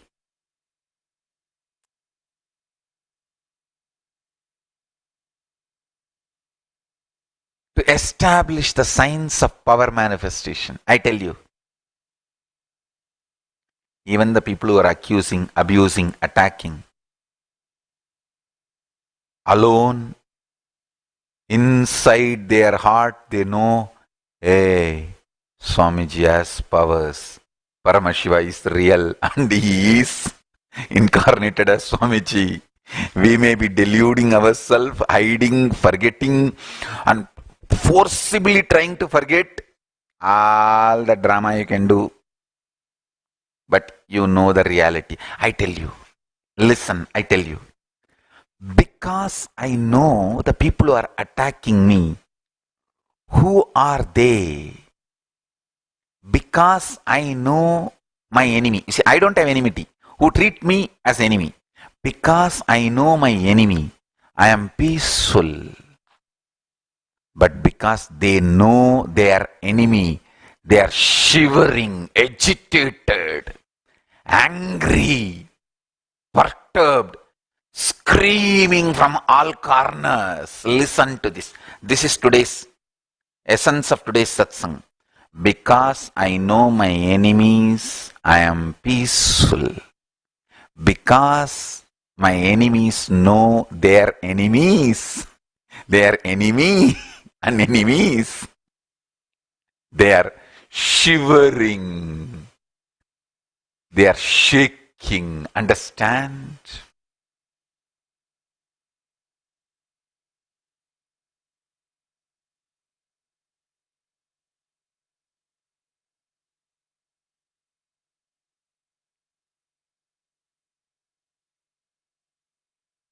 A good leader is a person who can find use even in traitor. You may think how a traitor can be useful. Listen. In Agama, Paramashiva says very clearly, traitor should be used to send informations to delude the enemies. Enemy and traitor will always be in close touch. Listen. Whatever information you need to send to enemy to keep him in delusion, you should leak it to traitor. Traitor will exactly transmit. And two things will happen. Either that enemy is completely deluded, or the enemy finds the information given by traitor is not right, then the traitor and enemy lose the trust on each other. Both are good for the leader. That's all. Understand? ஆகமத்துல பெருமான் சொல்லி இருக்காரு. Paramashiva has told in Agama about the administration. Understand, I tell you. Now the traitors will feel, hey, I have been used to send wrong information and to keep the enemies deluded.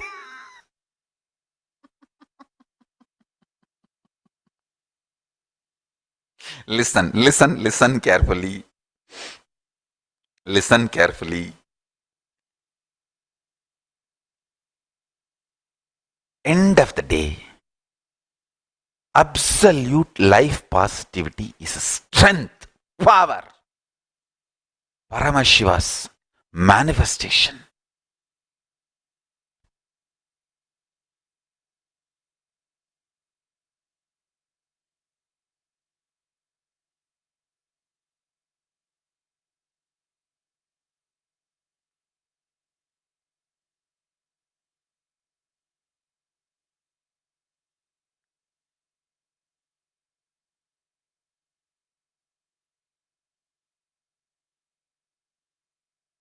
Later on, listen to this satsang, you will understand more details.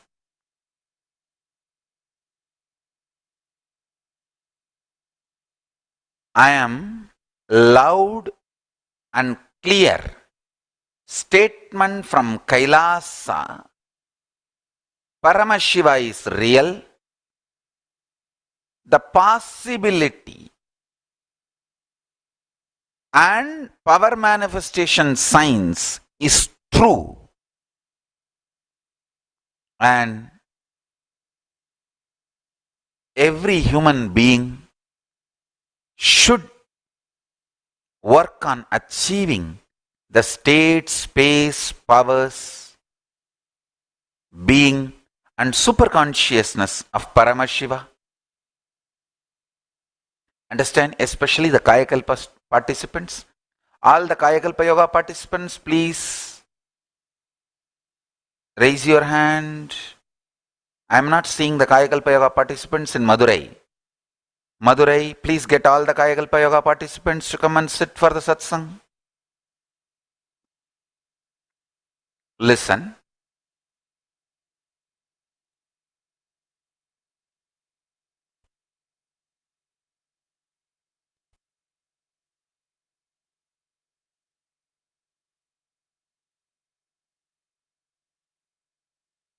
Kayakalpa Yoga is a pure science of manifesting the possibility and powers.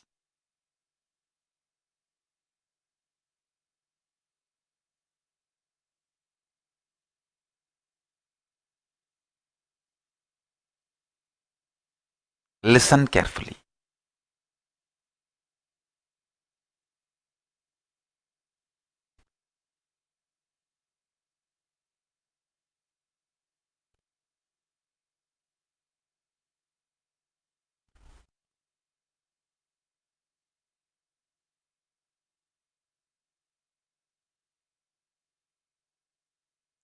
When you speak about the ultimate, only seekers connect with it.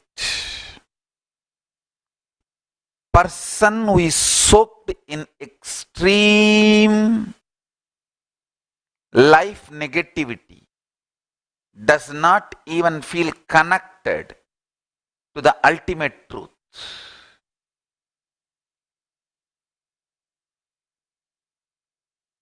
அஷ்டசக்தி மண்டபத்தில் அஷ்டலட்சுமிகள் தொழுது ஆறு வரிசை தூண்களுடன் மீனாட்சி மண்டபம் கண்டு முதலினாயக. Listen. Listen carefully.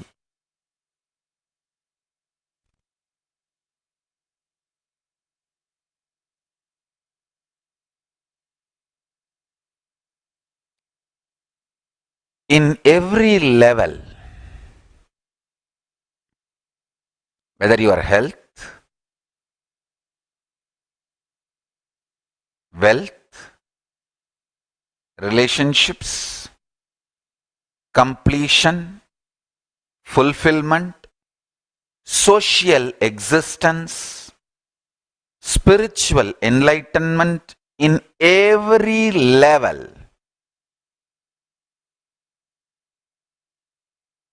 you being inspired about the possibility and you given the science of manifesting powers of consciousness, Paramashiva, is absolute life positivity. Understand? Life positivity.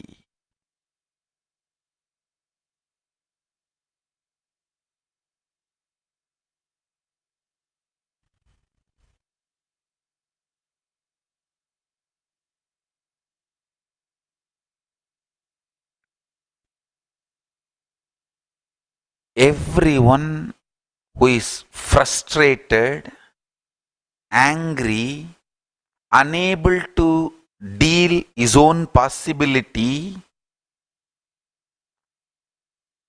extreme laziness, does not want to work towards the higher consciousness or possibility, they try to deny the whole science, and they are angry at people who are talking and manifesting this science. That is the important thing. Understand? See, not only,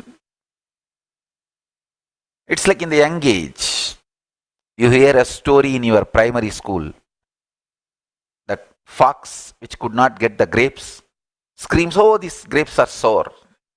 Exactly. When you can't get and you don't have interest in getting it, you are too lazy, too tired, too bored, too agitated, irritated, frustrated, never even tried, then what is the best way? Deny the whole possibility. Understand? Self-denial leads to universal denial. Deny the whole universe. You see, if I cannot achieve something, whole universe cannot achieve it. That is why I always tell people, if somebody is individually negative, he becomes representative of devil. If somebody is individually positive, he becomes representative of Paramashiva.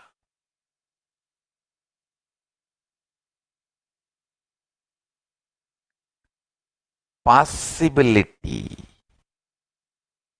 and power manifestation science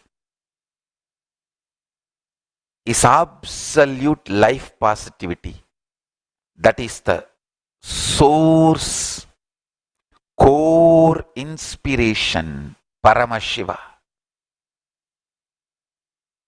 I tell you, every time if somebody triggers, inspires possibility in you, they awaken Paramashivatva in you. Every time somebody makes you feel impossible, life denial, life negativity, they are destroying your possibility and pushing you into the space of negativity, life negativity. Understand? Kailasa is the beautiful possibility I am introducing to human beings.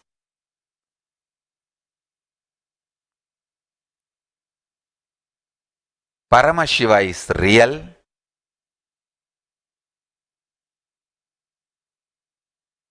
His teachings, Vedas and Agamas are real.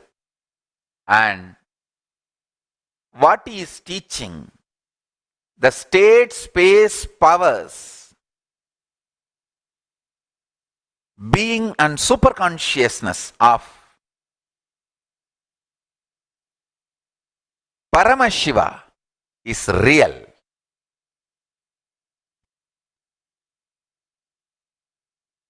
Kailasa is a great possibility for humanity I am introducing. Suddenly I am seeing, last few days, I don't know how many of you have observed, the whole media and social media is talking only about Kailasa. They are no more bothered or no more talking about all the rumors, scandals, lies spread. Kailasa has caught the imagination of even media and social media people.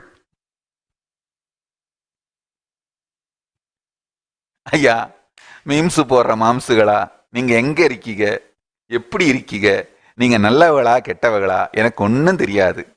ஆனா ஒரு நல்லது பண்ணிட்டீங்க. உங்களுக்கு யார்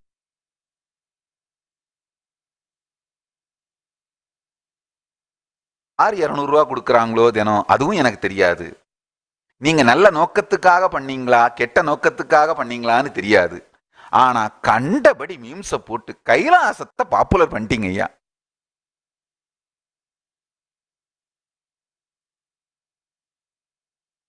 கைலாசம் ரொம்ப popular ஆயிருச்சு.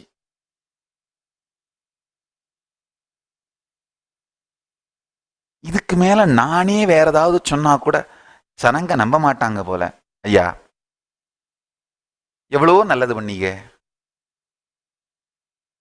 இவ்வளோ மீம்ஸை போட்டு கைலாசத்தை பாப்புலர் பண்ணீங்க. ஒரே ஒரு நல்லது பண்ணிருங்க.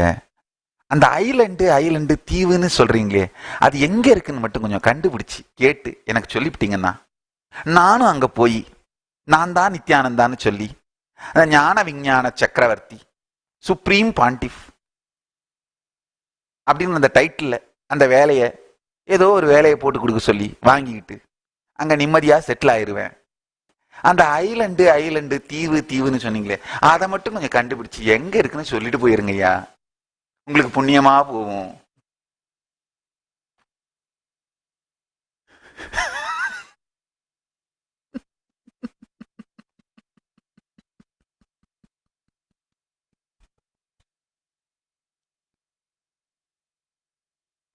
ரொம்ப கூவுறாங்க ஐயா, கொடுத்த காசுக்கு மேல கூவுறாங்களே, வாங்கின காசுக்கு மேல கூவுறாங்க. ஆனா எது என்னவோ கைலாசம் பாப்புலர் ஆயிருச்சுப்பா. ஒரு நாளைக்கு 8 லட்சம் பேர் பார்க்கறாங்க ஐயா. 8 lakh people are visiting Kailasa website per day and 1 lakh people are becoming member per day. Until now 12 lakh people have applied for e-citizenship. Tomorrow only I am even going to formally announce the possibility for e-citizenship. The vision caught the imagination of people. The strength of the vision, I tell you, now with the grace of Paramashiva, Parashakti, Mahaganapati, Paramaganapati Paramburul, Nandishwara, Subramanya, Mahakala Bhairava, all the gods and goddesses of Kailasa. Now, Sri Kailasa has to become real and it has started manifesting.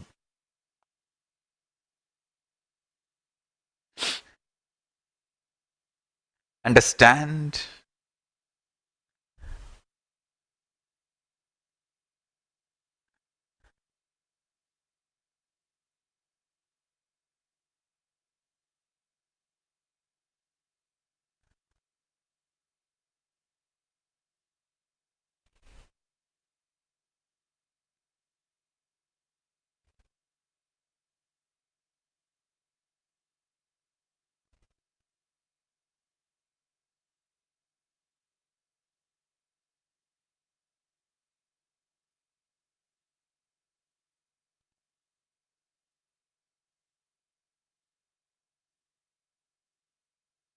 Sri Kailasa is manifesting. I think people asked me, Swamiji, why suddenly on that particular day it started becoming popular? I said, if you ask me, what I will tell? I am a Hindu sannyasi. I will tell, oh, that day was the 4th day of the Brahmotsavam. Arunachaleshwara graces under the Karpa Vriksha on Kailasa Vahana, on Kailasa hill under the Karpa Vriksha. He blesses and goes round and does the Madhavidi. So maybe because he sat on the Kailasa under the Karpaka Vriksha, he popularized Kailasa on that day.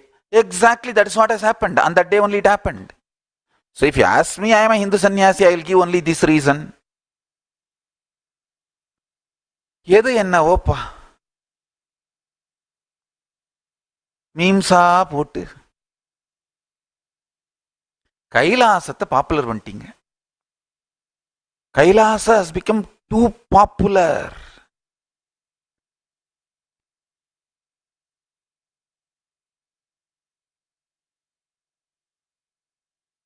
I only request all the people who sent email, please give us little time for us to respond.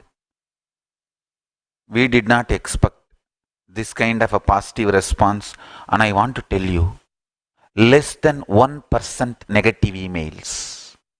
99%, more than 99%. It's all absolutely positive, supporting, enquiring.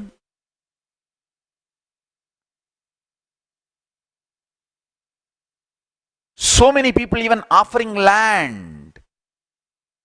I wanted to thank all the people who are offering land all over the world.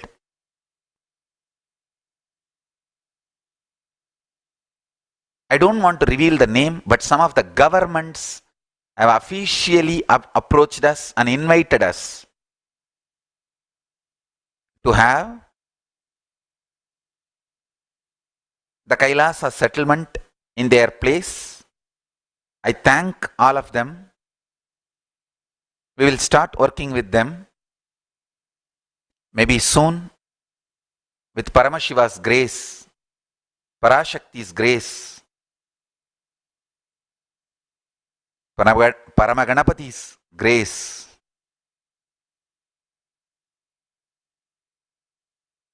Mahakala Bhairava's blessings.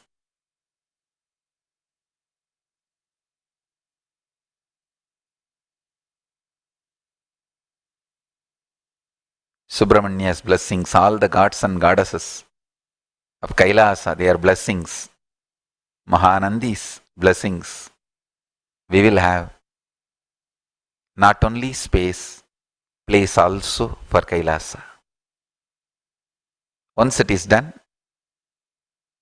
I'll announce it publicly to all of you. I want to tell you, I never expected this kind of response.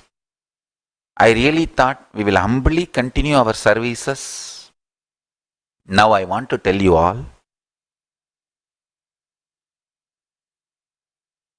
the first work of Kailasa, most important, bringing legitimacy to the whole spiritual component of Hinduism, means collecting all the spiritual scriptures and organizing, demystifying and sharing it with the whole world freely.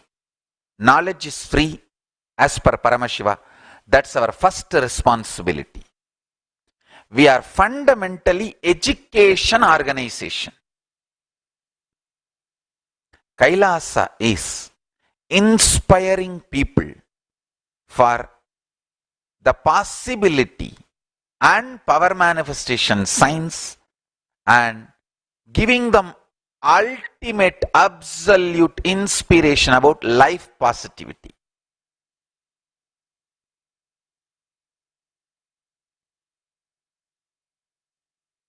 The most unexpected is some of the governments approaching us.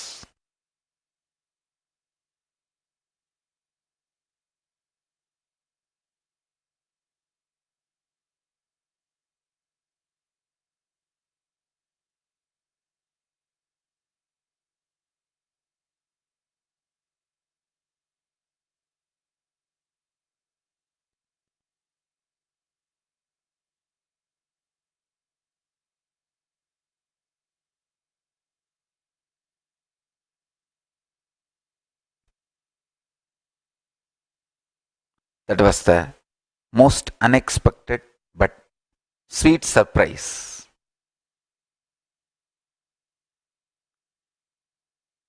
Because the governments themselves have approached us. Soon I'll have a good news to share with all of you. Understand one thing. All intelligent people, people who started thinking, have realized power manifestation science is true. All the great scientists have started understanding human beings have extraordinary potential and possibility, whether in the field of brain research or in the field of physics or even in the field of biology. The researchers and scientists have realized human beings have ultimate possibility and too much is there to be explored, and they all understand Hinduism as too much to contribute to the world. And now, good or bad, right or wrong, whether people want or not, I am not talking out of anger, arrogance, pride. Please understand.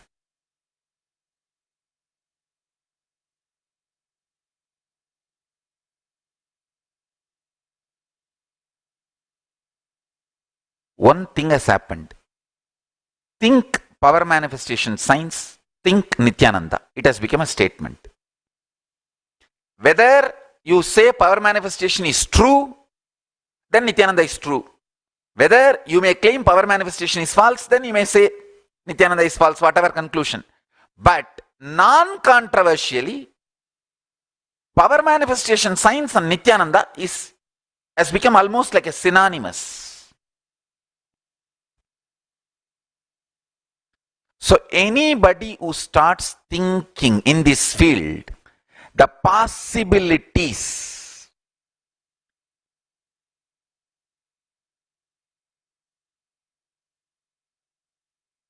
they started thinking Nithyananda, and they want to start building relationship.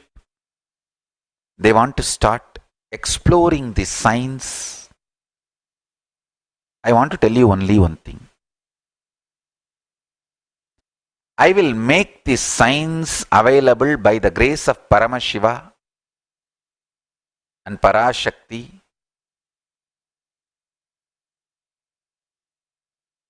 to the whole world freely. Whoever comes, approaches me, I'll share this science with them. I am very clear.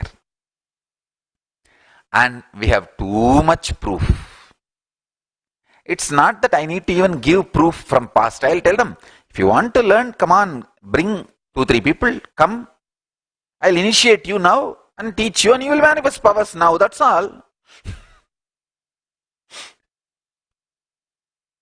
Understand, if somebody is challenging power manifestation science, directly or indirectly they are promoting us. Because we have too much evidence. We have too much proof. Living evidence, living proof. Now I can initiate and they can manifest powers. What can be done? What more proof you want?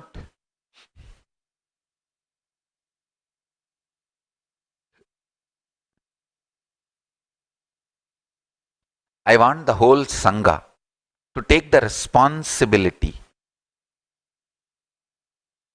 and stand with me during this time, intensely enriching. I really want, any of you want to volunteer to attend all these emails, because lakhs, hundreds of thousands of emails every day.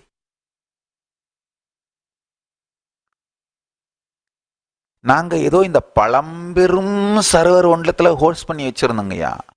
அந்த server உடஞ்சி உட்காந்துருச்சு, இந்த load தாங்காம. அதுக்கப்புறம் அதுக்கு கை காலெல்லாம் வச்சு முட்டு கொடுத்து பெரிய சர்வருக்கு மாத்தி.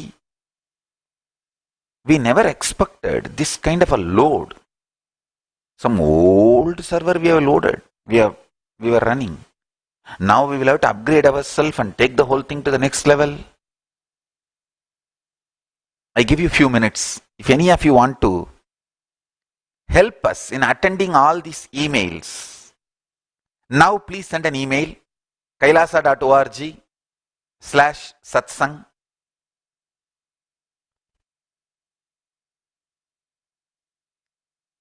So we will organize and allot the responsibility to everyone. Please understand the way it is going.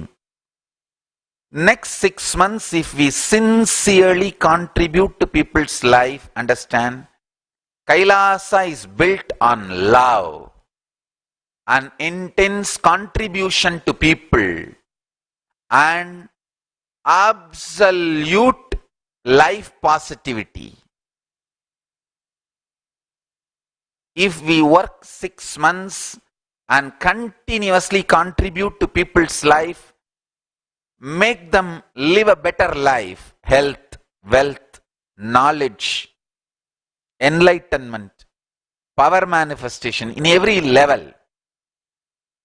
Kailasa will become reality. Already it is reality, it will become more and more reality by Paramashiva's grace and Parashakti's grace. Sign up by going to kailasa.org/satsang now. I'm giving you a few minutes.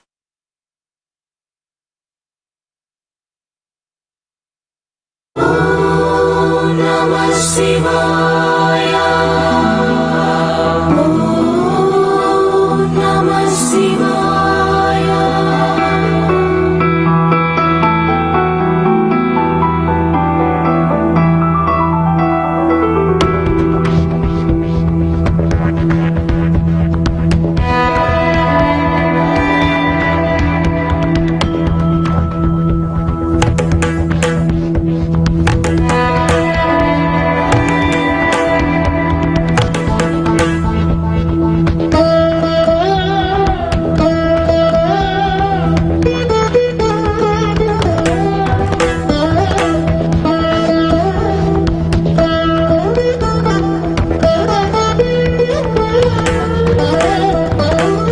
नागेन्द्रहाराय त्रिलोचनाय भस्माङ्गरागाय महेश्वराय नागेन्द्रहाराय त्रिलोचनाय भस्माङ्गरागाय महेश्वराय नित्याय शुद्धाय दिगम्बराय तस्मै नकाराय नमः शिवाय नित्याय शुद्धाय दिगम्बराय तस्मै नकाराय नमः शिवाय शिवाय शिव ओम नमः शिवाय हर ओम नमः शिवाय शिव ओम नमः शिवाय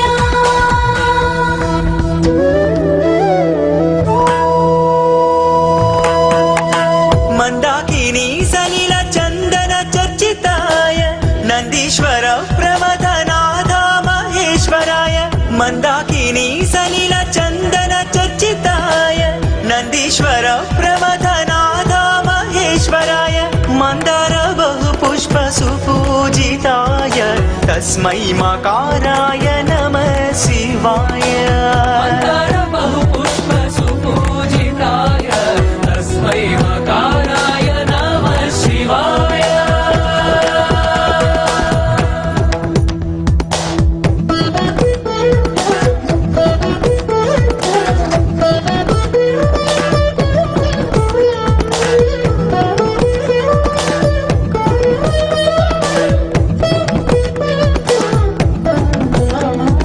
शिवाय गौरी वदनारविन्द सूर्याय दक्षध्वरनाशकाय शिवाय गौरी वदनारविन्द सूर्याय दक्षध्वरनाशकाय श्रीनीलकण्ठाय वृषध्वजाय तस्मै शिकाराय नमः शिवाय श्रीनीलकण्ठाय वृषध्वजाय तस्मै शिकाराय नमः शिवाय शिवाय शिव ओम नमः शिवाय हर ओम नमः शिवाय शिव ओम नमः शिवाय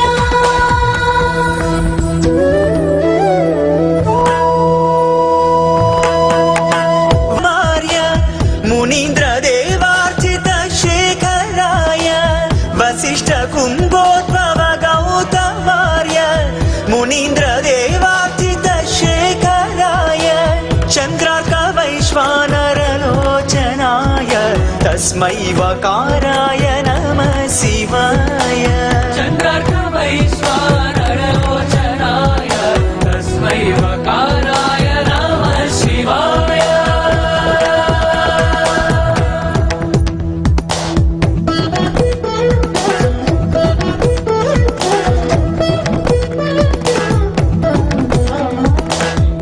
यक्षस्वरूपाय जटाधराय पिनाकहस्ताय सनातनाय यक्षस्वरूपाय जटाधराय पिनाकहस्ताय सनातनाय दिव्याय देवाय दिगम्बराय तस्मै यकाराय नमः शिवाय दिव्याय देवाय दिगम्बराय तस्मै यकाराय नमः शिवाय शिवाय शिव ओम नमः शिवाय हर ओम नमः शिवाय शिव ओम नमः शिवाय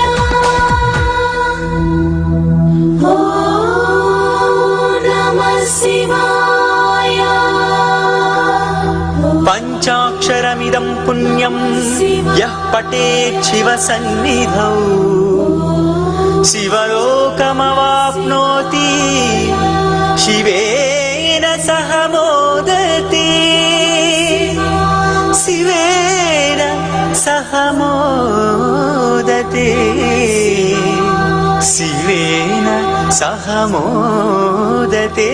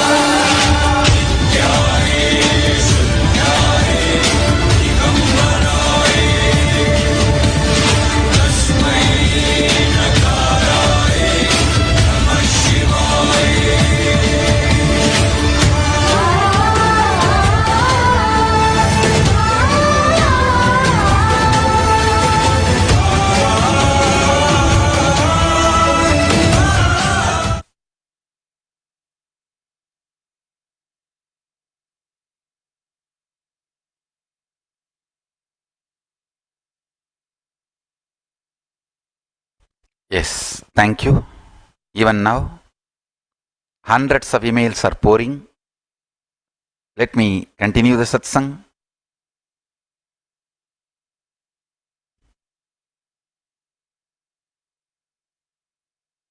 We are the only nation, no tax,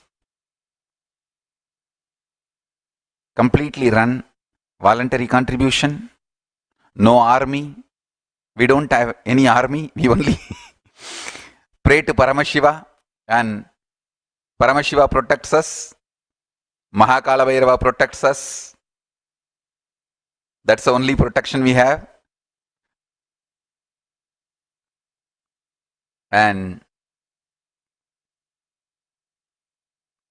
practically no staff. It's only volunteer run organization, volunteer run nation.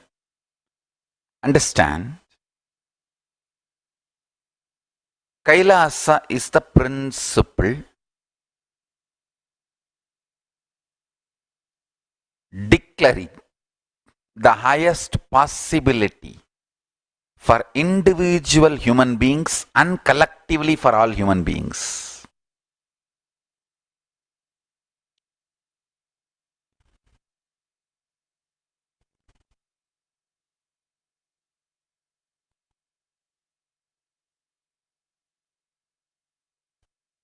In every level, see, even building your home, Paramashiva teaches you the science of space, how your inner space is connected to the space you are living, how to create a living space which will make your inner space into ultimate space.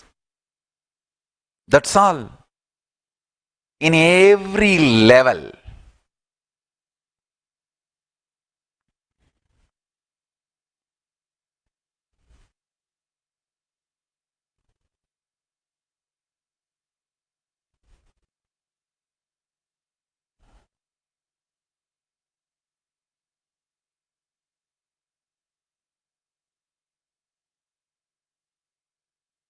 The absolute enlightenment science, the absolute pure possibility, the absolute power manifestation science is the most life positive. Understand? Life positive.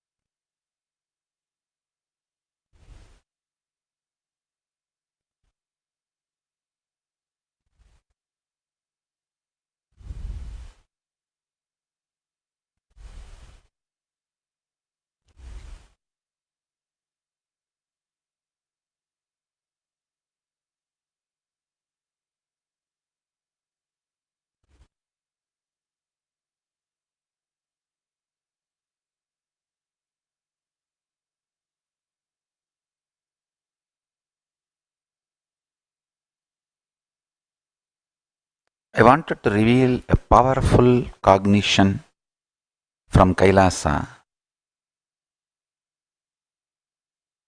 Intensity of the dream state. Intensity of the deep sleep state. Intensity of your confusions in the waking state can be used to manifest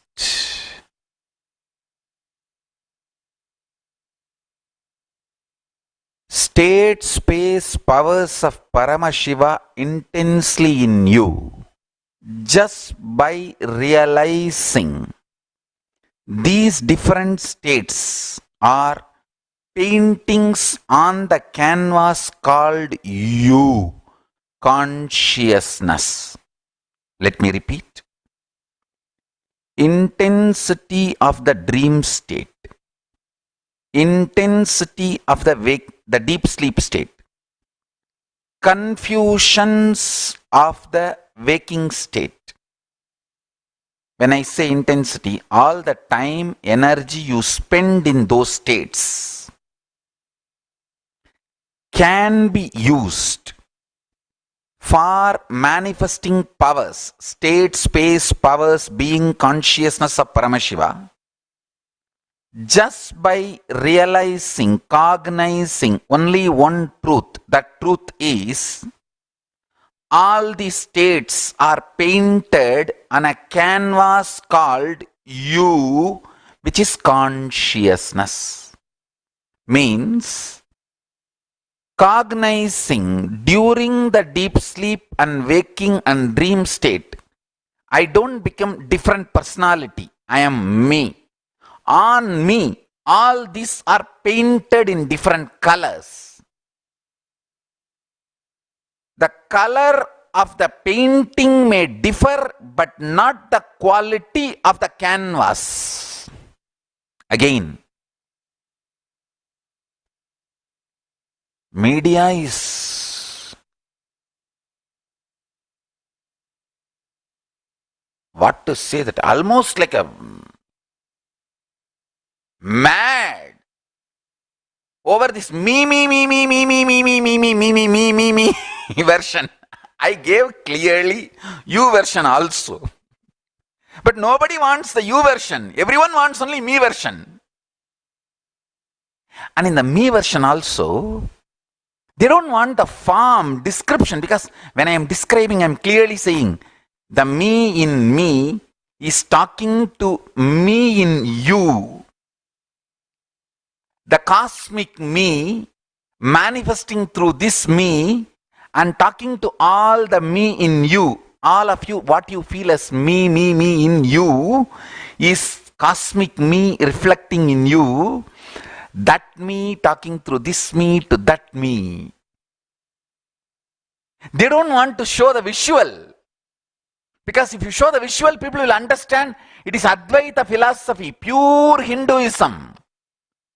They want to make fun of it. Only that is why they use only the audio. Literally, they are like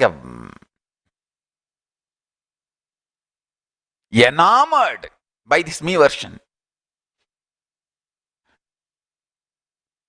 Are going crazy with this me version. Anyhow.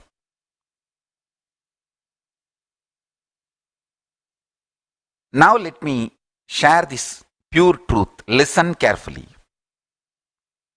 From today, remember, the waking state me, dream state me, deep sleep state me, all the three me's may be different color painting, but painted on same canvas, which is consciousness. Different color. Difference in the color of the painting does not change the quality of the canvas. Listen to this truth and meditate. Cognize this. Cognize this.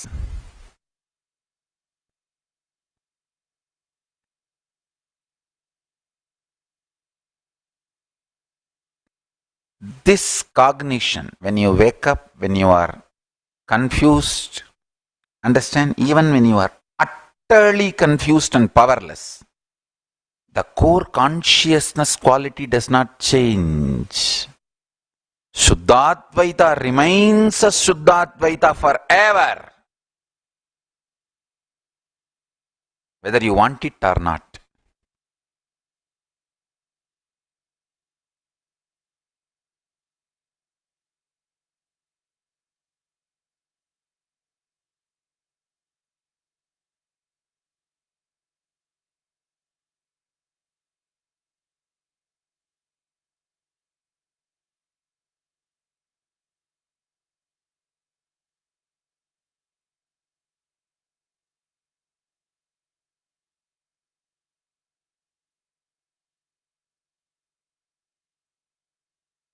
Few things I can tell very clearly.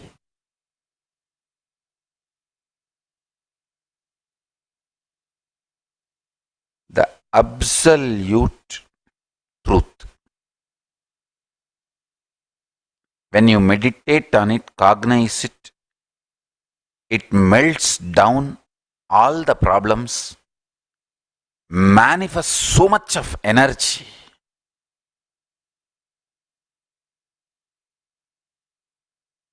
You just manifest all the best things as reality.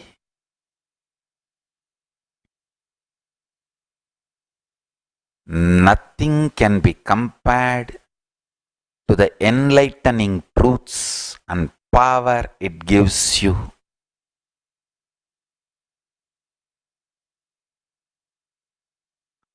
Enlightening truths and power it gives you.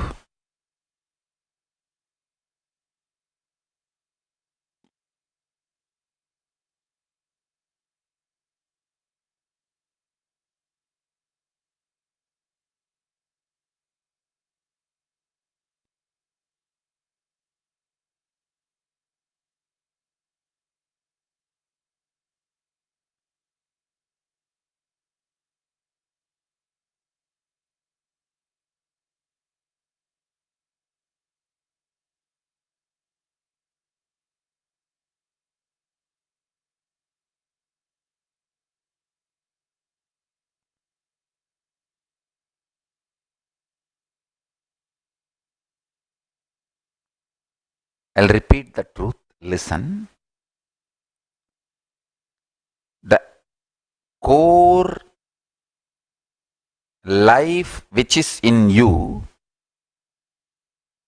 which you experience as me in you, means what you feel as you, I. What you feel as I, that I is the canvas, consciousness, canvas on which waking state and all its confusions, dream state and deep sleep state is painted. When you remember this truth, the consciousness in you becomes more powerful than the influence of these three states. Then naturally, the consciousness starts manifesting Paramashiva in all these three states.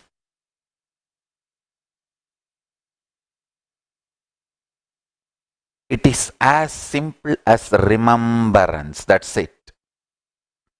Understand? Remembrance is too powerful. Not as simple as you think. Remember Shiva, Paramashiva. Remember Kailasa. Immediately something happens to your system. Especially when you are initiated. If you are initiated. Remembrance is not as easy or simple or a joke as you think. It's too big and too powerful, too beautiful, too wonderful. It can do too much.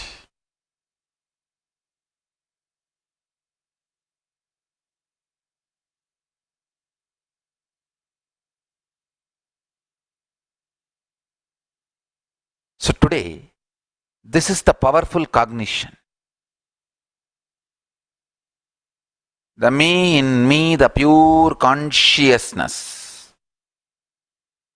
is the canvas on which deep sleep, dream, and waking states are painted. The painting's color may differ, but not the quality of the canvas.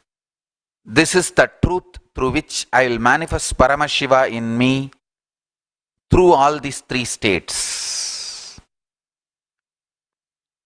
Let's cognize this and meditate on this. Please sit straight and meditate on this. Powerful cognition. Connect with Paramashiva, Kailasa. I'll connect you all to Kailasa and Paramashiva. Chant Mahavagya intensely. Paramashivoham Om Nithyananda Paramashivoham Om Nithyananda Paramashivoham Om Nithyananda Paramashivoham Nithyananda Paramashivoham Om Nithyananda Paramashivoham Om Nithyananda Paramashivoham Om Nithyananda.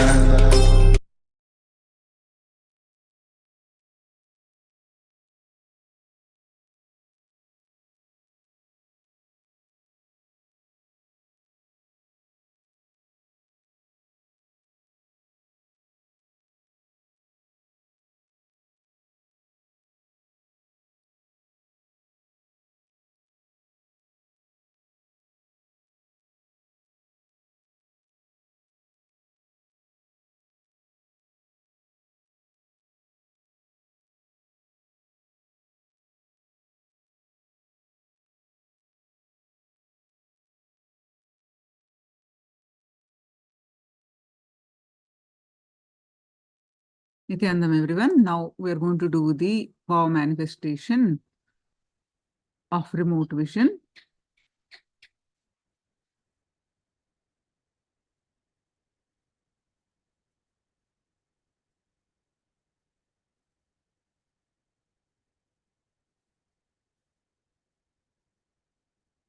So please sit straight and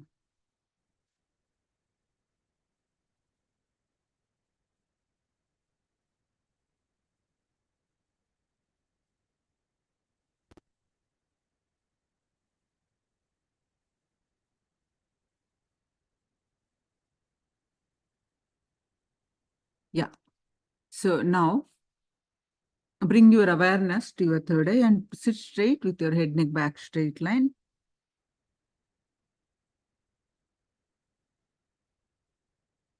And now I have objects on left side. I kept objects on my left side. So experience the oneness space with Swamiji, and with that space, scan through your third eye and manifest the power of the remote vision. The items are on my left side. Okay. So now any thought that is coming, let it come, let it go.